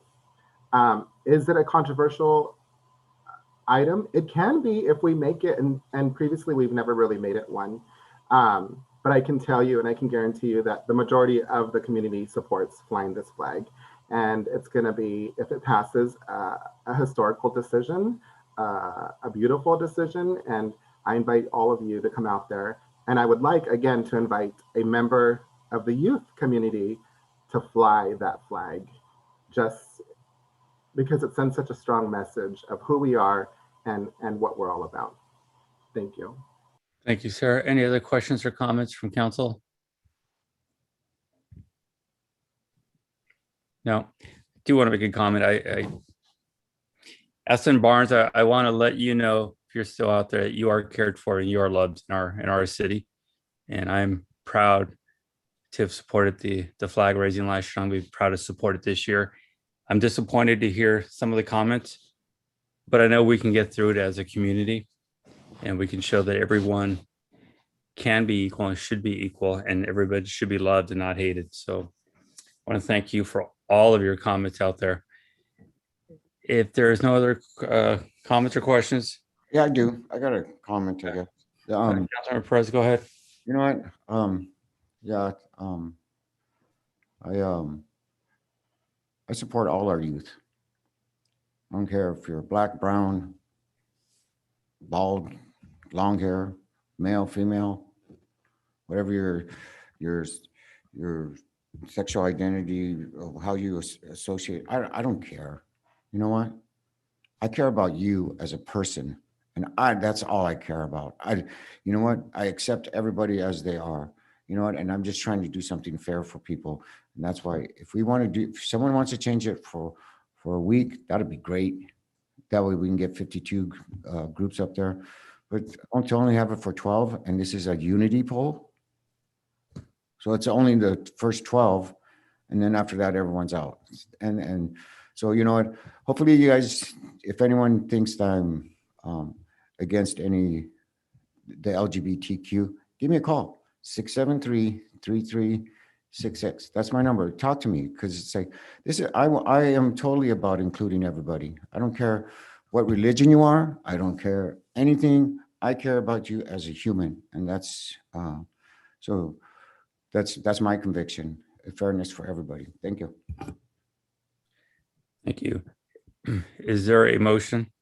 So Mayor, I'd like to make a motion to adopt resolution number 2021-72, a resolution of the City Council of the City of Hollister authorizing the display of the LGBTQ+ flag during the month of June 2021 at City Hall to commemorate the anniversary of the Stonewall Rebellion and the LGBTQ+ month. Thank you, sir. There's a motion. Is there a second? Second. There's a motion and a second. Roll call vote, please. Councilmember Perez, No. Councilmember Spencer, No. Councilmember Burns, Yes. Vice Mayor Resendez, Yes. Mayor Velasquez, Yes. and the motion passes by a 3-2 vote. Thank you. Is everyone doing all right? Anybody need another 5-minute break at all? We good to go? All right. We're going to move now to reports of City Council members regarding their committees. Councilmember Burns. Mayor Velasquez, I have nothing to report. Thank you. Thank you. Councilmember Spencer. Nothing to report. Councilmember Perez. Yes, the Downtown Hollister Association held their annual spring cleanup on this last Saturday. Over 250 people showed up to clean downtown and the county areas. Thank you to our partners, Selena Stotler with San Benito County Integrated Waste Management, Sarah Nordwick with the community. If I mess up on anyone's names, please forgive me. Yeah, call me. Where did I leave off? Integrated Waste Management, Sarah Nordwick with the Community Food Bank, Ryan Ockrant with the Hollister Litter Project, Ashley James, Tina Garza and the Hollister Rec Department, Derek Space, and the City Public Works. You guys did a really awesome job. Ellen Herrera and Veterans Memorial Building and KC Schaefer. Thank you, Technova and Salvation Army for your generous donations.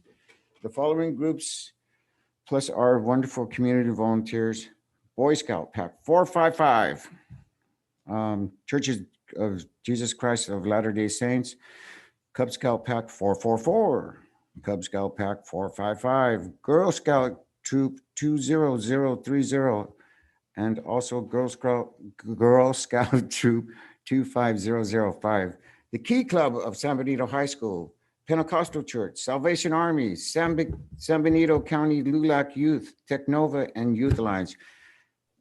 You guys did all great. It was just, talk about unity, man. Everyone coming together for one cause to clean up our city because we have trash all over. And so I wanted to give a shout out to that. And one more.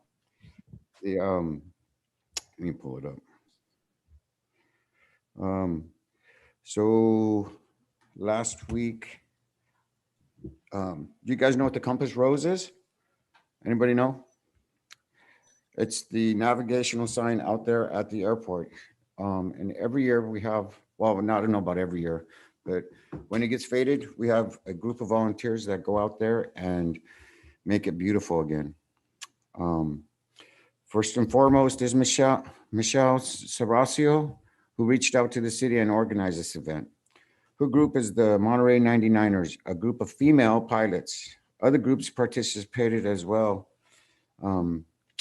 Let's see, with the Monterey Bay 99ers was also Jean, Kay, Carolyn, Elizabeth. The Bay City chapter's 99s are Maggie Renee, Lydia Sarah, Wendy, and Carissa and Nancy.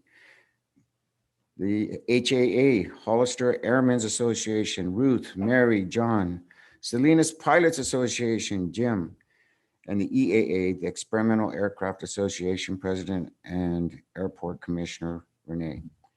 I wish I could show you a picture, but it's like, then it would be a presentation.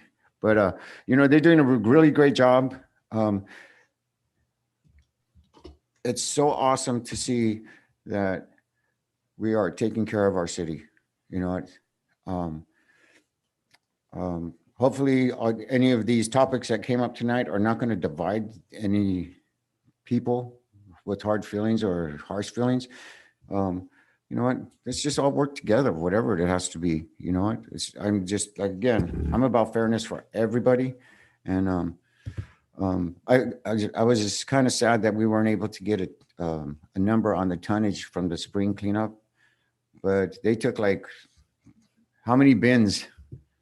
A lot of bins. A lot. Recreation collected 3,000 pounds. Just the recreation alone collected 3,000 pounds. But anyways, good going, Hollister. And I think that's it. Thank you. Thank you. Vice Mayor, do you have any comments on any of your committees? Yeah, I'm confused. Are we talking about information or committee? Committees. Okay. So I attended COG, and then we got an update about Highway 25, and then we got an update about Measure G funds. And I probably should have checked with you earlier, Mr. City Manager, but I heard that the county and San Juan Bautista have tapped into their Measure G funds to fix roads, and they've got current projects going on. And I'm just wondering why we haven't, or if we are, what's the status of that? Well, I would say we tried to tap into some Measure G funds with the projects that we brought forward tonight. Perfect. Thank you for that. That's all I have to report. Thank you. Thank you. Just my report here, to finish up the COG, there was a report. Highway 156 is on target. They're going to start doing some of the work, moving some of the lines, some of the utilities out there. That's on target. It's going to go out to its bid phase, and it should stay on target to start construction in the fall. So that's good. The conversation about 120 or Highway 25, still working with COG, making sure everything's staying in line and on schedule as far as environmental work and some of the other work that needs to be done. COG did report out that they are exceeding the original estimates of sales tax revenue, as we all have seen here in our reports. So that's also very good news. On Intergovernmental Committee, we discussed, we hadn't met for a year, but we did meet, and we discussed the homeless issue, working again, trying to get the county and San Juan Bautista and the city all working together to solve some of the issues that are happening out there. We made good progress and looking forward to more information at our next meeting. We also discussed broadband, which is going to be a major topic as the federal government is looking to help fund broadband systems throughout the country. So we're going to stay on top of that, try to get systems in place so our entire community can benefit from having wireless. With that, we're going to move to informational reports from city council members. Councilmember Burns. Thank you, Mayor. I'll try and be brief here. I'm pleased to report the creation of the Marty Richmond Memorial Scholarship Fund, which will be administered and awarded by LULAC. Today, I made my first contribution. During my campaign, I committed to donating all of my money to our local youth for scholarships. And so I'm pleased to announce that we're moving that forward, and I'm grateful for LULAC to be willing to administer that fund and choose those recipients. And so I'm going to challenge any and all elected and appointed officials to contribute as well. We all know the contribution to the scholarship fund is an investment in our future. We all know that our kids, our youth are our future. Additionally, I have had some constituents in my district request that we get some direction regarding block party permits. And I'm going to ask that that be agendized for the next city council meeting for May 3rd so that we can get some clarity. With the 4th of July coming up, I'm sure there's a lot of interest in that. Additionally, I wanted to remind members of the community that the Park River Trail ribbon cutting ceremony is scheduled for Saturday, May 1st, 2021 at 10 a.m. It's my understanding that there will be a plaque memorializing the event and the council members' names will be on the plaque. I, for one, do not see a need for a plaque. I don't believe I had anything to do with it, so I'm requesting that my name not be on it. If the plaque is placed, I recommend that Marty Richmond's name be placed on the plaque instead of mine. I also want to say congratulations to the Baylors for their great victory recently over Palma. Great sportsmanship, a great game, and it's good to see us gradually moving back in to some degrees of normalcy. And congratulations for them and their resilience, as well as all the other sports programs associated with the Baylors. Finally, I'm going to request, I'm going to request that we close the meeting in memory of Marty Richmond, of his memory. He's been gone for a little over a year now. And finally, I want to thank Honor Spencer for her service to our community, and we will miss you. And that concludes my comments, Mayor. Thank you, sir. Ms. Spencer? Well, as everybody has heard tonight, this is my last meeting. I resign at the end of this meeting. My life has taken a different path, one that I'm looking forward to. By this time next week, I will be leaving Hollister, and probably not to ever return. No, I can't. I've already promised people I come back. I want to thank Christine. From day one, you made me feel so welcome. And our friendship to me means a lot, Paul. I know I have been the biggest pain in your butt, only because, I only thought it was because of all the laptops I've gone through. What am I on now? Number 4, 5, 10, 12? But thank you for all the help, especially when it comes to electronics, because God only knows, I don't know what I do to those things, but they just don't last with me. Nova, I know she's not here. I will miss her. She's amazing. Renee, AKA Karen, private joke. Abraham, it's been a pleasure. Thank you for all your help in the last 2 years I've been here. Tina, girl, I love you. Thank you. You have been amazing. Rick, yeah, I know. You've only been on the council for a few months, but you know what? We've known each other for years. And I've always appreciated how you've always treated me. It meant a lot to me. Because in the position I was in, I was always the one that was always greeting you. We'll leave it at that. Mr. Burns, it has been a pleasure. You are an amazing man. You're calm, which sometimes I wish I could be calm, but unfortunately I allow people to push my buttons, and name calling is not something that I like. Brett, I'm gonna miss you.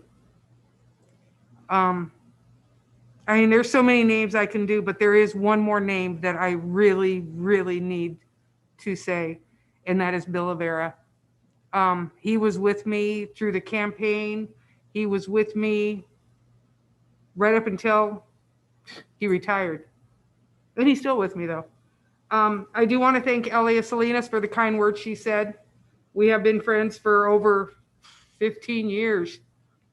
God, I feel old. No, I don't, Elia. But I just want to thank everybody. You know, it's been the 2 years that I've been on here. It's been great, and I'm gonna miss you all. And thank you all. Thank you. Councilmember Perez.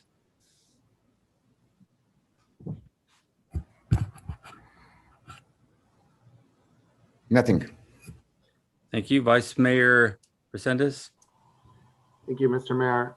I know I've had conversations with the city manager and the city clerk about this, but I'm not sure if I brought it up in my informational report before. I'm very sorry, but during GPAC, we talked about having a historical commission in order to preserve some of the buildings.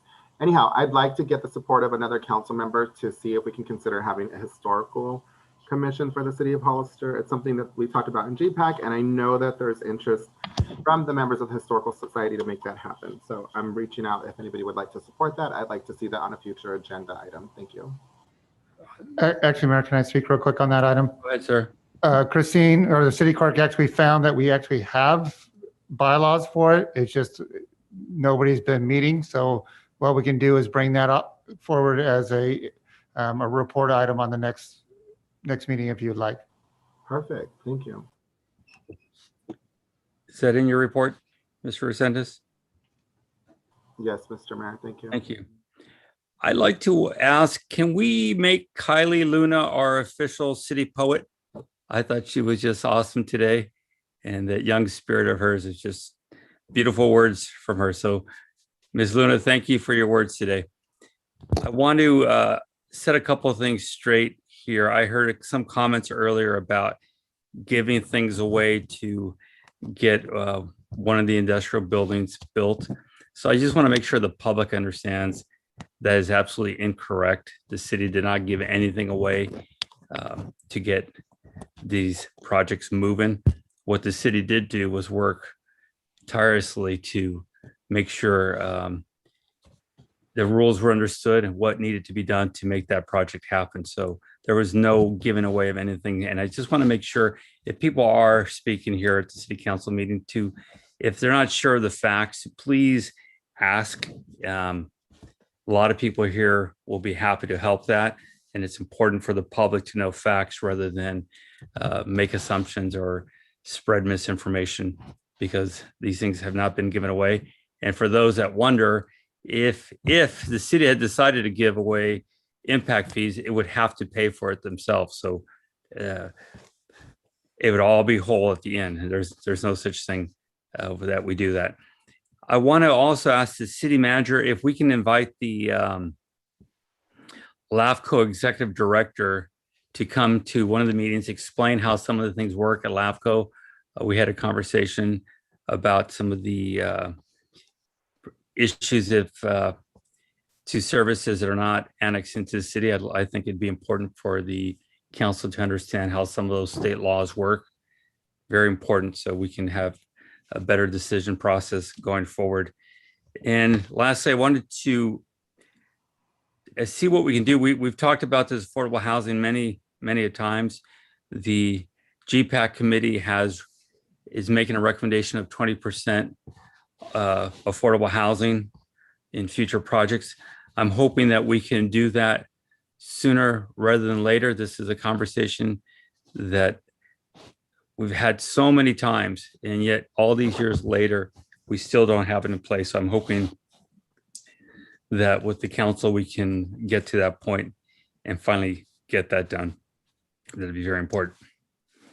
And that is all I have. City manager. Okay, just real quick, I'm going to talk about future agenda items real quick. Staff does ask that when we ask for something to be, or council asks to put it on to the next meeting, to remind them that usually that gives us 2.5 days to get an item on.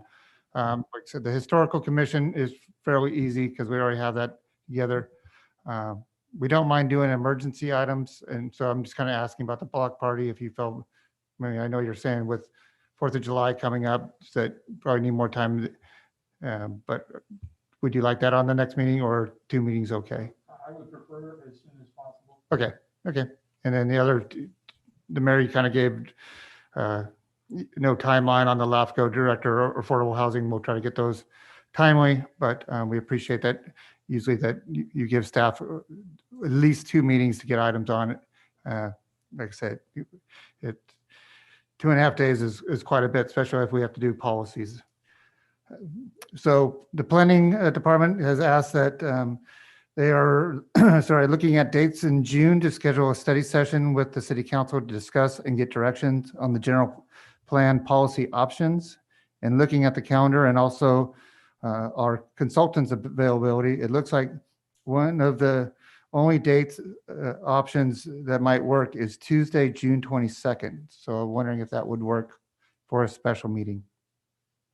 That works for me. 2? Do I got any? Do I got third? You, Honor, your. You said at what time? Oh, that would be up to the council. Probably like 5 or 6. Right. We have the general plan committee meetings at 6, so that would be a good time to start it. Okay, 6. 6 o'clock. Okay, still have 2. Do I have a third? Honor, you don't count. That's fine. Okay, So yes, consensus for everybody? yeah, 6? 6 p.m. Yes. Okay, so a couple of my other items are positive. So when we did the Parklets program and the redoing of downtown, as we started this, everybody said either make it look like San Juan Bautista or Morgan Hill. So I find it very kind of ironic and excited all at the same time that Michelle from the chamber and myself have been invited by Morgan Hill to come and talk about how we did our downtown so they could start looking like us. So I will be doing that on Friday. And so it gives me great pleasure to be able to go and talk to them. So another positive thing is we were notified by the Government Finance Officers Association of the United States and Canada that they presented us with a distinguished budget presentation award for the annual budget for the fiscal year starting July 1st. And I believe that is our 4th one in a row. So I want to thank everybody for all your help. And then now to some not so good things.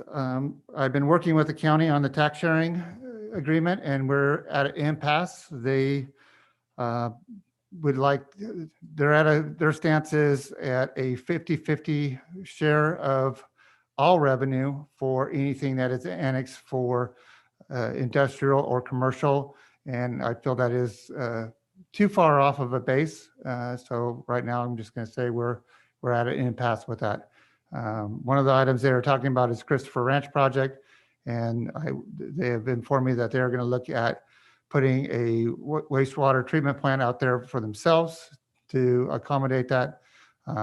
We'll see what the study comes back, but I don't think it'll be, my gut feeling is that it will not come into a price range that they can afford. So, so we're at that spot. I talked about future agendas and the last thing, Honor, it's always been a pleasure. You've entertained us and you will be missed. Thank you. Get lunch, right? I will have lunch with you. Okay. So that concludes all my items, Mayor. Thank you. Thank you. City Attorney, Thank you, Mr. Mayor. No statement. Chief. Thank you, Mr. Mayor. No, I just want to echo the thanks to Honor. All these years of service, you've always been a listener to the police department. You've always come with us with questions on solutions that we can come together. You've always been a friend to the police department, and we appreciate you. We're sorry to see you go, and Godspeed on the rest, the next chapter in your life. Good luck and with all of that. Thank you. Thank you. City Clerk?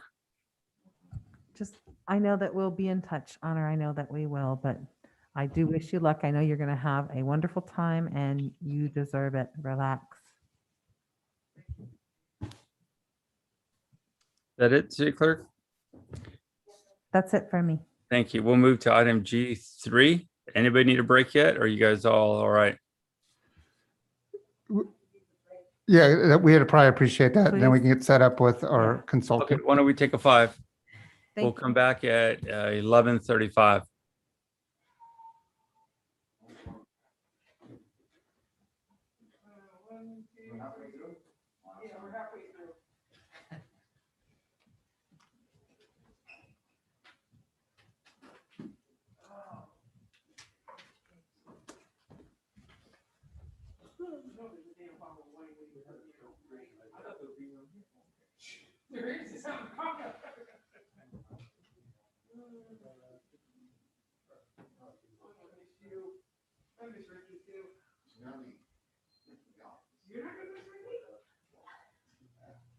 Come on, he's not that bad.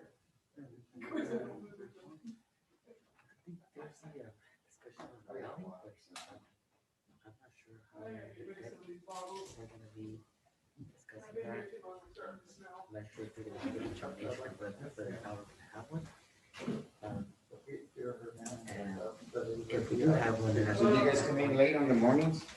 I'm tired. We do have one, I think at that point, we discussed, talked like, potential road closures on it. There's someone at home waiting for you. Finally, one meeting. We were not prepared to talk about that one. Yeah, I think. But there was for the rest of the agenda items with what you sent out probably.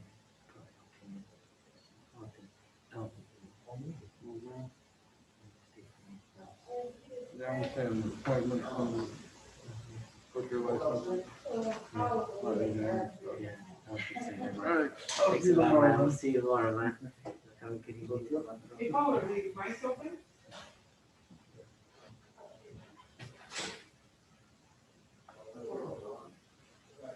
No, mics off. Yeah, that's right.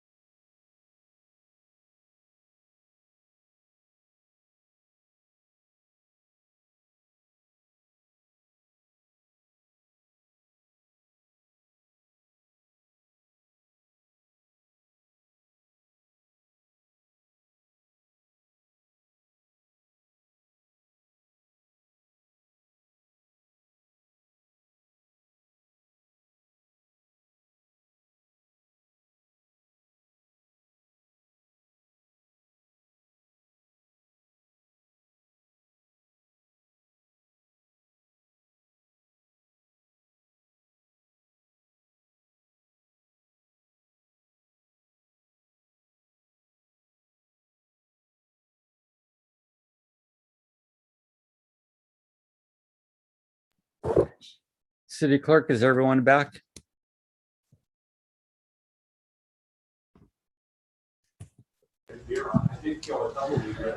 Still waiting for a couple of members. Yeah, 152, right, east of the 5. It was huge. I mean, I'm still picking pieces out of my engine. Yeah. My favorite thing. Oh, yeah. I was gonna give you one, but I killed it. Thank you. I think we're just now spraying all the tumbleweed. Oh, yeah. I gotta do something for you. Paula, Christine back, or was that you, Carlos? We are just waiting for Rick. Okay.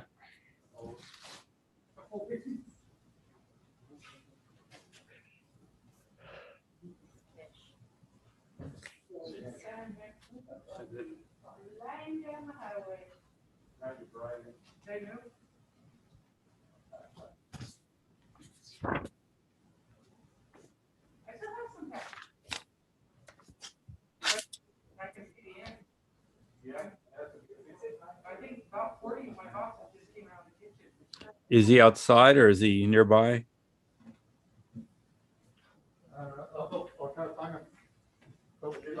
He's coming. He's coming.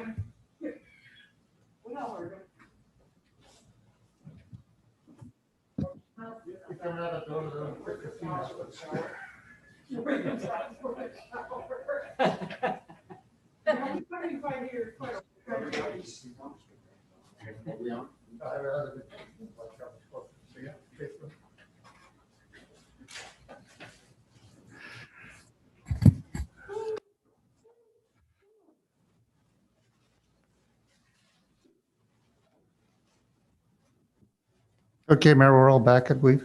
All right. Let's go ahead and move to G3. Thank you, Mayor. I would like to introduce Connor Boki and also thank him for staying on all night till now. He is works for Alliant that manages our Monterey Bay Area Self-Insurance Authority. And he's going to give us a kind of a presentation of the state of the market for our risk pool, just so that the new members of our council kind of have an understanding of how our risk pool works, or allows them to ask questions if they have any. Hi, this is Connor. Can you guys hear me? Yes, we can. Yes. Great. Thank you, Council, Mayor and Council, for having me tonight. And thank you, Brett, for the introduction. So in the agenda packet, I saw that there's a presentation copy, but I'm just gonna say next slide here, if that works. Thanks. All right, so I'm gonna go through this in two parts, hopefully not take too much of your time. The first part will be just about who Embasia is and how we run the pool, why you're in the pool. And then the second part is gonna be a quick focus on the state of the market for what we expect in the future. And as Brett started out by introducing me, I'm Connor Bogi. I work at Alliant Insurance Services. We're a large insurance brokerage that focuses on public entity business. We're from California. And I am the contract pool administrator for this JPA. So if you go to the next slide, thank you. In the state of California, there's been a long, rough history with insurance companies. For public entities, and starting in the 1980s, you saw a lot of public entities either lose insurance coverage or the pricing and terms became something that was just not worth purchasing. And the cities came together and formed joint powers insurance authorities, joint powers authorities, we call them pools. But they started in the 80s and have had a lot of growth over the years. The city of Hollister is with 9 other cities in our group, Monterey Bay Area Self-Insurance Authority, Embasia. And what we do is we pool risk. So basically we hire consultants and actuaries and we self-fund. We create our own miniature insurance company and then buy excess insurance. And the reason we do this is we keep the city's deductible levels reasonable, the coverage as good as we can find. And in our pooled layer, we write our own memorandum of coverage, keeping the coverage very broad rather than acting like an insurance company, being restrictive. With the pool, we can also come together and do other things outside of just purchase insurance, and that's manage risk. So if you go to the next slide, just for historical reference, I think this is helpful. In the 1970s, the blue line is insurance rates. Are they going up at 5%? Are they going up at 20%? It's kind of typical that this would trace GDP. As GDP goes up, insurance rates are also going up. In the 1970s, there was an insurance crisis. It started California on this legislative change to allow JPAs for work comp. And then in the 1980s was a really rough market. That's when that Time magazine is from. And you saw the liability pools form like Embeja. And then in the early 2000s, after 9/11, any cities that weren't really considering it jumped into pools. Recently, you see that spike for 2018, the last known year, and then an optimistic estimate and forecasts. I'm here to kind of talk about how rates are up. But what I wanted to show here was that as rates historically in California went up, JPAs became the solution. So what I want to talk about is that we're in tough times for the pricing of risk, but that when cities got creative to figure out how do we solve this problem, everyone went to JPAs for the solution. So if you go to the next slide, some people are more visual and this might help. So the city joins Embeja. You're there with 9 other cities. You sit on the board of directors. Brett is our board member representing the city of Hollister. And then we have our self-insured layer. And then we also join excess pools where you have even more cities coming together to join and have pools or purchase excess insurance. So there's IRMA for employment practices, CARMA for excess liability, and on excess work comp, it says CSEC EIA, but they just rebranded to PRISM. And Brett has also helped us with a representation to our excess pools. So thank you, Brett, very much for your participation and leadership. If you go to the next slide, the Embeja Board of Directors sets are similar to how the city is run by the city council. Embeja is run by our board, and then I am just like the administrator and make recommendations and act as staff. When you look at what we really are, we're a risk financing tool for cities to be able to afford the pricing swings generated by large claims expense. For liability, our program, 71% of the budget goes to claims funding. It's determined 50% by your payroll and 50% by your claims experience. So if you're a member that has a lot of claims, your costs go up. If you don't have claims, your costs go down. And overall, 71% of our budget is going just to claims costs. The remainder is going to auditors, actuaries, insurance expense, claims administration, the administration of the pool. But overall, out of every dollar you spend, 71 cents of it is going just to claims cost.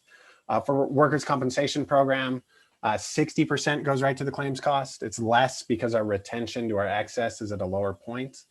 And 30% is on payroll and 70% is on claims. So the work comp program is more loss sensitive, which really motivates safe workplaces.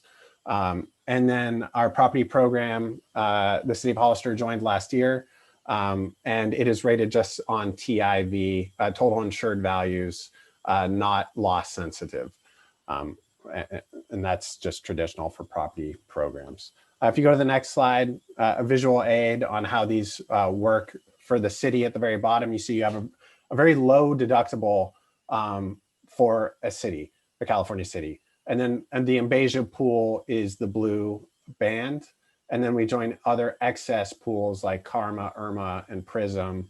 Got the update there on that slide for our excess coverage. And in those groups, we come together. PRISM is the largest one in the state. Pretty much most all cities, counties, districts are in that pool for excess work comp. And CARMA is a group of over 100 cities when we get up to that level. And IRMA is the sister program to that. And so when go to the next slide, please. Looking at the history of Embasia, it's been a tough history with finances. These are negative net positions over the years. And in 1920, we almost celebrated with getting to a positive net position. Hopefully we're gonna do that here this year or soon after.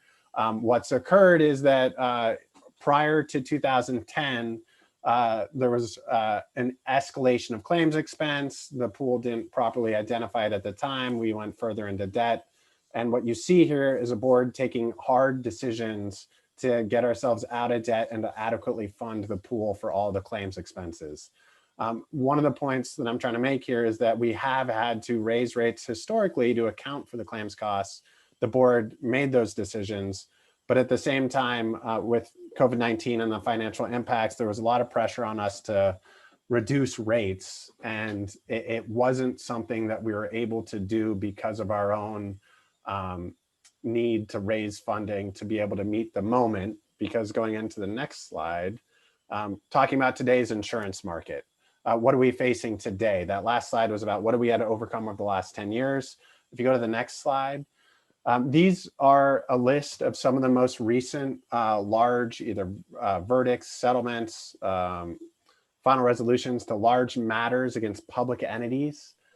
There was the one just a couple weeks ago, maybe a month ago now, with USC that was $900 million as a class action against that university. What you've seen is just a dramatic escalation in the value of claims. And you can look at it a lot of different ways. These ones are all public entity or related to public entities. And if you go to the next slide, what they all really come down to are kind of California's recipe for disasters.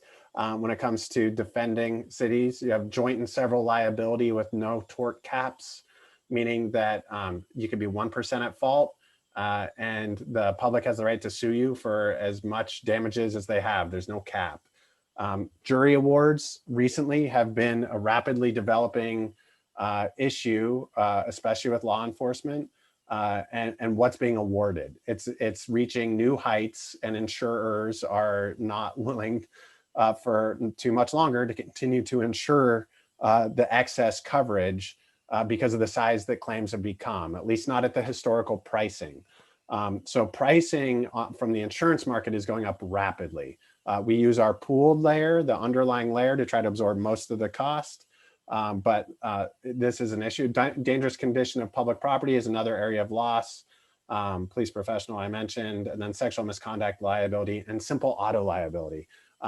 Those are the types of losses that were on that prior slide. There were very large sexual misconduct liability claims, but even on an auto liability with a single injured party, the city of Seattle had to pay $65 million on a simple auto accident. So when things like that are happening, the insurance market is changing as it reacts to that. So if you go to the next slide, looking ahead, what do we expect for our pool and our excess coverage is increasing reserves for law enforcement liability claims. And when we have interactions, the amount that you have to reserve on those claims is higher than it used to be due to the new reality of what these claims are settled for. And then with sexual abuse and molestation claims, if those continue to come out with this lifting of the statute of limitations, that coverage will likely go away on a going forward basis. And for K through 12s and colleges, that coverage is already not readily available and is very expensive and hard to apply for in the underwriting process. So for the liability market, it is a very hard, what the insurance people call a hard market. Work comp through a pandemic remains relatively stable, which is amazing.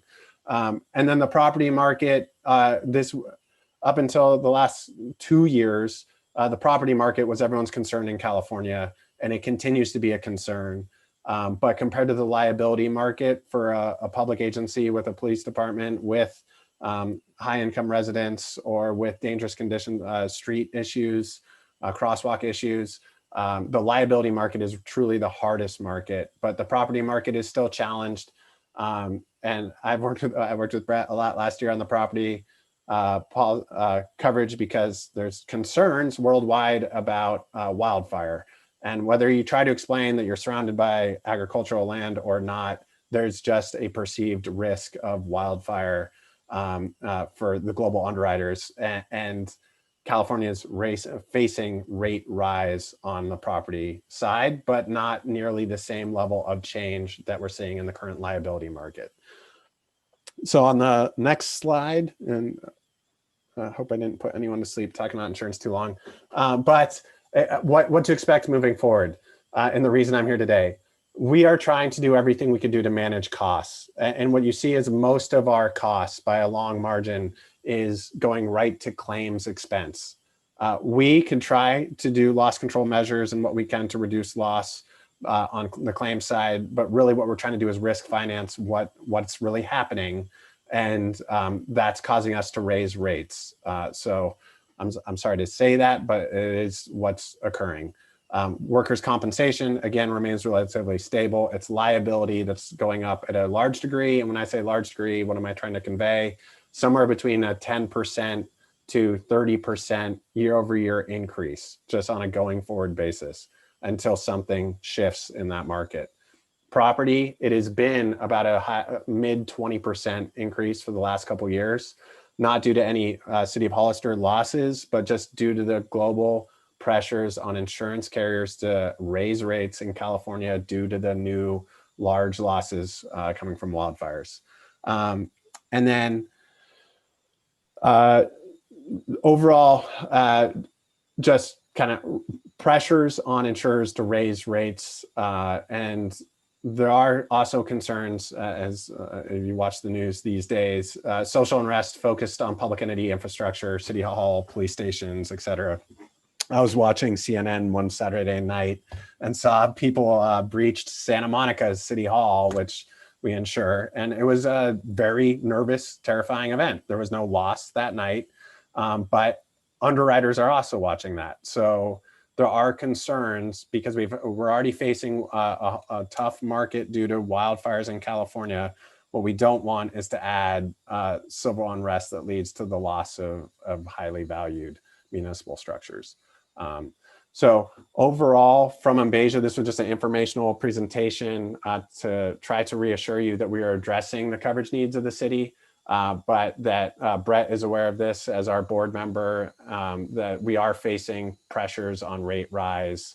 And we hope that that won't continue for too long and it's not too much of a hardship, but we are trying to just properly manage this coverage authority. So with that, I would take any questions that you may have. Thank you. Is there any questions from council? No, I can't see any hands. That's the first item tonight, guys. Do we have any speaker cards?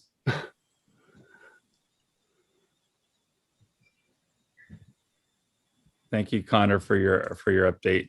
I have no speakers and no speaker cards, Mr. Mayor. Okay, Yeah. thank you. Thank you for the update. We appreciate it. Thank you. You can count on insurance to keep people quiet. So thank you for having me. And it was a pleasure to be with you tonight. Thank you. Thank you, Connor. We'll move to G4. Good night.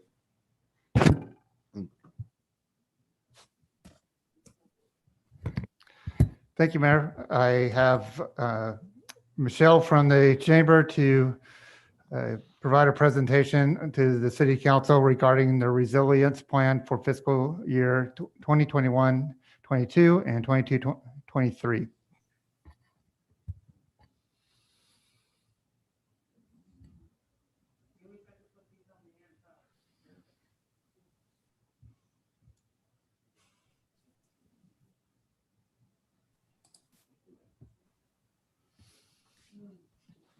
Okay, Michelle, go ahead and you should be able to share your screen as well.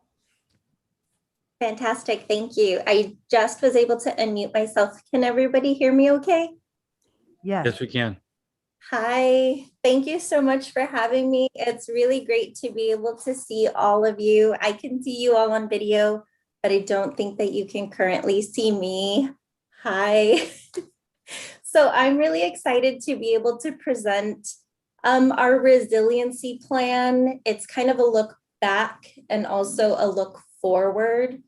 So over the past year, all of us have been through so much as a community.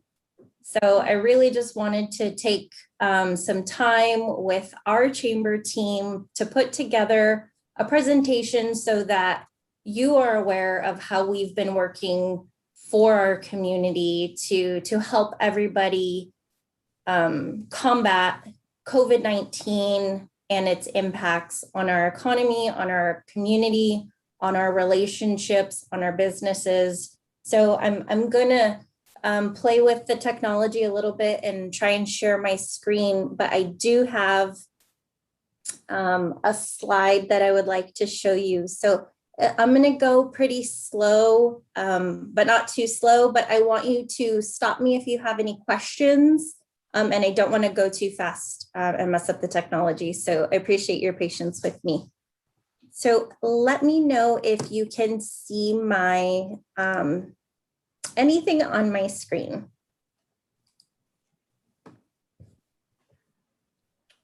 Just seeing your logo. Okay, let me go back to the Zoom.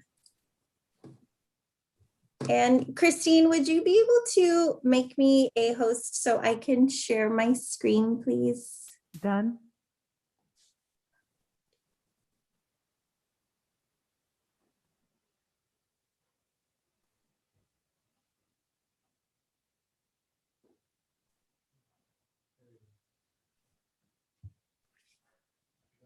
You're on mute, Michelle. Now I can, I hope you can all see me now for a minute or two. Yes, we As soon as can. I start sharing my screen, I'm going to go ahead and turn off my video so that we can focus on the presentation. So good to see you all. Thanks for having me.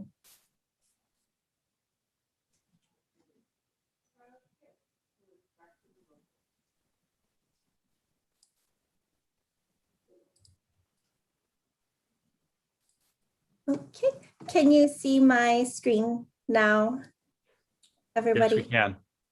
Fantastic. Okay, so our resiliency plan is going to focus on what we've been working on over the past year. So this is for the past year, where we are currently, and looking forward into fiscal year 2021 through 2023. It's a presentation put together by us, the San Benito County Chamber of Commerce and Visitor, with our Director of Tourism and Hospitality, Jen Rodriguez, and our Foundation Executive Director, Ture Aceves. So on the agenda tonight, we're just going to look at the community impact that the Chamber has had. We're going to look at our financial contributors who have been the huge driving force of all of the good work that we've been able to do. We're going to look at our current expenses and how that money was allocated. We're not going to go too deep into budget. I just want to give you guys an idea of how funding was allocated. Our competitive advantage and reach. What are our current challenges? What are some goals that we have looking forward? The strategy overview of what we would like to see happen moving forward, and how we measure success and how we plan to continue measuring success. So currently, and most recently in the past year since COVID, our community impact has been that one of the most immediate things we did was we created Savor San Benito to Go and Pick Up. It is a Facebook group that reaches over 4,700 people. As soon as the pandemic hit, we noticed that a lot of people that reside in San Benito County, 60% are commuters. And when they were here, in response to the shelter in place, they needed to know where to eat, where to go, who was delivering, who was doing Uber Eats or DoorDash. So we created a Facebook group so everybody can access this in real time. Businesses needed to reach people fast, and not everybody had an Instagram or a website that was current and up to date. So this Facebook group really helped people meet the community where they are, and definitely access economic opportunities by way of customers that were now in San Benito County during the day and not just after business hours. So in addition to creating Savor San Benito to Go and Pick Up Facebook group, we got more involved with COVID response programs. The chamber was involved with the small business grant program, which allowed over 200 businesses in San Benito County the opportunity to access over $1 million of CARES Act funding, because we worked in partnership with the county to do the CARES Act small business grant program. So that was a really great project. We got to learn a lot about the business, what their financial needs were, the troubles they were facing, along with the surveys we did. We had a lot of data that really helped us meet businesses and their employees where they were at that time in response to COVID. So in addition to that, we did the mask initiative with the county, the city of Hollister, and also San Juan Bautista. So the chamber worked as the financial liaison in between allocating any CARES Act funding to be able to acquire masks from local mask makers and to distribute them to the community at a time when masks were not accessible. So that was a really great project where we really got to see how fast we could all work together. The city, the county, the city of San Juan Bautista, and the chamber, we all worked together really quickly to meet the need. And I thought that was really powerful. It was a really great opportunity to show people that even in a time of COVID, when we were sheltered in place and social distance, we could still meet the needs of our community and give them, what they needed to be healthy and to feel safe in the time of COVID. So we really thank you all for giving us the opportunity to be a partner in that. That was really great. So, and as we learned more about COVID and we were starting to understand what's working for some businesses, we started facilitating town halls with the County of San Benito to advise local businesses and community members all across industries and sectors of some best practices in COVID-19, how to be successful, how to adapt, and what we can do differently to modify our business plan. We did our real estate, agriculture, hospitality, retail, all industries. We did town halls, and those are really helpful. We got a lot of really great feedback. So on here, there are definitely images. This is the flyer that we created when we were doing the mask initiative. This is Rich Brown from San Juan Bautista, and this is PIO David Westrick. And we're outside of the county administrative building doing the mask initiative. So that was really cool. Just all throughout COVID, all throughout the year, we do this as a chamber continually. We offer a lot of outreach and marketing support for businesses, but we also did a lot of COVID specific press releases, digital newsletters, a lot of posts on Facebook and Instagram. And we even did some printed material that was made available through the chamber's no contact pop-up outside of our chamber door when we were sheltered in place and not accessible to the public. So we created the no contact pop-ups. So those have been a huge help to get information to people that were walking downtown and visiting Hollister as a result of the shelter in place, where people were encouraged to do a lot of outdoor activities. So our tourism program was definitely put to use and is currently very active because recreation and outdoor activity is at an all-time high. So the Downtown Parklet program was a really great partnership that we did with the city of Hollister and the county of San Benito. We worked with the businesses and city staff to start the conversation about how we can respond to COVID, how we could give them what they need so that they can meet their customers in that moment of COVID response and outdoor dining. So working together with the city as they were doing the traffic study and their downtown redesign, it was all just the perfect storm to have a really great parklet program. It was so great to work with everybody that was really excited and engaged and really wanted to give the businesses the support that they needed. So that was really special. So slow me down if I'm going too fast. I know it's getting late, so I just want to give you guys all an update. But if at any point you have any questions, please slow me down and I would love to answer any questions you have. After the Parklet program, we immediately jumped into the Great Plates Delivered program. Again, that was in partnership with the County of San Benito, but it served the city of Hollister and San Juan Bautista, Tres Pinos, and Piscinas. We served over 527 seniors from the course of the start of the program to the end of the program. They were getting up to 3 meals a day, up to 7 days a week. We worked with 12 local restaurants.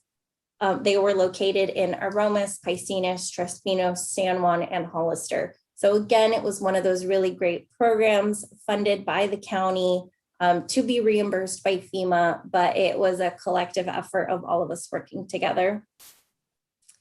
And then immediately, well, as we were doing the Great Plates Delivered program in response to the huge need that restaurants and the hospitality industry were facing because of the really strict guidance that was put in place on restaurants because of our high COVID rates at the time, we worked with a private donor to give us funding to relaunch SavorSanBenito.com.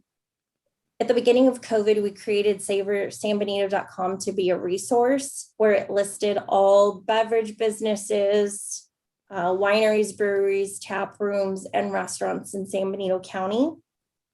So we had the private donor that said, let's give everybody professional photos. Let's do it really detailed where we link in their menus. We put icons if they're doing outdoor dining, if they have to go or delivery. So the website turned out really great. So I'm going to go to the next slide and I'm going to press play and I hope that you can see the video. It's just a really quick overview of SavorSanBenito.com so you can have a better understanding of its functionality.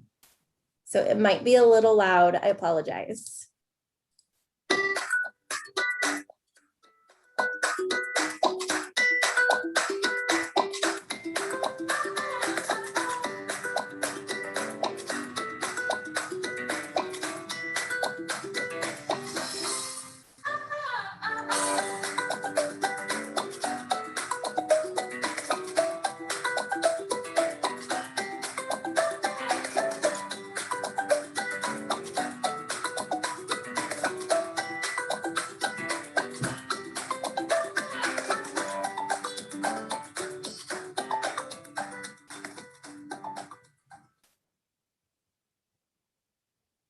Was everybody able to see the video? Yes. Awesome. So with SavorSanBenito.com supports 94 restaurants, 29 wineries, breweries, and tap rooms, and 25 farms, markets, and CSAs. CSAs are consumer supported agricultures. So more direct like farm to table delivery services or pickup. This was so important for us because one of the huge issues that restaurants were facing was that because of COVID, they had a limited staff and they couldn't be the media person, the cook, the accountant, the bookkeeper, the waiter, the front of house, and be cleanup crew. Like they were overwhelmed. And one of the biggest things that they asked for was marketing support. So we felt this is a way that we could help meet the needs of so many. One of the big issues that we noticed was a lot of Spanish speaking restaurants were not getting the support that they need because they didn't have the ability to convert their marketing material from Spanish to English to reach a different sector of our population that isn't only English speaking consumer. So with SavorSanBenito.com, we've been able to work with Spanish-speaking photographers and Spanish-speaking marketing companies that have been able to work with them and give them the support that they need. So we're really happy with the outcome of SavorSanBenito.com. We have analytics to show the weekly reach of how many people it's been working with, in addition to the website that has this really great resource. On Facebook and Instagram, we do daily posts, and every day we highlight a new restaurant or winery or farm. So over the course of the year, all of these restaurants, wineries, and farms collectively will have a feature one day out of the year. So that's something that we're really proud of, and we hope that it's helping. So we just want to acknowledge and say a huge thank you to our current contributors that help us pay for our overhead, our expenses, our staffing, all of our marketing outreach that we do. Everything that we do comes out of the funding that we get. And as you can see outlined here, the County of San Benito annually has given us $36,750 for the past 2 years. We have a 1 year at a time MOU. And then the City of Hollister has provided us with $50,000 for the past 2 years. We do have a 5-year MOU, which helps us a great deal so that we can forecast what we'll financially have available so that we can just keep rolling with programs and there's no stop in between it. We don't have to slow down. We don't have to cut staff.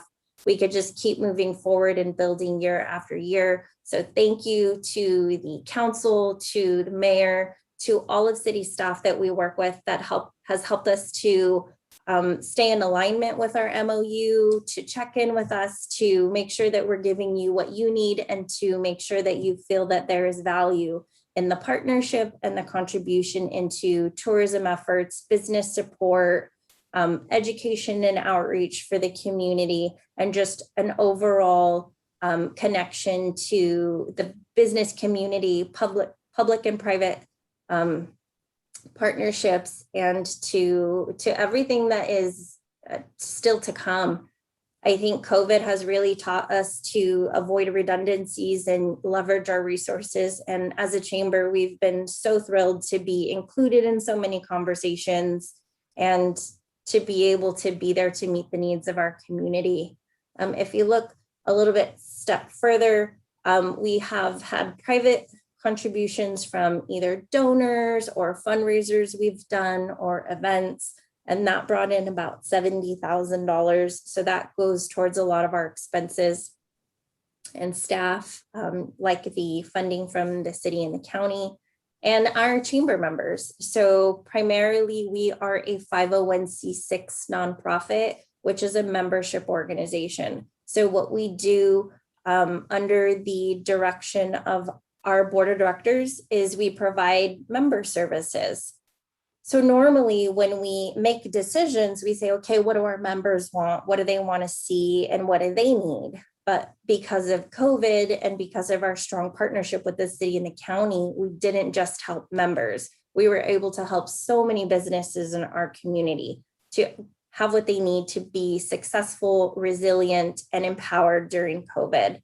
So a lot of parents are working and taking care of the home and are not currently commuting, or they're transitioning into a remote workforce. So there's just been a lot of change and transition. And for us as a chamber, we've adapted to meet the needs of the business community as it's happening in real time. There's been a lot going on. Looking back over the year, it's kind of wild to see what we've all been through. And it's really great to see us all still standing in unity. So I'm proud of us. So on this next slide, you can see some of our expenses. We kept it pretty general. I don't want to put too many numbers and make it too busy or too specific. But our expenses is that we have our chamber office. We have our visitor center that is also a pop-up. We have 3 women-owned local San Benito County businesses that are currently popping up in the chamber.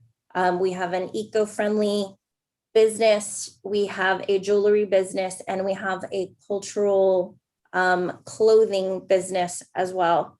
And we also have a nonprofit, Growing Hearts, that has their succulents in here. Our expenses also cover 1 full-time CEO, which is myself, and 2 part-time people. We have our director of tourism and hospitality. We have an operations manager, and we also have a newly hired executive director for the Chamber Foundation. So I'll talk about the Chamber Foundation in a little bit. But all of our programs and resources, our marketing, our outreach, everything that we pay for, whether it's a trademark, a website, an email, you name it, all of it is covered by the collective contributions of the city, the county, donations, event income, and chamber members. We've done a lot of marketing material that has data to track its reach. We're part of the Central Coast Tourism Council. We have had a ton of promotion for Pinnacles National Park to really bring in tourists to San Benito County. We have a digital guide that we do every year, which has a ton of local stories and pictures. It has a directory, it has information. If anybody needed to know who their city council representative is or how many miles it is to San Jose or a local airport, you can find it in this guide. So the Yosemite Park National Park Journal, we have a 4-page spread, and it gives us monthly analytics of how many people it has reached and how many people would like to learn more about San Benito County. So that's data that we have, and we are reaching out to these people that are interested in San Benito County. And we would love to share this information that anybody that would like to help us to welcome them to our community and invite them to just shop and spend and stay here with us locally. We are a partner with Visit California. Discover San Benito County is our trademarked branding for all of our tourism efforts. This Location 2021 magazine is part of our partnership with the California Film Commission, where we were advised if anybody wants to come film in San Benito County. And then also we work with them when they're scouting for locations, when they're looking to film for either movies, pictures, documentaries. So that is a really great partnership that we have. It keeps us on the map. We have one of our local photographers that has a full page photo spread in there. So that's really exciting. If we go to the Chamber's competitive advantage, one of our advantages is our leadership team. The San Benito County Chamber of Commerce and Visitors Center has set and achieved challenging goals, taken fast and decisive action when needed, and has inspired others to perform at the highest level that they can. So I'm really proud to work with local business owners, local nonprofit directors, city council, board of supervisors, local directors, and just work together to do really great things for our community. The relationships that we've built over the past 100 years have been so vital to maintaining and developing any program or event, because they're attended by local dignitaries and state representatives. And they really believe in San Benito County. They love us, they support us. And it's so important that we maintain those really strong relationships so they can advocate for us at a higher level. Working with the public sector and the private sector is a really strong benefit to how the chamber functions. We get funding from city and county, but then we also get a lot of private donations for programs. It's a great benefit for businesses, for them to expand their marketing reach, for us to share what they're passionate about and what they value. So it's really important to us that we honor and respect all the relationships that we have at all levels. So we're really proud to partner with the City of Hollister and every organization that's represented under that, the Downtown Association and Hollister Recreation and all of our local nonprofits. So that's really important to us. Collaborations, again, are so important. Here you see some photos of the ribbon cutting ceremony for the reopening of downtown. That was so special. I can't believe we all did that so fast. We couldn't have done it without the city and HTA and so many groups. It's just been such a wild year. The VFW and the auxiliary and Veterans Memorial Building and city staff and Calvary Cemetery are a huge help every year when we do Wreaths Across America. The past few years, we have met a goal of placing a wreath on every headstone for every San Benito County veteran that is passed and is buried in Calvary Cemetery. And we met that goal every year because of the support of our community. So we're really thankful for everybody that just continually steps up with us. It means so much. So for us, the challenge that we see and the challenge that we're in is that we know that the COVID-19 pandemic is still very real and its impacts will live on for a very long time. As we begin the slow process to recovery, it's forever present in our minds that many will continue to face economic challenges. So now more than ever, we feel the sense of duty to continue providing much needed relief for our community as we rebuild our lives back, knowing that things will not be as they were before COVID-19.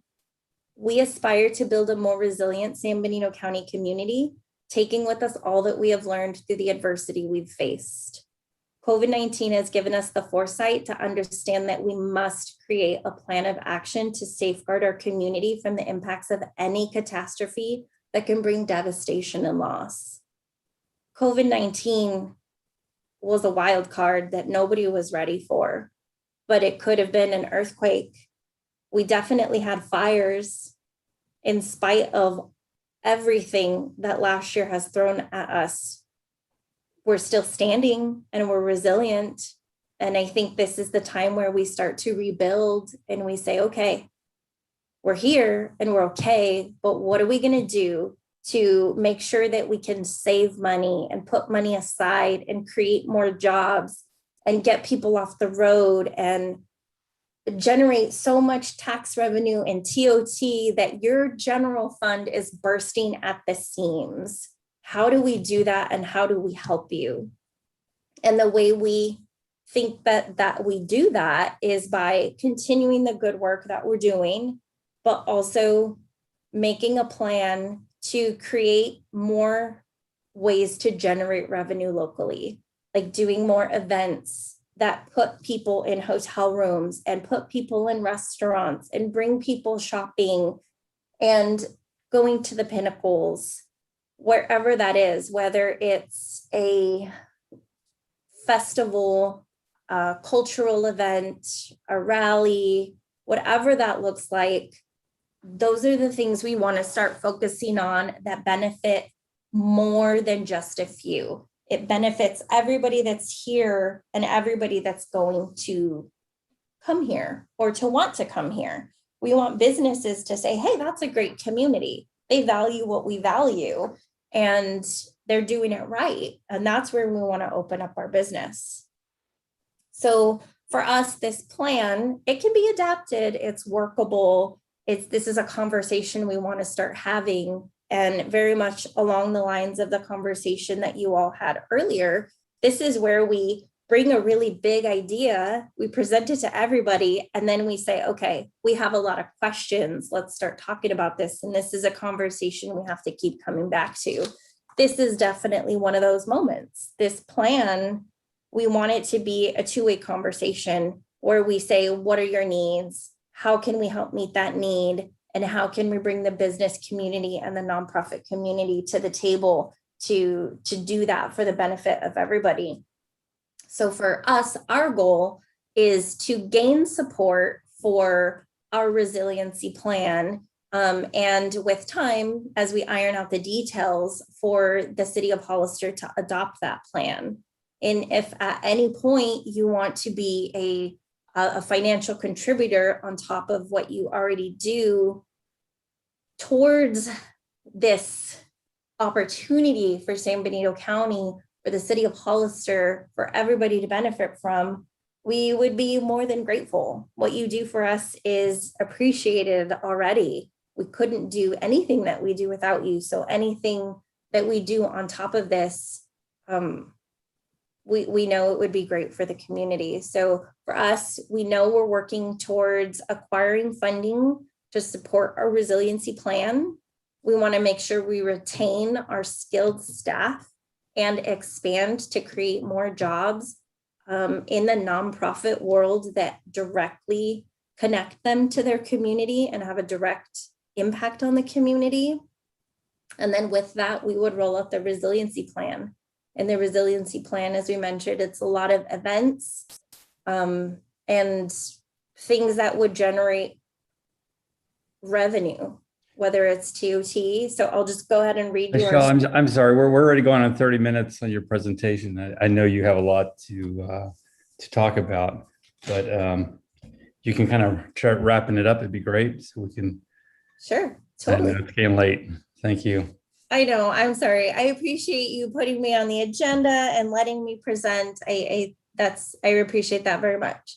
So we'll just present our strategy overview. We're going to be working on creating events and programs and outreach that drives tourists and businesses and individuals to want to be part of our community. We can track TOT, sales tax revenue, charitable contributions, new members that we gain, and there's a lot of metrics that we can track to show you that it's working. So, more ribbon cuttings, more visitors to our tourist destinations, ag being successful, businesses that are coming to San Benito County, having successful and safe rallies. That's something that a lot of people want to see. So we want to make sure that we can get to a place where we can have all of those things, because we know that's what's important to the community. So we just wanted to say thank you so much. From me and Jen and Teray, our entire board of directors, they're so grateful for your faith and support in us financially and also as partners. So we really thank you. I think that's the end of my presentation, unless you had any questions. Thank you very much. Is there any questions from council? Mayor Velasquez, Tim Burns. Go ahead, Mr. Burns. Thank you, Mayor. I'll be brief. 2 questions only. I appreciate the thoroughness of the presentation, and I'm wondering, I saw your funding stream and I saw a wide range of areas, but I did not see any contributions directly in your budget for the city of San Juan Bautista, but yet I believe they have to benefit from your actions as well. Can you speak at all about, did I miss it, or does it not exist? The city of San Juan Bautista does not contribute any funding to the San Benito County Chamber of Commerce and Visitor Centers programs currently. So no, you did not miss it. There is not any funding that's contributed at this time. Do you anticipate approaching them about some sort of financial support? I would definitely like to, yes. I think because the reach of the San Benito County Chamber of Commerce and Visitors Center very much impacts and supports San Juan businesses as well. And the city of San Juan is a partner. I don't see why it would seem crazy for us to ask them for some financial contribution to our efforts. I think it's a great idea. I would definitely take that to our board of directors, and then they would return with guidance for me to present to the city council of San Juan Bautista as well. Thank you. The only other question I have is, you talked about services that you offer, and at some point in the future, we're going to be hosting a motorcycle rally. And one of my concerns is, I know from other life experiences that when you host an event of that magnitude, there's definitely an infusion of money into the community, but I've never really heard, and I might just be ignorant, what that infusion of cash is from the people that attend the rally. And so I was wondering if, I believe there's clearly a formula, and I'm wondering, and maybe this is a bigger conversation for another time, if there's a way that the chamber could provide us with data specific and factually accurate that would show the economic benefit to the city hosting the motorcycle rally in the future. We would definitely love to partner with you on collecting financial data, traffic counts of how many people are coming here. We've worked with the hotels locally because they're chamber members, and they've talked about their capacity when there are rallies, when there are not rallies. So we can definitely, even right now, see the TOT based on the capacity of all the hotels in San Benito County, and just measure year after year what that looks like during a rally week. there are definitely ways to track data. We would love to work with you on that. Thank you for your responses. Mayor, that concludes my questions. Thank you. Thank you, sir. Any other questions from council? Do we have any speakers?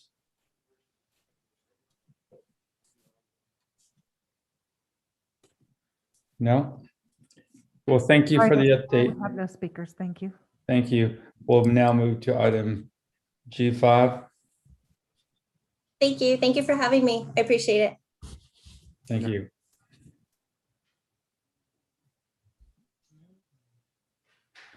City Clerk, would this be your item? I am so sorry.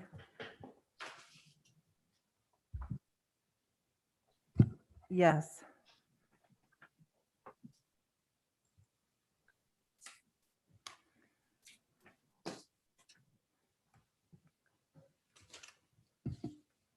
So I am asking if the mayor will appoint and council will, if the mayor will appoint, we have one application for district. He lives in District 3, but I need the only vacancy on the airport commission is the mayoral appointment. So if we could appoint him, then we would have a full roster for airport commission. I'm fine with the appointment. That's all right with the council. Yes. Yes. Yes. Consensus. Do we have any speaker cards on this? I have no speakers, Mr. Mayor. Okay, so there's a consensus on that one. And then for G6, wait, is it G6? Yes. We have 3 seats still available. We have the mayor, the District 2 and District 4. And of those, I've received applications from Paul Ortega, District 1, Rosalinda Sanchez, District 1, and I apologize because we do have her listed as District 2 on our staff report, and it was a mess up on our part. Christina Ross and Matthew Rojas. So I have 2 from D1, 1 from D2, and 1 from D3. But go ahead. If there's not an application in your district, you can choose another. Christine, or Mr. Mayor, can I ask a question? Go ahead, sir. Thank you. Last I checked, Rosalinda lived in District 2. Are you sure she lives in District 1? I have her as District 2 listed, but when I plug her into our district map, she falls under District 1. Unless she moved, my understanding was, Christine, she lived right next door to Calaveras Elementary. I don't want to give away, I don't know her address, but. She put District 2 on the application, but when I plugged it into our district map on our newer development, so I'm just wondering, but my understanding is she lived in District 2 because I've met with her several times as a constituent. We can say District 2. I'm just letting you know when I go into our website and I plug it in to the district map, it shows District 1. I'm just wondering if she moved, and so I'm kind of in a bind here because I would really like for her to be my representative if she is in fact in District 2.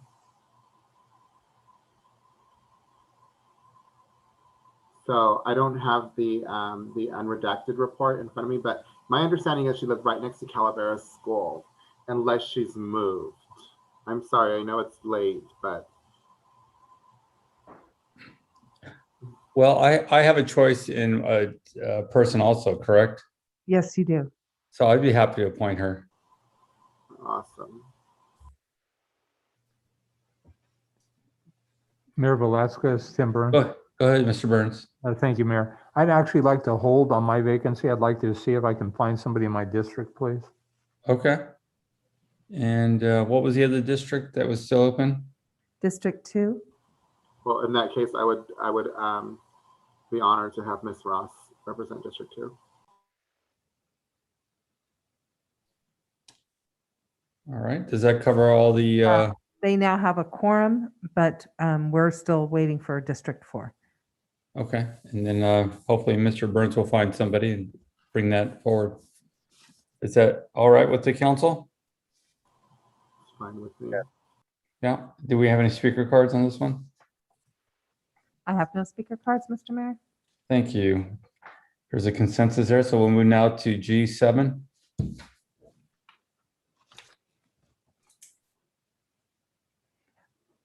This is an ABC license, but I am going to defer to interim police chief Reynoso.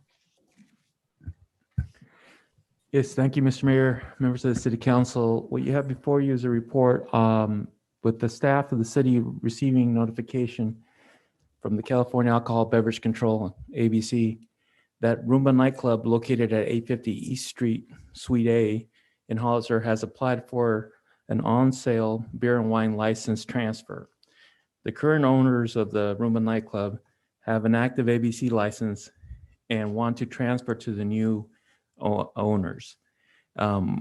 This is an opportunity for the city to add additional conditions that are for the new owners, and that's why it's before you.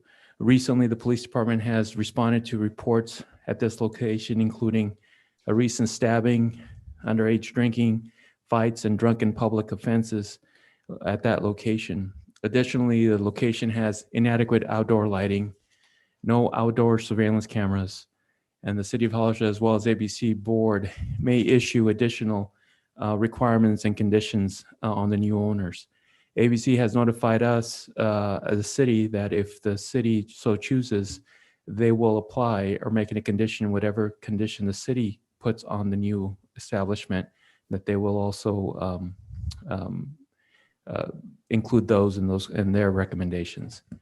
The police department recommends that for the public safety, there be conditions for this location tied to the ABC license, and those conditions, in addition to the ones that were already at that location, is to have adequate outdoor lighting to illuminate the front door and outdoor parking areas during hours of darkness. Surveillance cameras that sufficiently record the front sidewalk, doors, entries, parking lot areas. Cameras should be operational at all times, recording at all times, and recording footage should be made available to police when there is a criminal investigation. I may add, they do have a very good surveillance system inside the establishment. It's just there's a need for there to be more on the outside. And also designated security personnel that checks for identification for patrons entering the establishment. Staff requests that the council provide direction regarding how to proceed with the ABC license transfer requests for the new owners of the Roomba nightclub, and we recommend that these conditions be part of those recommendations. Thank you. Any questions? Thank you. Any questions from council? Mayor Vasquez, Tim Burns. Go ahead, Mr. Burns. Thank you, Mayor. So Chief, do we have a need or is there an opportunity to further restrict their hours of operation as well? I think their hours of operation are the same as the other bars in the downtown area. I think that if they take these measures, it's going to help considerably. A lot of the incidents have been happening outside the establishment. And I think that with the lighting and the surveillance cameras is going to help tremendously with a reduction of that type of activity, and also allow us to as an investigative tool to find out what happened there. Thank you, Chief. My next question may be more appropriate for Mr. Prado, but I'll put it out there and see. Is the current applicant or the owner of the establishment, are they currently in compliance with their site plan agreement and or their conditional use permit?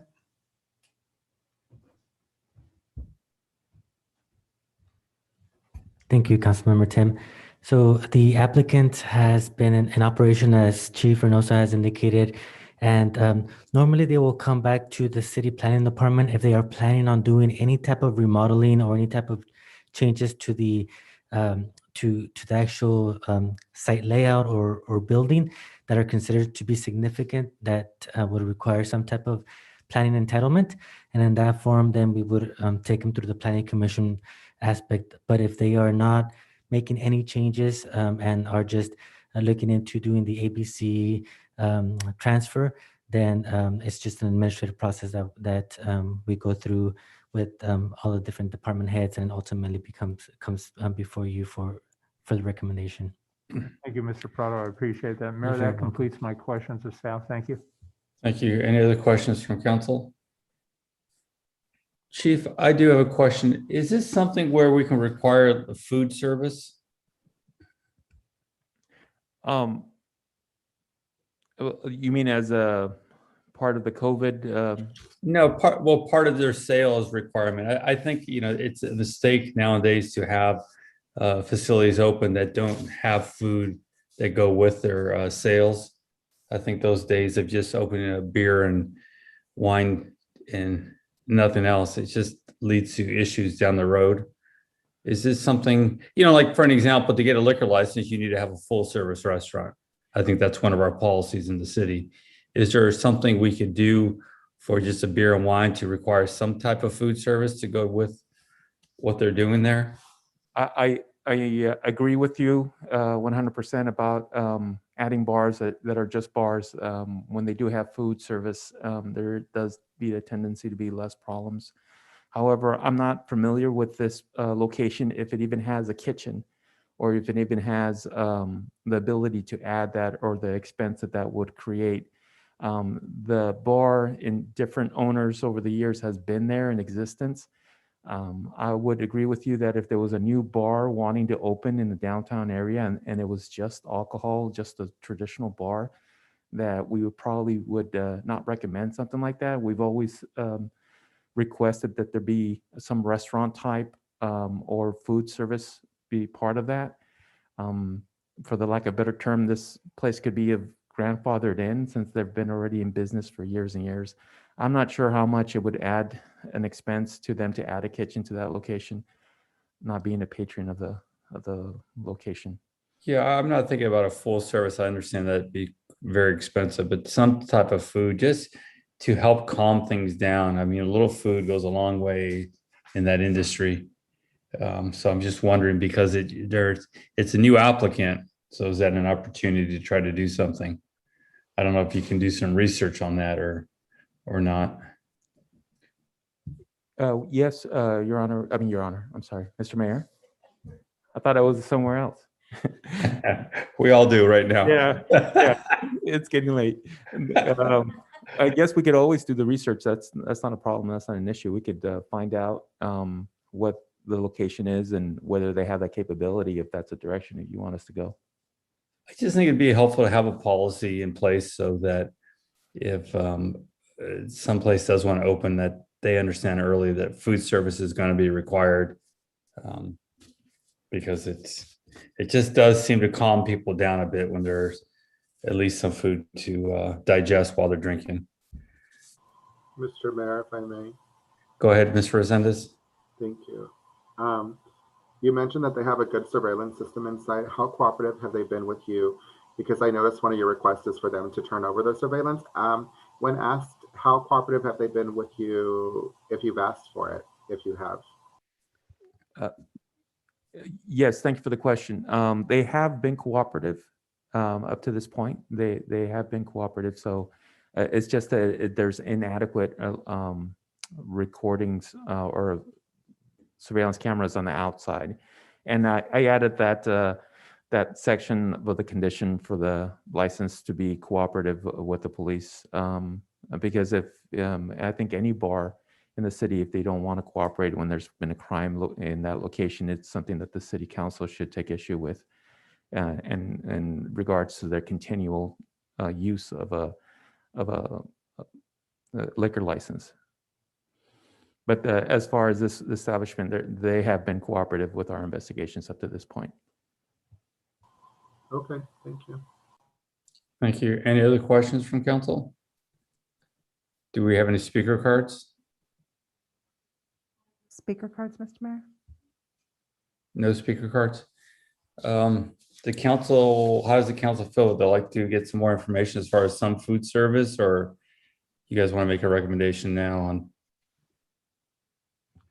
Mayor Velasquez, Tim Burns. Go ahead, Mr. Burns. Thank you, Mayor. Chief, I've read the staff report but I don't know if I'm confusing this with Dollar General. But is this time sensitive as in, do we need to have a decision tonight or could we push this down the road for a couple weeks to give you time to do the research that has been suggested may be helpful? I don't know of any time constraint, and if there was a time constraint, I think we would still be within that time because it recently came forward. So pushing it to the next meeting or the one after that, I think that could be doable. And that way we can find out what kind of food that if they do already provide food there, and if they can't, or if they don't, what's the possibility of doing that? And then being able to speak with the new owner, see if this is something that they want to do. We might be drastically changing their conditions as far as a business model, or this might be something that they're already looking into doing. So yeah, we can meet with them and try to get more information for you. Thank you, Chief. I'd also ask that you may have already done this as well, but I'd ask that you would do a crime prevention through environmental design assessment of the property while you have staff on board to see, what else might be helpful in reducing calls for service and, potential problems. Excellent point. Yes, sir. Thank you, Chief. Mayor, I would recommend that we move this to the next council meeting for a decision, if that's the will of the council. All right, is the council all right with that? Okay, we'll do that, Chief. Give you some time to look into this. Yes, thank you. Thank you. Now we'll move to G8. So for clarity, that's going to be tabled to May 17th to give him time? The next meeting, May, May 3rd. yes. Chief, is that going to give you enough time? Because that's like pretty much 2.5 days. Oh, forgot about the information gathering. Would 17th be better? It would be better, but I think that I don't think it'll take that long to meet with them. So we can try for the 3rd if that's what you want. I would agree with the city manager if he can go to the 17th to do some really good research, what's going on out there in the industry, and see if I've been in the industry myself. I know there's studies on this and the difference it makes by having food part of their requirement of their sales. Really takes it down a notch as far as criminal activity. But you can go do some research and find out and let us know. Will do. Thank you. So that would be the 17th, city manager. Yes, thank you very much. Thank you for reminding us. We can move now to G8. G9? No, G8, you're right. On March 1st, 2021, the City Council considered Dollar General's request for approval for a Type 20 off-site alcohol sale license.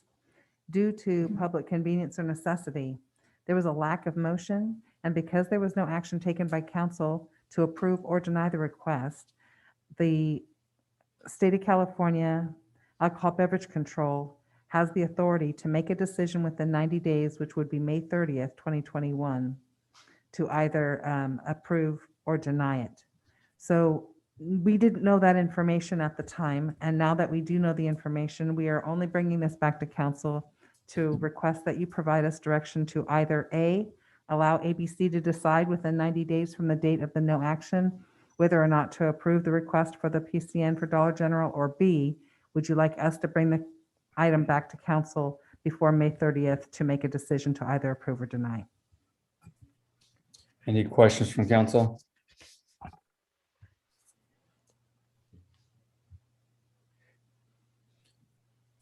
I would personally say at this point, let the ABC decide. They have their information. Agreed. From their other places. Agreed. Does that sound right? All right. Do we have any speaker cards? I have no speaker cards, Mr. Mayor. Sound like the consensus was for the ABC to make that decision? Yes. Okay. Thank you. We'll move now to G9. Okay. One moment. Thank you, Mayor. The I'm going to actually say good morning now. So Councilmember Burns requested at the last meeting to bring forward a report or kind of give a status of the 2021 rally. I have met with the promoter. They would like to move forward, but their concern is the effect of the COVID-19, kind of where we stand. We've had our meetings with EOC. The biggest concern is, as long as everybody's getting their COVID vaccinations, that we should be, as a community, okay. But the concern would be that if we could be a super spreader event. So I've been kind of in emails back and forth with the governor's office. What we're trying to do is we talked to a contact of his office to see if the governor's office would actually support or not support the rally. And that's what we're currently in, like say, email exchanges to try to set up a date to meet. I'm open for questions or just to get direction on how to go forward. Well, actually, I do have a question, and I think this will be directed to interim chief of police, Mr. Reynoso, Chief Reynoso. Okay, so this is for the rally for this 4th of July? Correct. Correct. Okay, as of right now, seeing how it is after midnight, we have exactly 70 days until the 4th of July weekend. Is it even feasible to put forth a rally in 70 days, Chief? I would say it's never been done. We've always had several months of preparation beforehand, knowing that it was happening. One of the major assistance that comes with us to help us during the rallies is the CDCR, California Department of Corrections, their officer division. Sometimes it takes up to 4 months to get the contract in place, going through the bureaucracy of Sacramento. And I'm not sure if that would take longer with COVID, the times that we're living in right now. But usually we like to, in a perfect, when we do have the rally, we knew we were going to have it. We're making preparations September, December, and the contracts are going out in January. And some of them come back quickly, some of them take months. And in this case, even with the Department of Corrections, what about other police agencies coming in? Because we know we don't do it alone. Is in 70 days, can you round up enough security? I don't want to say security, enough law enforcement to cover the fact that thousands of people would be coming in? Well, last year before COVID, I was already getting responses from police departments that have helped us in the past, advising us that due to their staffing shortages, that they weren't going to be able to assist us in this year. And I don't think in this last minute it would be very successful.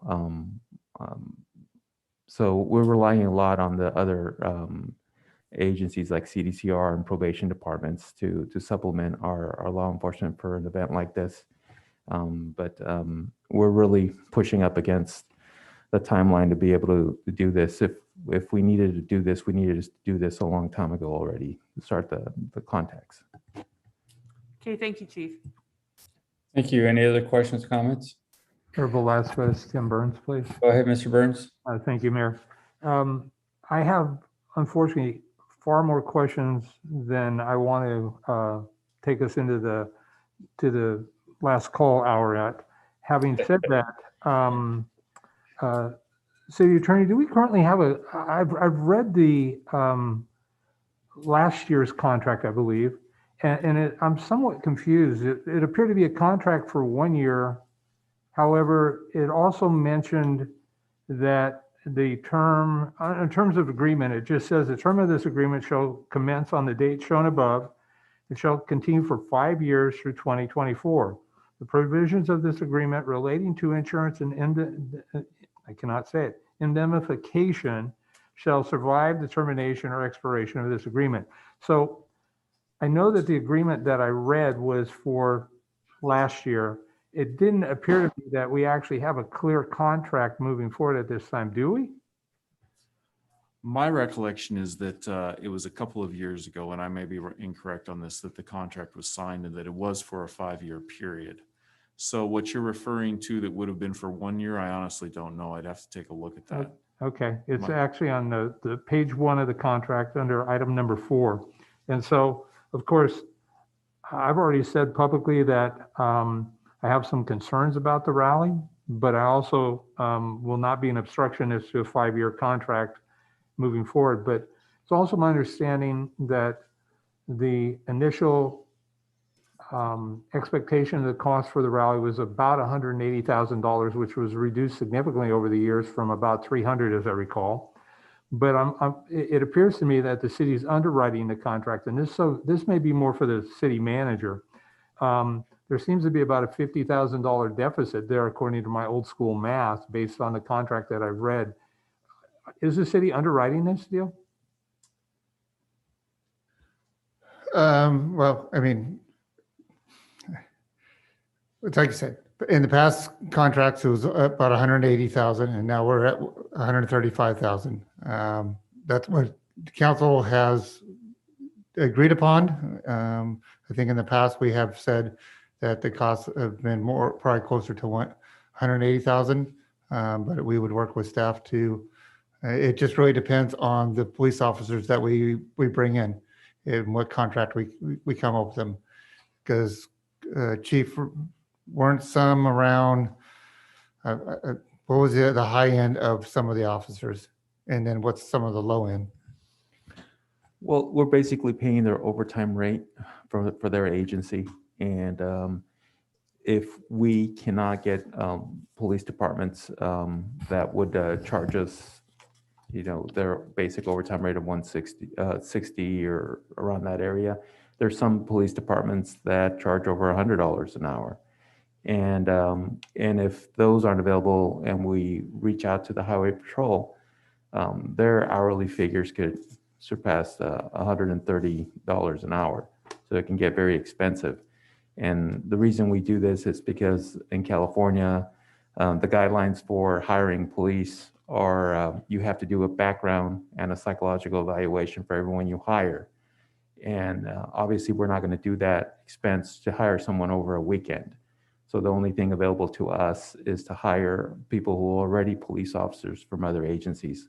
So we're kind of like at their whatever their overtime rate is we just have to reimburse them of that amount. Thank you, Chief. Correct. So that determines how much we are subsidizing or not subsidizing.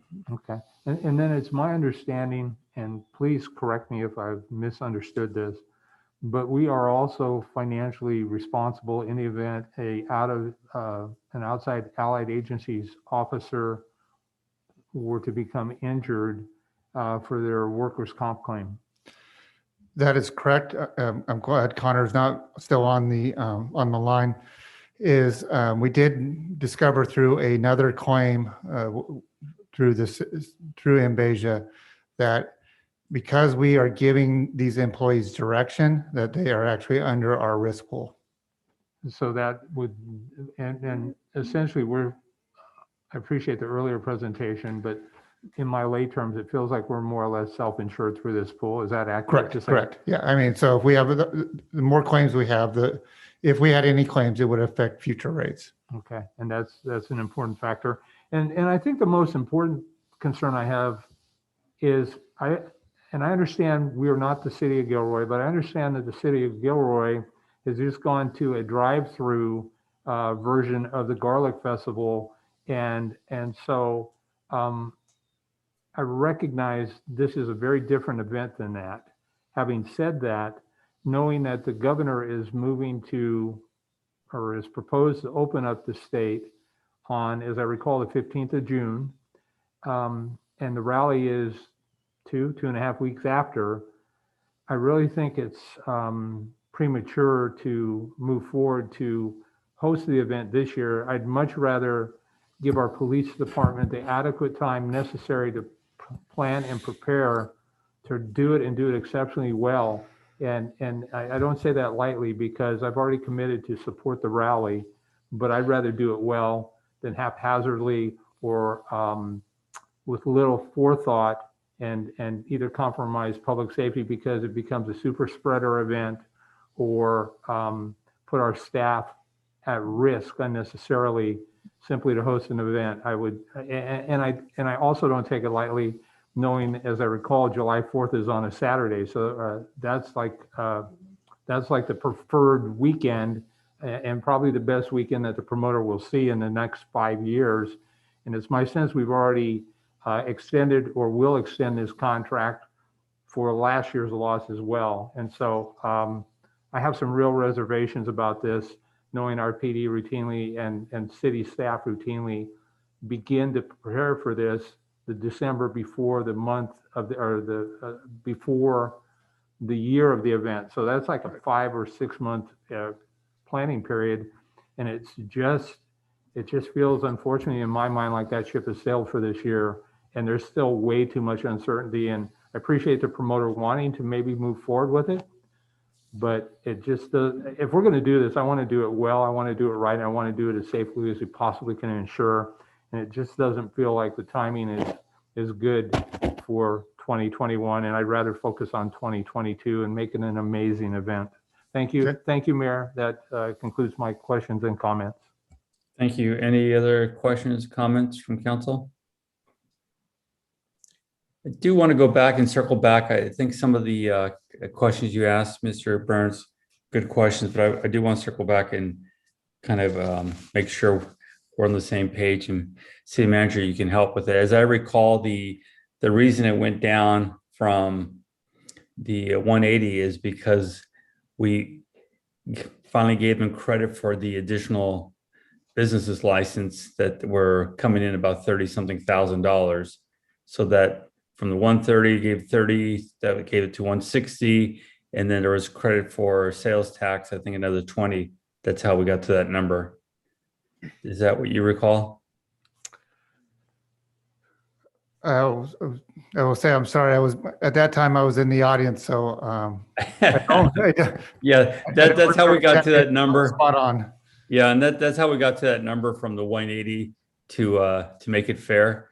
And then as far as the workman's comp issue, in the past, what had happened is people thought, or the conversation was that if somebody got hurt, we'd have no coverage because workman's comp wouldn't cover it. And what we found is that actually, because technically they're employed by us, that workman's comp does cover it. So obviously, if an injury happens, it is workman's comp covered. Whereas before, the conversation, the misinformation was about we had no coverage whatsoever. So that covered that part of the conversation. You know, this rally is we're all at that point. We understand. State's going to be opening up June 15th. Is it going to become a super spreader event or not? I think at this point, by June 15th, either everybody is concerned about COVID, it's going to either have the vaccine by then done, or they're never going to get the vaccine. And that's just where we're going to be as a state, especially here in our county. Unfortunately, we were the leaders in keeping the numbers down, and all of a sudden we became one of the worst counties around. But as the vaccine is going out, by June 15th, either you're covered or you're not covered. And I think there's a point where things have to turn as far as this COVID goes, and we can't just wait around any longer. Trying to pull it off, I understand that part as far as the chief is saying, but if we can pull it off, what a kickstart this would give our community and around all around us. But of course, I think at the end of the day, it comes down to the governor's office saying yes or no if this can happen. But I would personally rather see us make the effort to really get this economy going back to that level where people are coming all around to spend their money here again. And I think that's one of those great opportunities that we have an opportunity to do. But I understand your concern. I understand everybody's concern. And again, if I didn't feel as confident with the the vaccines, I think, again, at that point, after June 15th, either we're moving past COVID or we're just going to be stuck forever. So that's my 2 cents. Councilmember Perez. I just got a quick question. I guess it would be towards the city manager. So, so last year it was the price or the last year of the rally was reduced from 180 to 135 for they could we're giving them some credit on some extra stands. So No, what he said is for the credit for the business license and the sales tax. sales tax, isn't that what we make our money on? Isn't that our bread and butter? Anyways, that's one thing.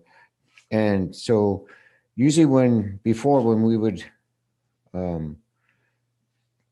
put the bids out there for the 180, how much would we make on that during that year of that rally? The last year we ran before the 135. I'll have to pull up the financials. I mean, you don't have a roundabout number? I mean, I don't need. I mean, I think we roughly broke even at the 180. Broke even? Correct. But that's what, like I say, with that was not including the sales tax that we brought in and the business licenses. So we actually do make money on these biker rallies? I mean, I'm not against it, or I'm just asking, because from my understanding, it's like we've never made any money or broken even. So I'm trying to get some clarification from you. Right. Maybe you can give me some more information and show me some numbers. The issue this week is sometime. The issue is that with the sales tax numbers, because it's only 3 days, they don't really show up on any of our reports because it's fairly small, spread out over different groups. So that was always the issue of trying to track what our sales tax dollars are.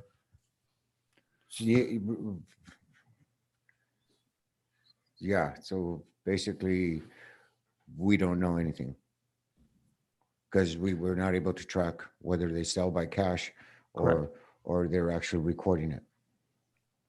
So we're not able to track that, but we don't know where we stand as far as making a profit or not. Well, we have the money that came in from the promoter, and then we also have the business licenses that we issued. So we have that much, and then our actual expenditures. But out of that 180, so to say, so to speak, so how much is it costing for the law enforcement? Well, there's law enforcement. It's all the different departments. So the exact amount for the law enforcement, I don't know. I don't have. Is it more than 180,000? I'd have to get the numbers back up. And it's been a couple of years. And then when we had the promoter doing the 180,000, that's the one that actually we had to take to court to get money paid back to us.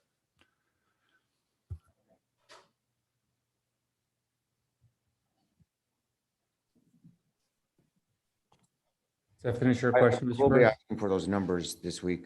If I can get those numbers as soon as possible. Yeah, I'll get that for all the council members. I think go ahead, Mr. Burns. So Mayor Velasquez and city manager and probably city attorney as well. How and where do we move from here? Because clearly this isn't intended to be a conversation solely about whether or not the rally moves forward for 2021. But my sense is if it's going to move forward, there's going to be a contract that will have to be drawn up. Is that correct?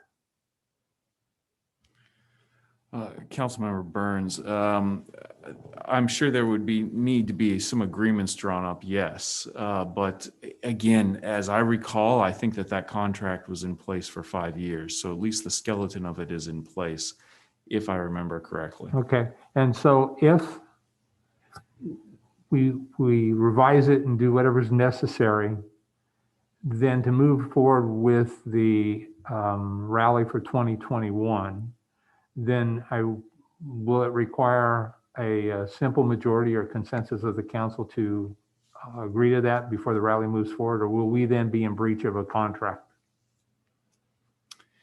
If we opt not to go forward with it? Yes. Again, as I recall, Councilmember Burns, the agreement required that the city issue a public assembly permit under the Hollister Municipal Code, which is contingent upon health, safety, and welfare. So if we are not able to issue that permit due to health, safety, or welfare issues, then anyone can sue you at any point, but I do not believe that we'd be in breach of the contract if that's the case, and if we are not able to secure sufficient police or other resources that impact the health, safety, and welfare. Okay, perfect. That's exactly what I needed to know. Thank you. Mayor, that concludes my questions and comments. Thank you, sir. No problem.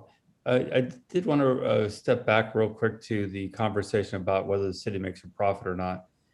This has been a discussion over the years. At the time when the original group that put this together was running this, they actually were making a very good profit and then distributing the money back into the community. The city is not in the business of trying to make a profit. Of course, we don't want to take a loss, but what this event does, it gives an economic boost to all the businesses, local businesses, hotels, restaurants, bars, grocery stores, and so on. So, I think the question I think you brought up earlier, Mr. Burns, about the economic study, and that is really something that we should have a professional firm that does that to give us a good idea of what those numbers really look like for us, because I think it is important for us to know that number. And I think most of us would be pretty shocked at that kind of a boost that it does bring to the economy. It's that shot in the arm that our local businesses need to really push them forward through the year and get them excited about the following year. Of course, I understand there's concerns with this timing of this year, but that's up to the council. And I just, again, I want to make my point of, I think at this point, if we were to do it, it would give us that shot in the arm, and pun intended, by the way, to get this thing going, our economy going, or another pun, to kickstart our economy. So that's just my feelings on it. Any other questions or comments from council? Mayor Velasquez, Tim Burns. Go ahead, Mr. Burns. I like and I support your idea very much. And not that I want to ask the city staff to do yet another thing, but I'm going to. And so I don't know who to approach or how to approach, but I would just love to know the numbers over the next 5 years, and maybe we make that part of the contract, or not the contract, but maybe we put that as a requisite of staff to either put out an RFP or reach out to a group of people that know how to do this, and then council can decide whether or not to approve whatever the cost is. Because my real concern is that it's safe and it's budget neutral. And if we can get to those two, I'm all in. And so thank you again. Yeah, you're making another good point. I just saw recently, I think it was Monterey, did a economic study on one of the events they have. I know they just did it recently, so I'm sure we can contact them, find out who did that study for them, because it is very important to understand those numbers. So I do appreciate that comment. Mr. Mayor, if I can. Go ahead, Mr. Resendez. I might be going off topic just a little bit, but I think that if we do that economic study, that we can probably use that for different industry or different areas. Sometimes I have questions when people come up here and present, and I want actual data or facts. So I think that would benefit us in other areas, not just with the biker rally. Thank you. Thank you. Do we have any speaker cards tonight? Yes, Mr. Mayor. Elias Salinas. Yes, I'm still awake. Okay, so the city has never made money. The city has always been in the hole when it comes to the payment of law enforcement or first responders. It is my understanding from having read the agreement that actually the promoter breached the contract last year, and they would have to start over again on a whole new contract. So what you're looking at for, even if you have a June 15th date, and Mayor Velasquez, the shot in the arm should be everybody getting vaccinated. I totally agree with you with that, but that's not happening. and we have variants. This event, it would be the same thing as what happened in Sturgis. It was a super spreader. You're not having people from Hollister show up. You're having people from out of the state that show up. They come from all over, and those people that come from all over don't believe the way a few of us do here, that COVID is real, COVID is not over, and it's going to be with us for quite some time, especially with the variants. It is not logical to try to set up something up for this year. I have told other people with other things, it's nothing, don't look at anything until 2022, because 2021 is a recovery and we're going to see where we are. I don't want to see the city of Hollister host a super spreader. I make comments on people getting together. They're not wearing their masks.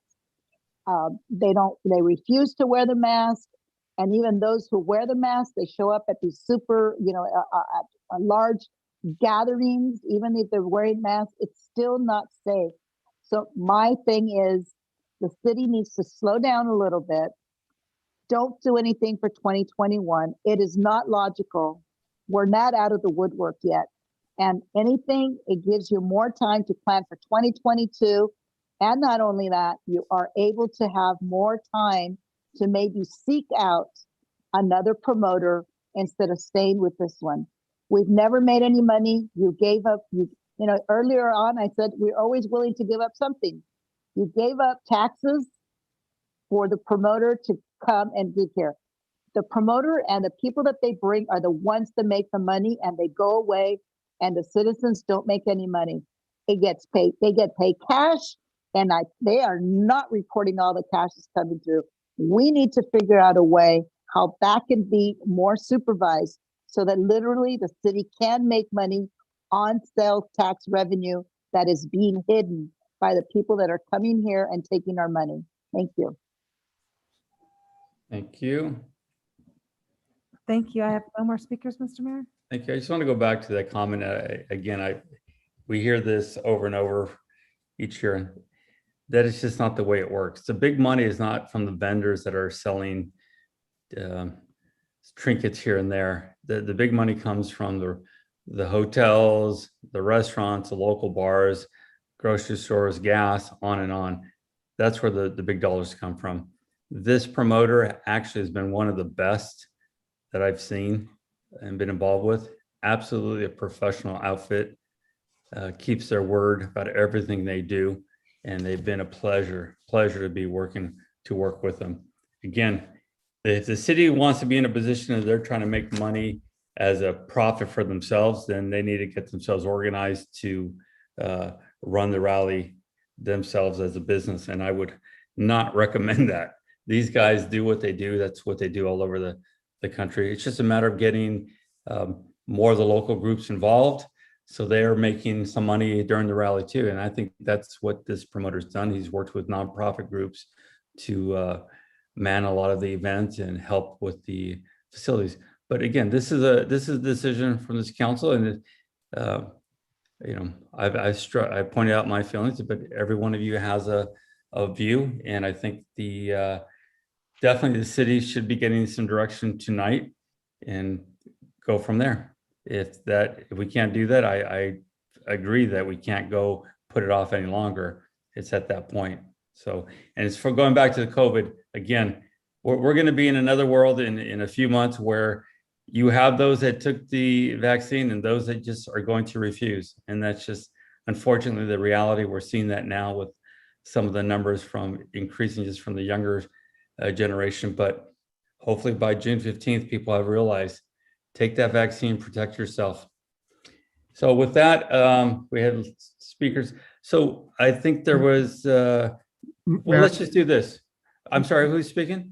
This is Brett. Go ahead, sir. The past city manager and myself, we've had long conversations on these sales tax. And one of the estimates we always came up with is if we brought in 60,000 people over the weekend and each person spent $100 with the Bradley Burns sales tax and transaction tax, that came out to $120,000. So that was a quick, easy math. And like I said, we don't see those things right away, but that was the estimate. So, you take that plus the promoters amount that they brought, that's where we kind of came up with. But that's you hope everybody spent $100. Well, hopefully we can get a firm to do a good study. And I remember my customers back in the day would tell me they got $500 to burn. What can they buy? And that's what they were doing all the whole weekend, buying goods and buying food and staying at the hotels. So, but that's for a different conversation. So maybe we can hear from each council member where they want to go with this. That would be helpful. And that would give the city manager direction.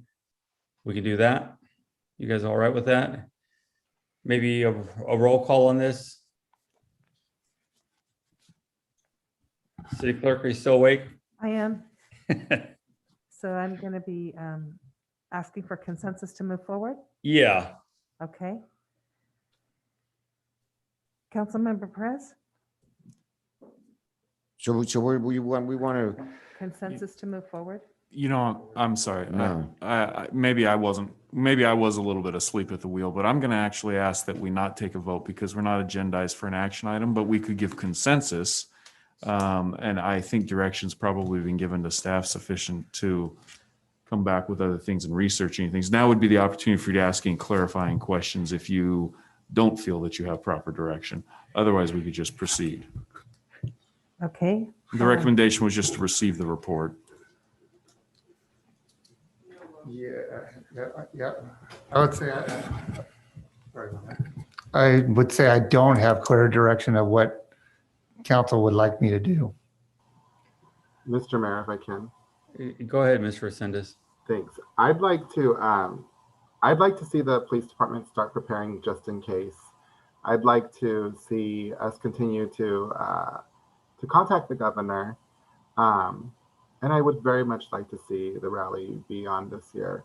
So I know it's a far reach. It seems like, or it sounds like, there's a lot of things up in the air, but again, I'm pretty optimistic that we're headed towards a safer community. Everybody's getting vaccinated. So I definitely want to pursue it. And if it doesn't happen for some reason or something changes, well, at least we tried and we were prepared, but there's no reason not to start getting prepared for it and to continue the discussion. So that's where I'm at. Thank you. and if I may, I think that's not enough time to set everything up. My real concern is getting the law enforcement, and at the same time I'm looking at the other side because what are we going to do if we don't go forward with the biker rally this year, which I think is the way we should go. There's too many red flag or yellow flags going up, but with that, it's like, what are we going to do if they show up anyways? Because I believe it was Johnny's on Facebook. I'm not sure where they're already advertising that we're going to have it. Was it? I don't know. Somebody advertised it. I don't know who it was. And so, what's our plan for that? Well, we've had that happen before. They've always said that they're going to come anyway. And if there is no structured, organized event by the city, they don't come in the numbers that everybody's talking about. There's plenty of things for them to do on that holiday weekend, rather than come here when there's nothing official, there's no rally. And we always cancel all vacations and time off during that time. And all our officers are working during that time, that weekend anyway. We just won't have additional officers from outside. So we've done this before. In other years, we've had actually DUI checkpoints during that weekend that's funded through OTS to help the city not expense the expenses with the overtime. We can do a lot of things. We're going to have our motorcycle units available during that time. So they're going to be out there trying to keep everyone calm, but we've always had that message that they're going to come anyway. And we do what we can. And it's been peaceful in past years when there hasn't been a rally. It does get busy and we're dealing with the fireworks throughout the whole city and things like that. But we've done it before. I just kind of agree. If was it Councilman Burns that was talking about, I'd rather be prepared for next year than rush this year. And you know what, it'd be great to kick off the summer with a good economy boost. But you know what, sometimes I don't know, who was it that said sometimes you got to operate on the caution, on the side of care, cautions. Okay, somebody wake me up. Yeah. I'm out of coffee. Yeah, and Councilmember Perez, I would say we always invite them, motorcyclists, to come to town. We are always glad that they come to spend their tourism money here in Hollister. One thing to add to, if we don't have an organized event and something did happen, correct me if I'm wrong, Chief, but Chief can call in mutual aid, and then we do not get charged when that happens. That's correct. If it's not an organized event and something gets out of hand to the point where we have to call mutual aid and assistance from other departments in our region, it is covered under the mutual aid agreement in the state of California. But it changes. If it is an organized event, then there will be a bill. Mayor Velazquez, Tim Burns. Go ahead, sir. Thank you, Mayor. I am really torn. And I'm also concerned about if I were a vendor and if we're going to push forward and at the very last minute we cancel, I feel like we're doing the vendors and the promoter a huge disservice as well. And I'm just so concerned about a super event that doesn't end well for health reasons. And I'm uncomfortable with it. And I'm not willing to want to put our community at risk, whether they received shots or not. And I would really much more prefer focusing on 2022 and just do it well. And so if I had my druthers, I would say, let's err on the side of caution for 2021. We're not going to know for sure, it doesn't sound like, until 2 or 2.5 weeks before the event. And I just, I'm really concerned that it's just not going to end well for us as a community. And I think we can do a much better job. And there's no reason we can't start preparing soon for 2022. And that would be my thoughts. Thank you, sir. Thank you. And I concur with Councilman Burns. I think take the time, go slow, and work on a spectacular rally for 2022. I think that's the best choice for us right now, because there's just no way we can put together something in 70 days. I just don't see it. And if we could, I see it being a total disaster. Okay, so city manager, it sounds like the majority would rather not see it move forward this year. So I believe that would be the consensus. Because I think, I think one thing we all agree on is a decision needed to be made, because it can't just sit out there like that. Time is ticking by every day. So the consensus from the majority is not to move forward this year, from what I've heard, correct? Right, I did hear that. Thank you. Okay, just wanna make sure. Thank you. All right. Anything else from, okay, we're gonna move HIJK. There's no business. Is there a motion to adjourn? So moved. So move. The motion, is there a second? Second. Motion is second. Roll call vote, please. Marty. Councilmember Perez, Oh. Mayor Velazquez. we Oh, want to, Go ahead. I'm sorry. Yeah, I'm sorry, Mayor. I didn't mean to interrupt you. We wanted to close tonight's meeting in memory of Marty Richmond, former City Council member, District 4. Correct. In memory of Mr. Richmond. So there's a motion and a second. A roll call vote. Councilmember Perez, Yes. Councilmember Spencer, Yes. Councilmember Burns, Yes. Vice Mayor Resendez, Aye. Mayor Velazquez. Yes. Motion carries 5-0. Good night, everyone.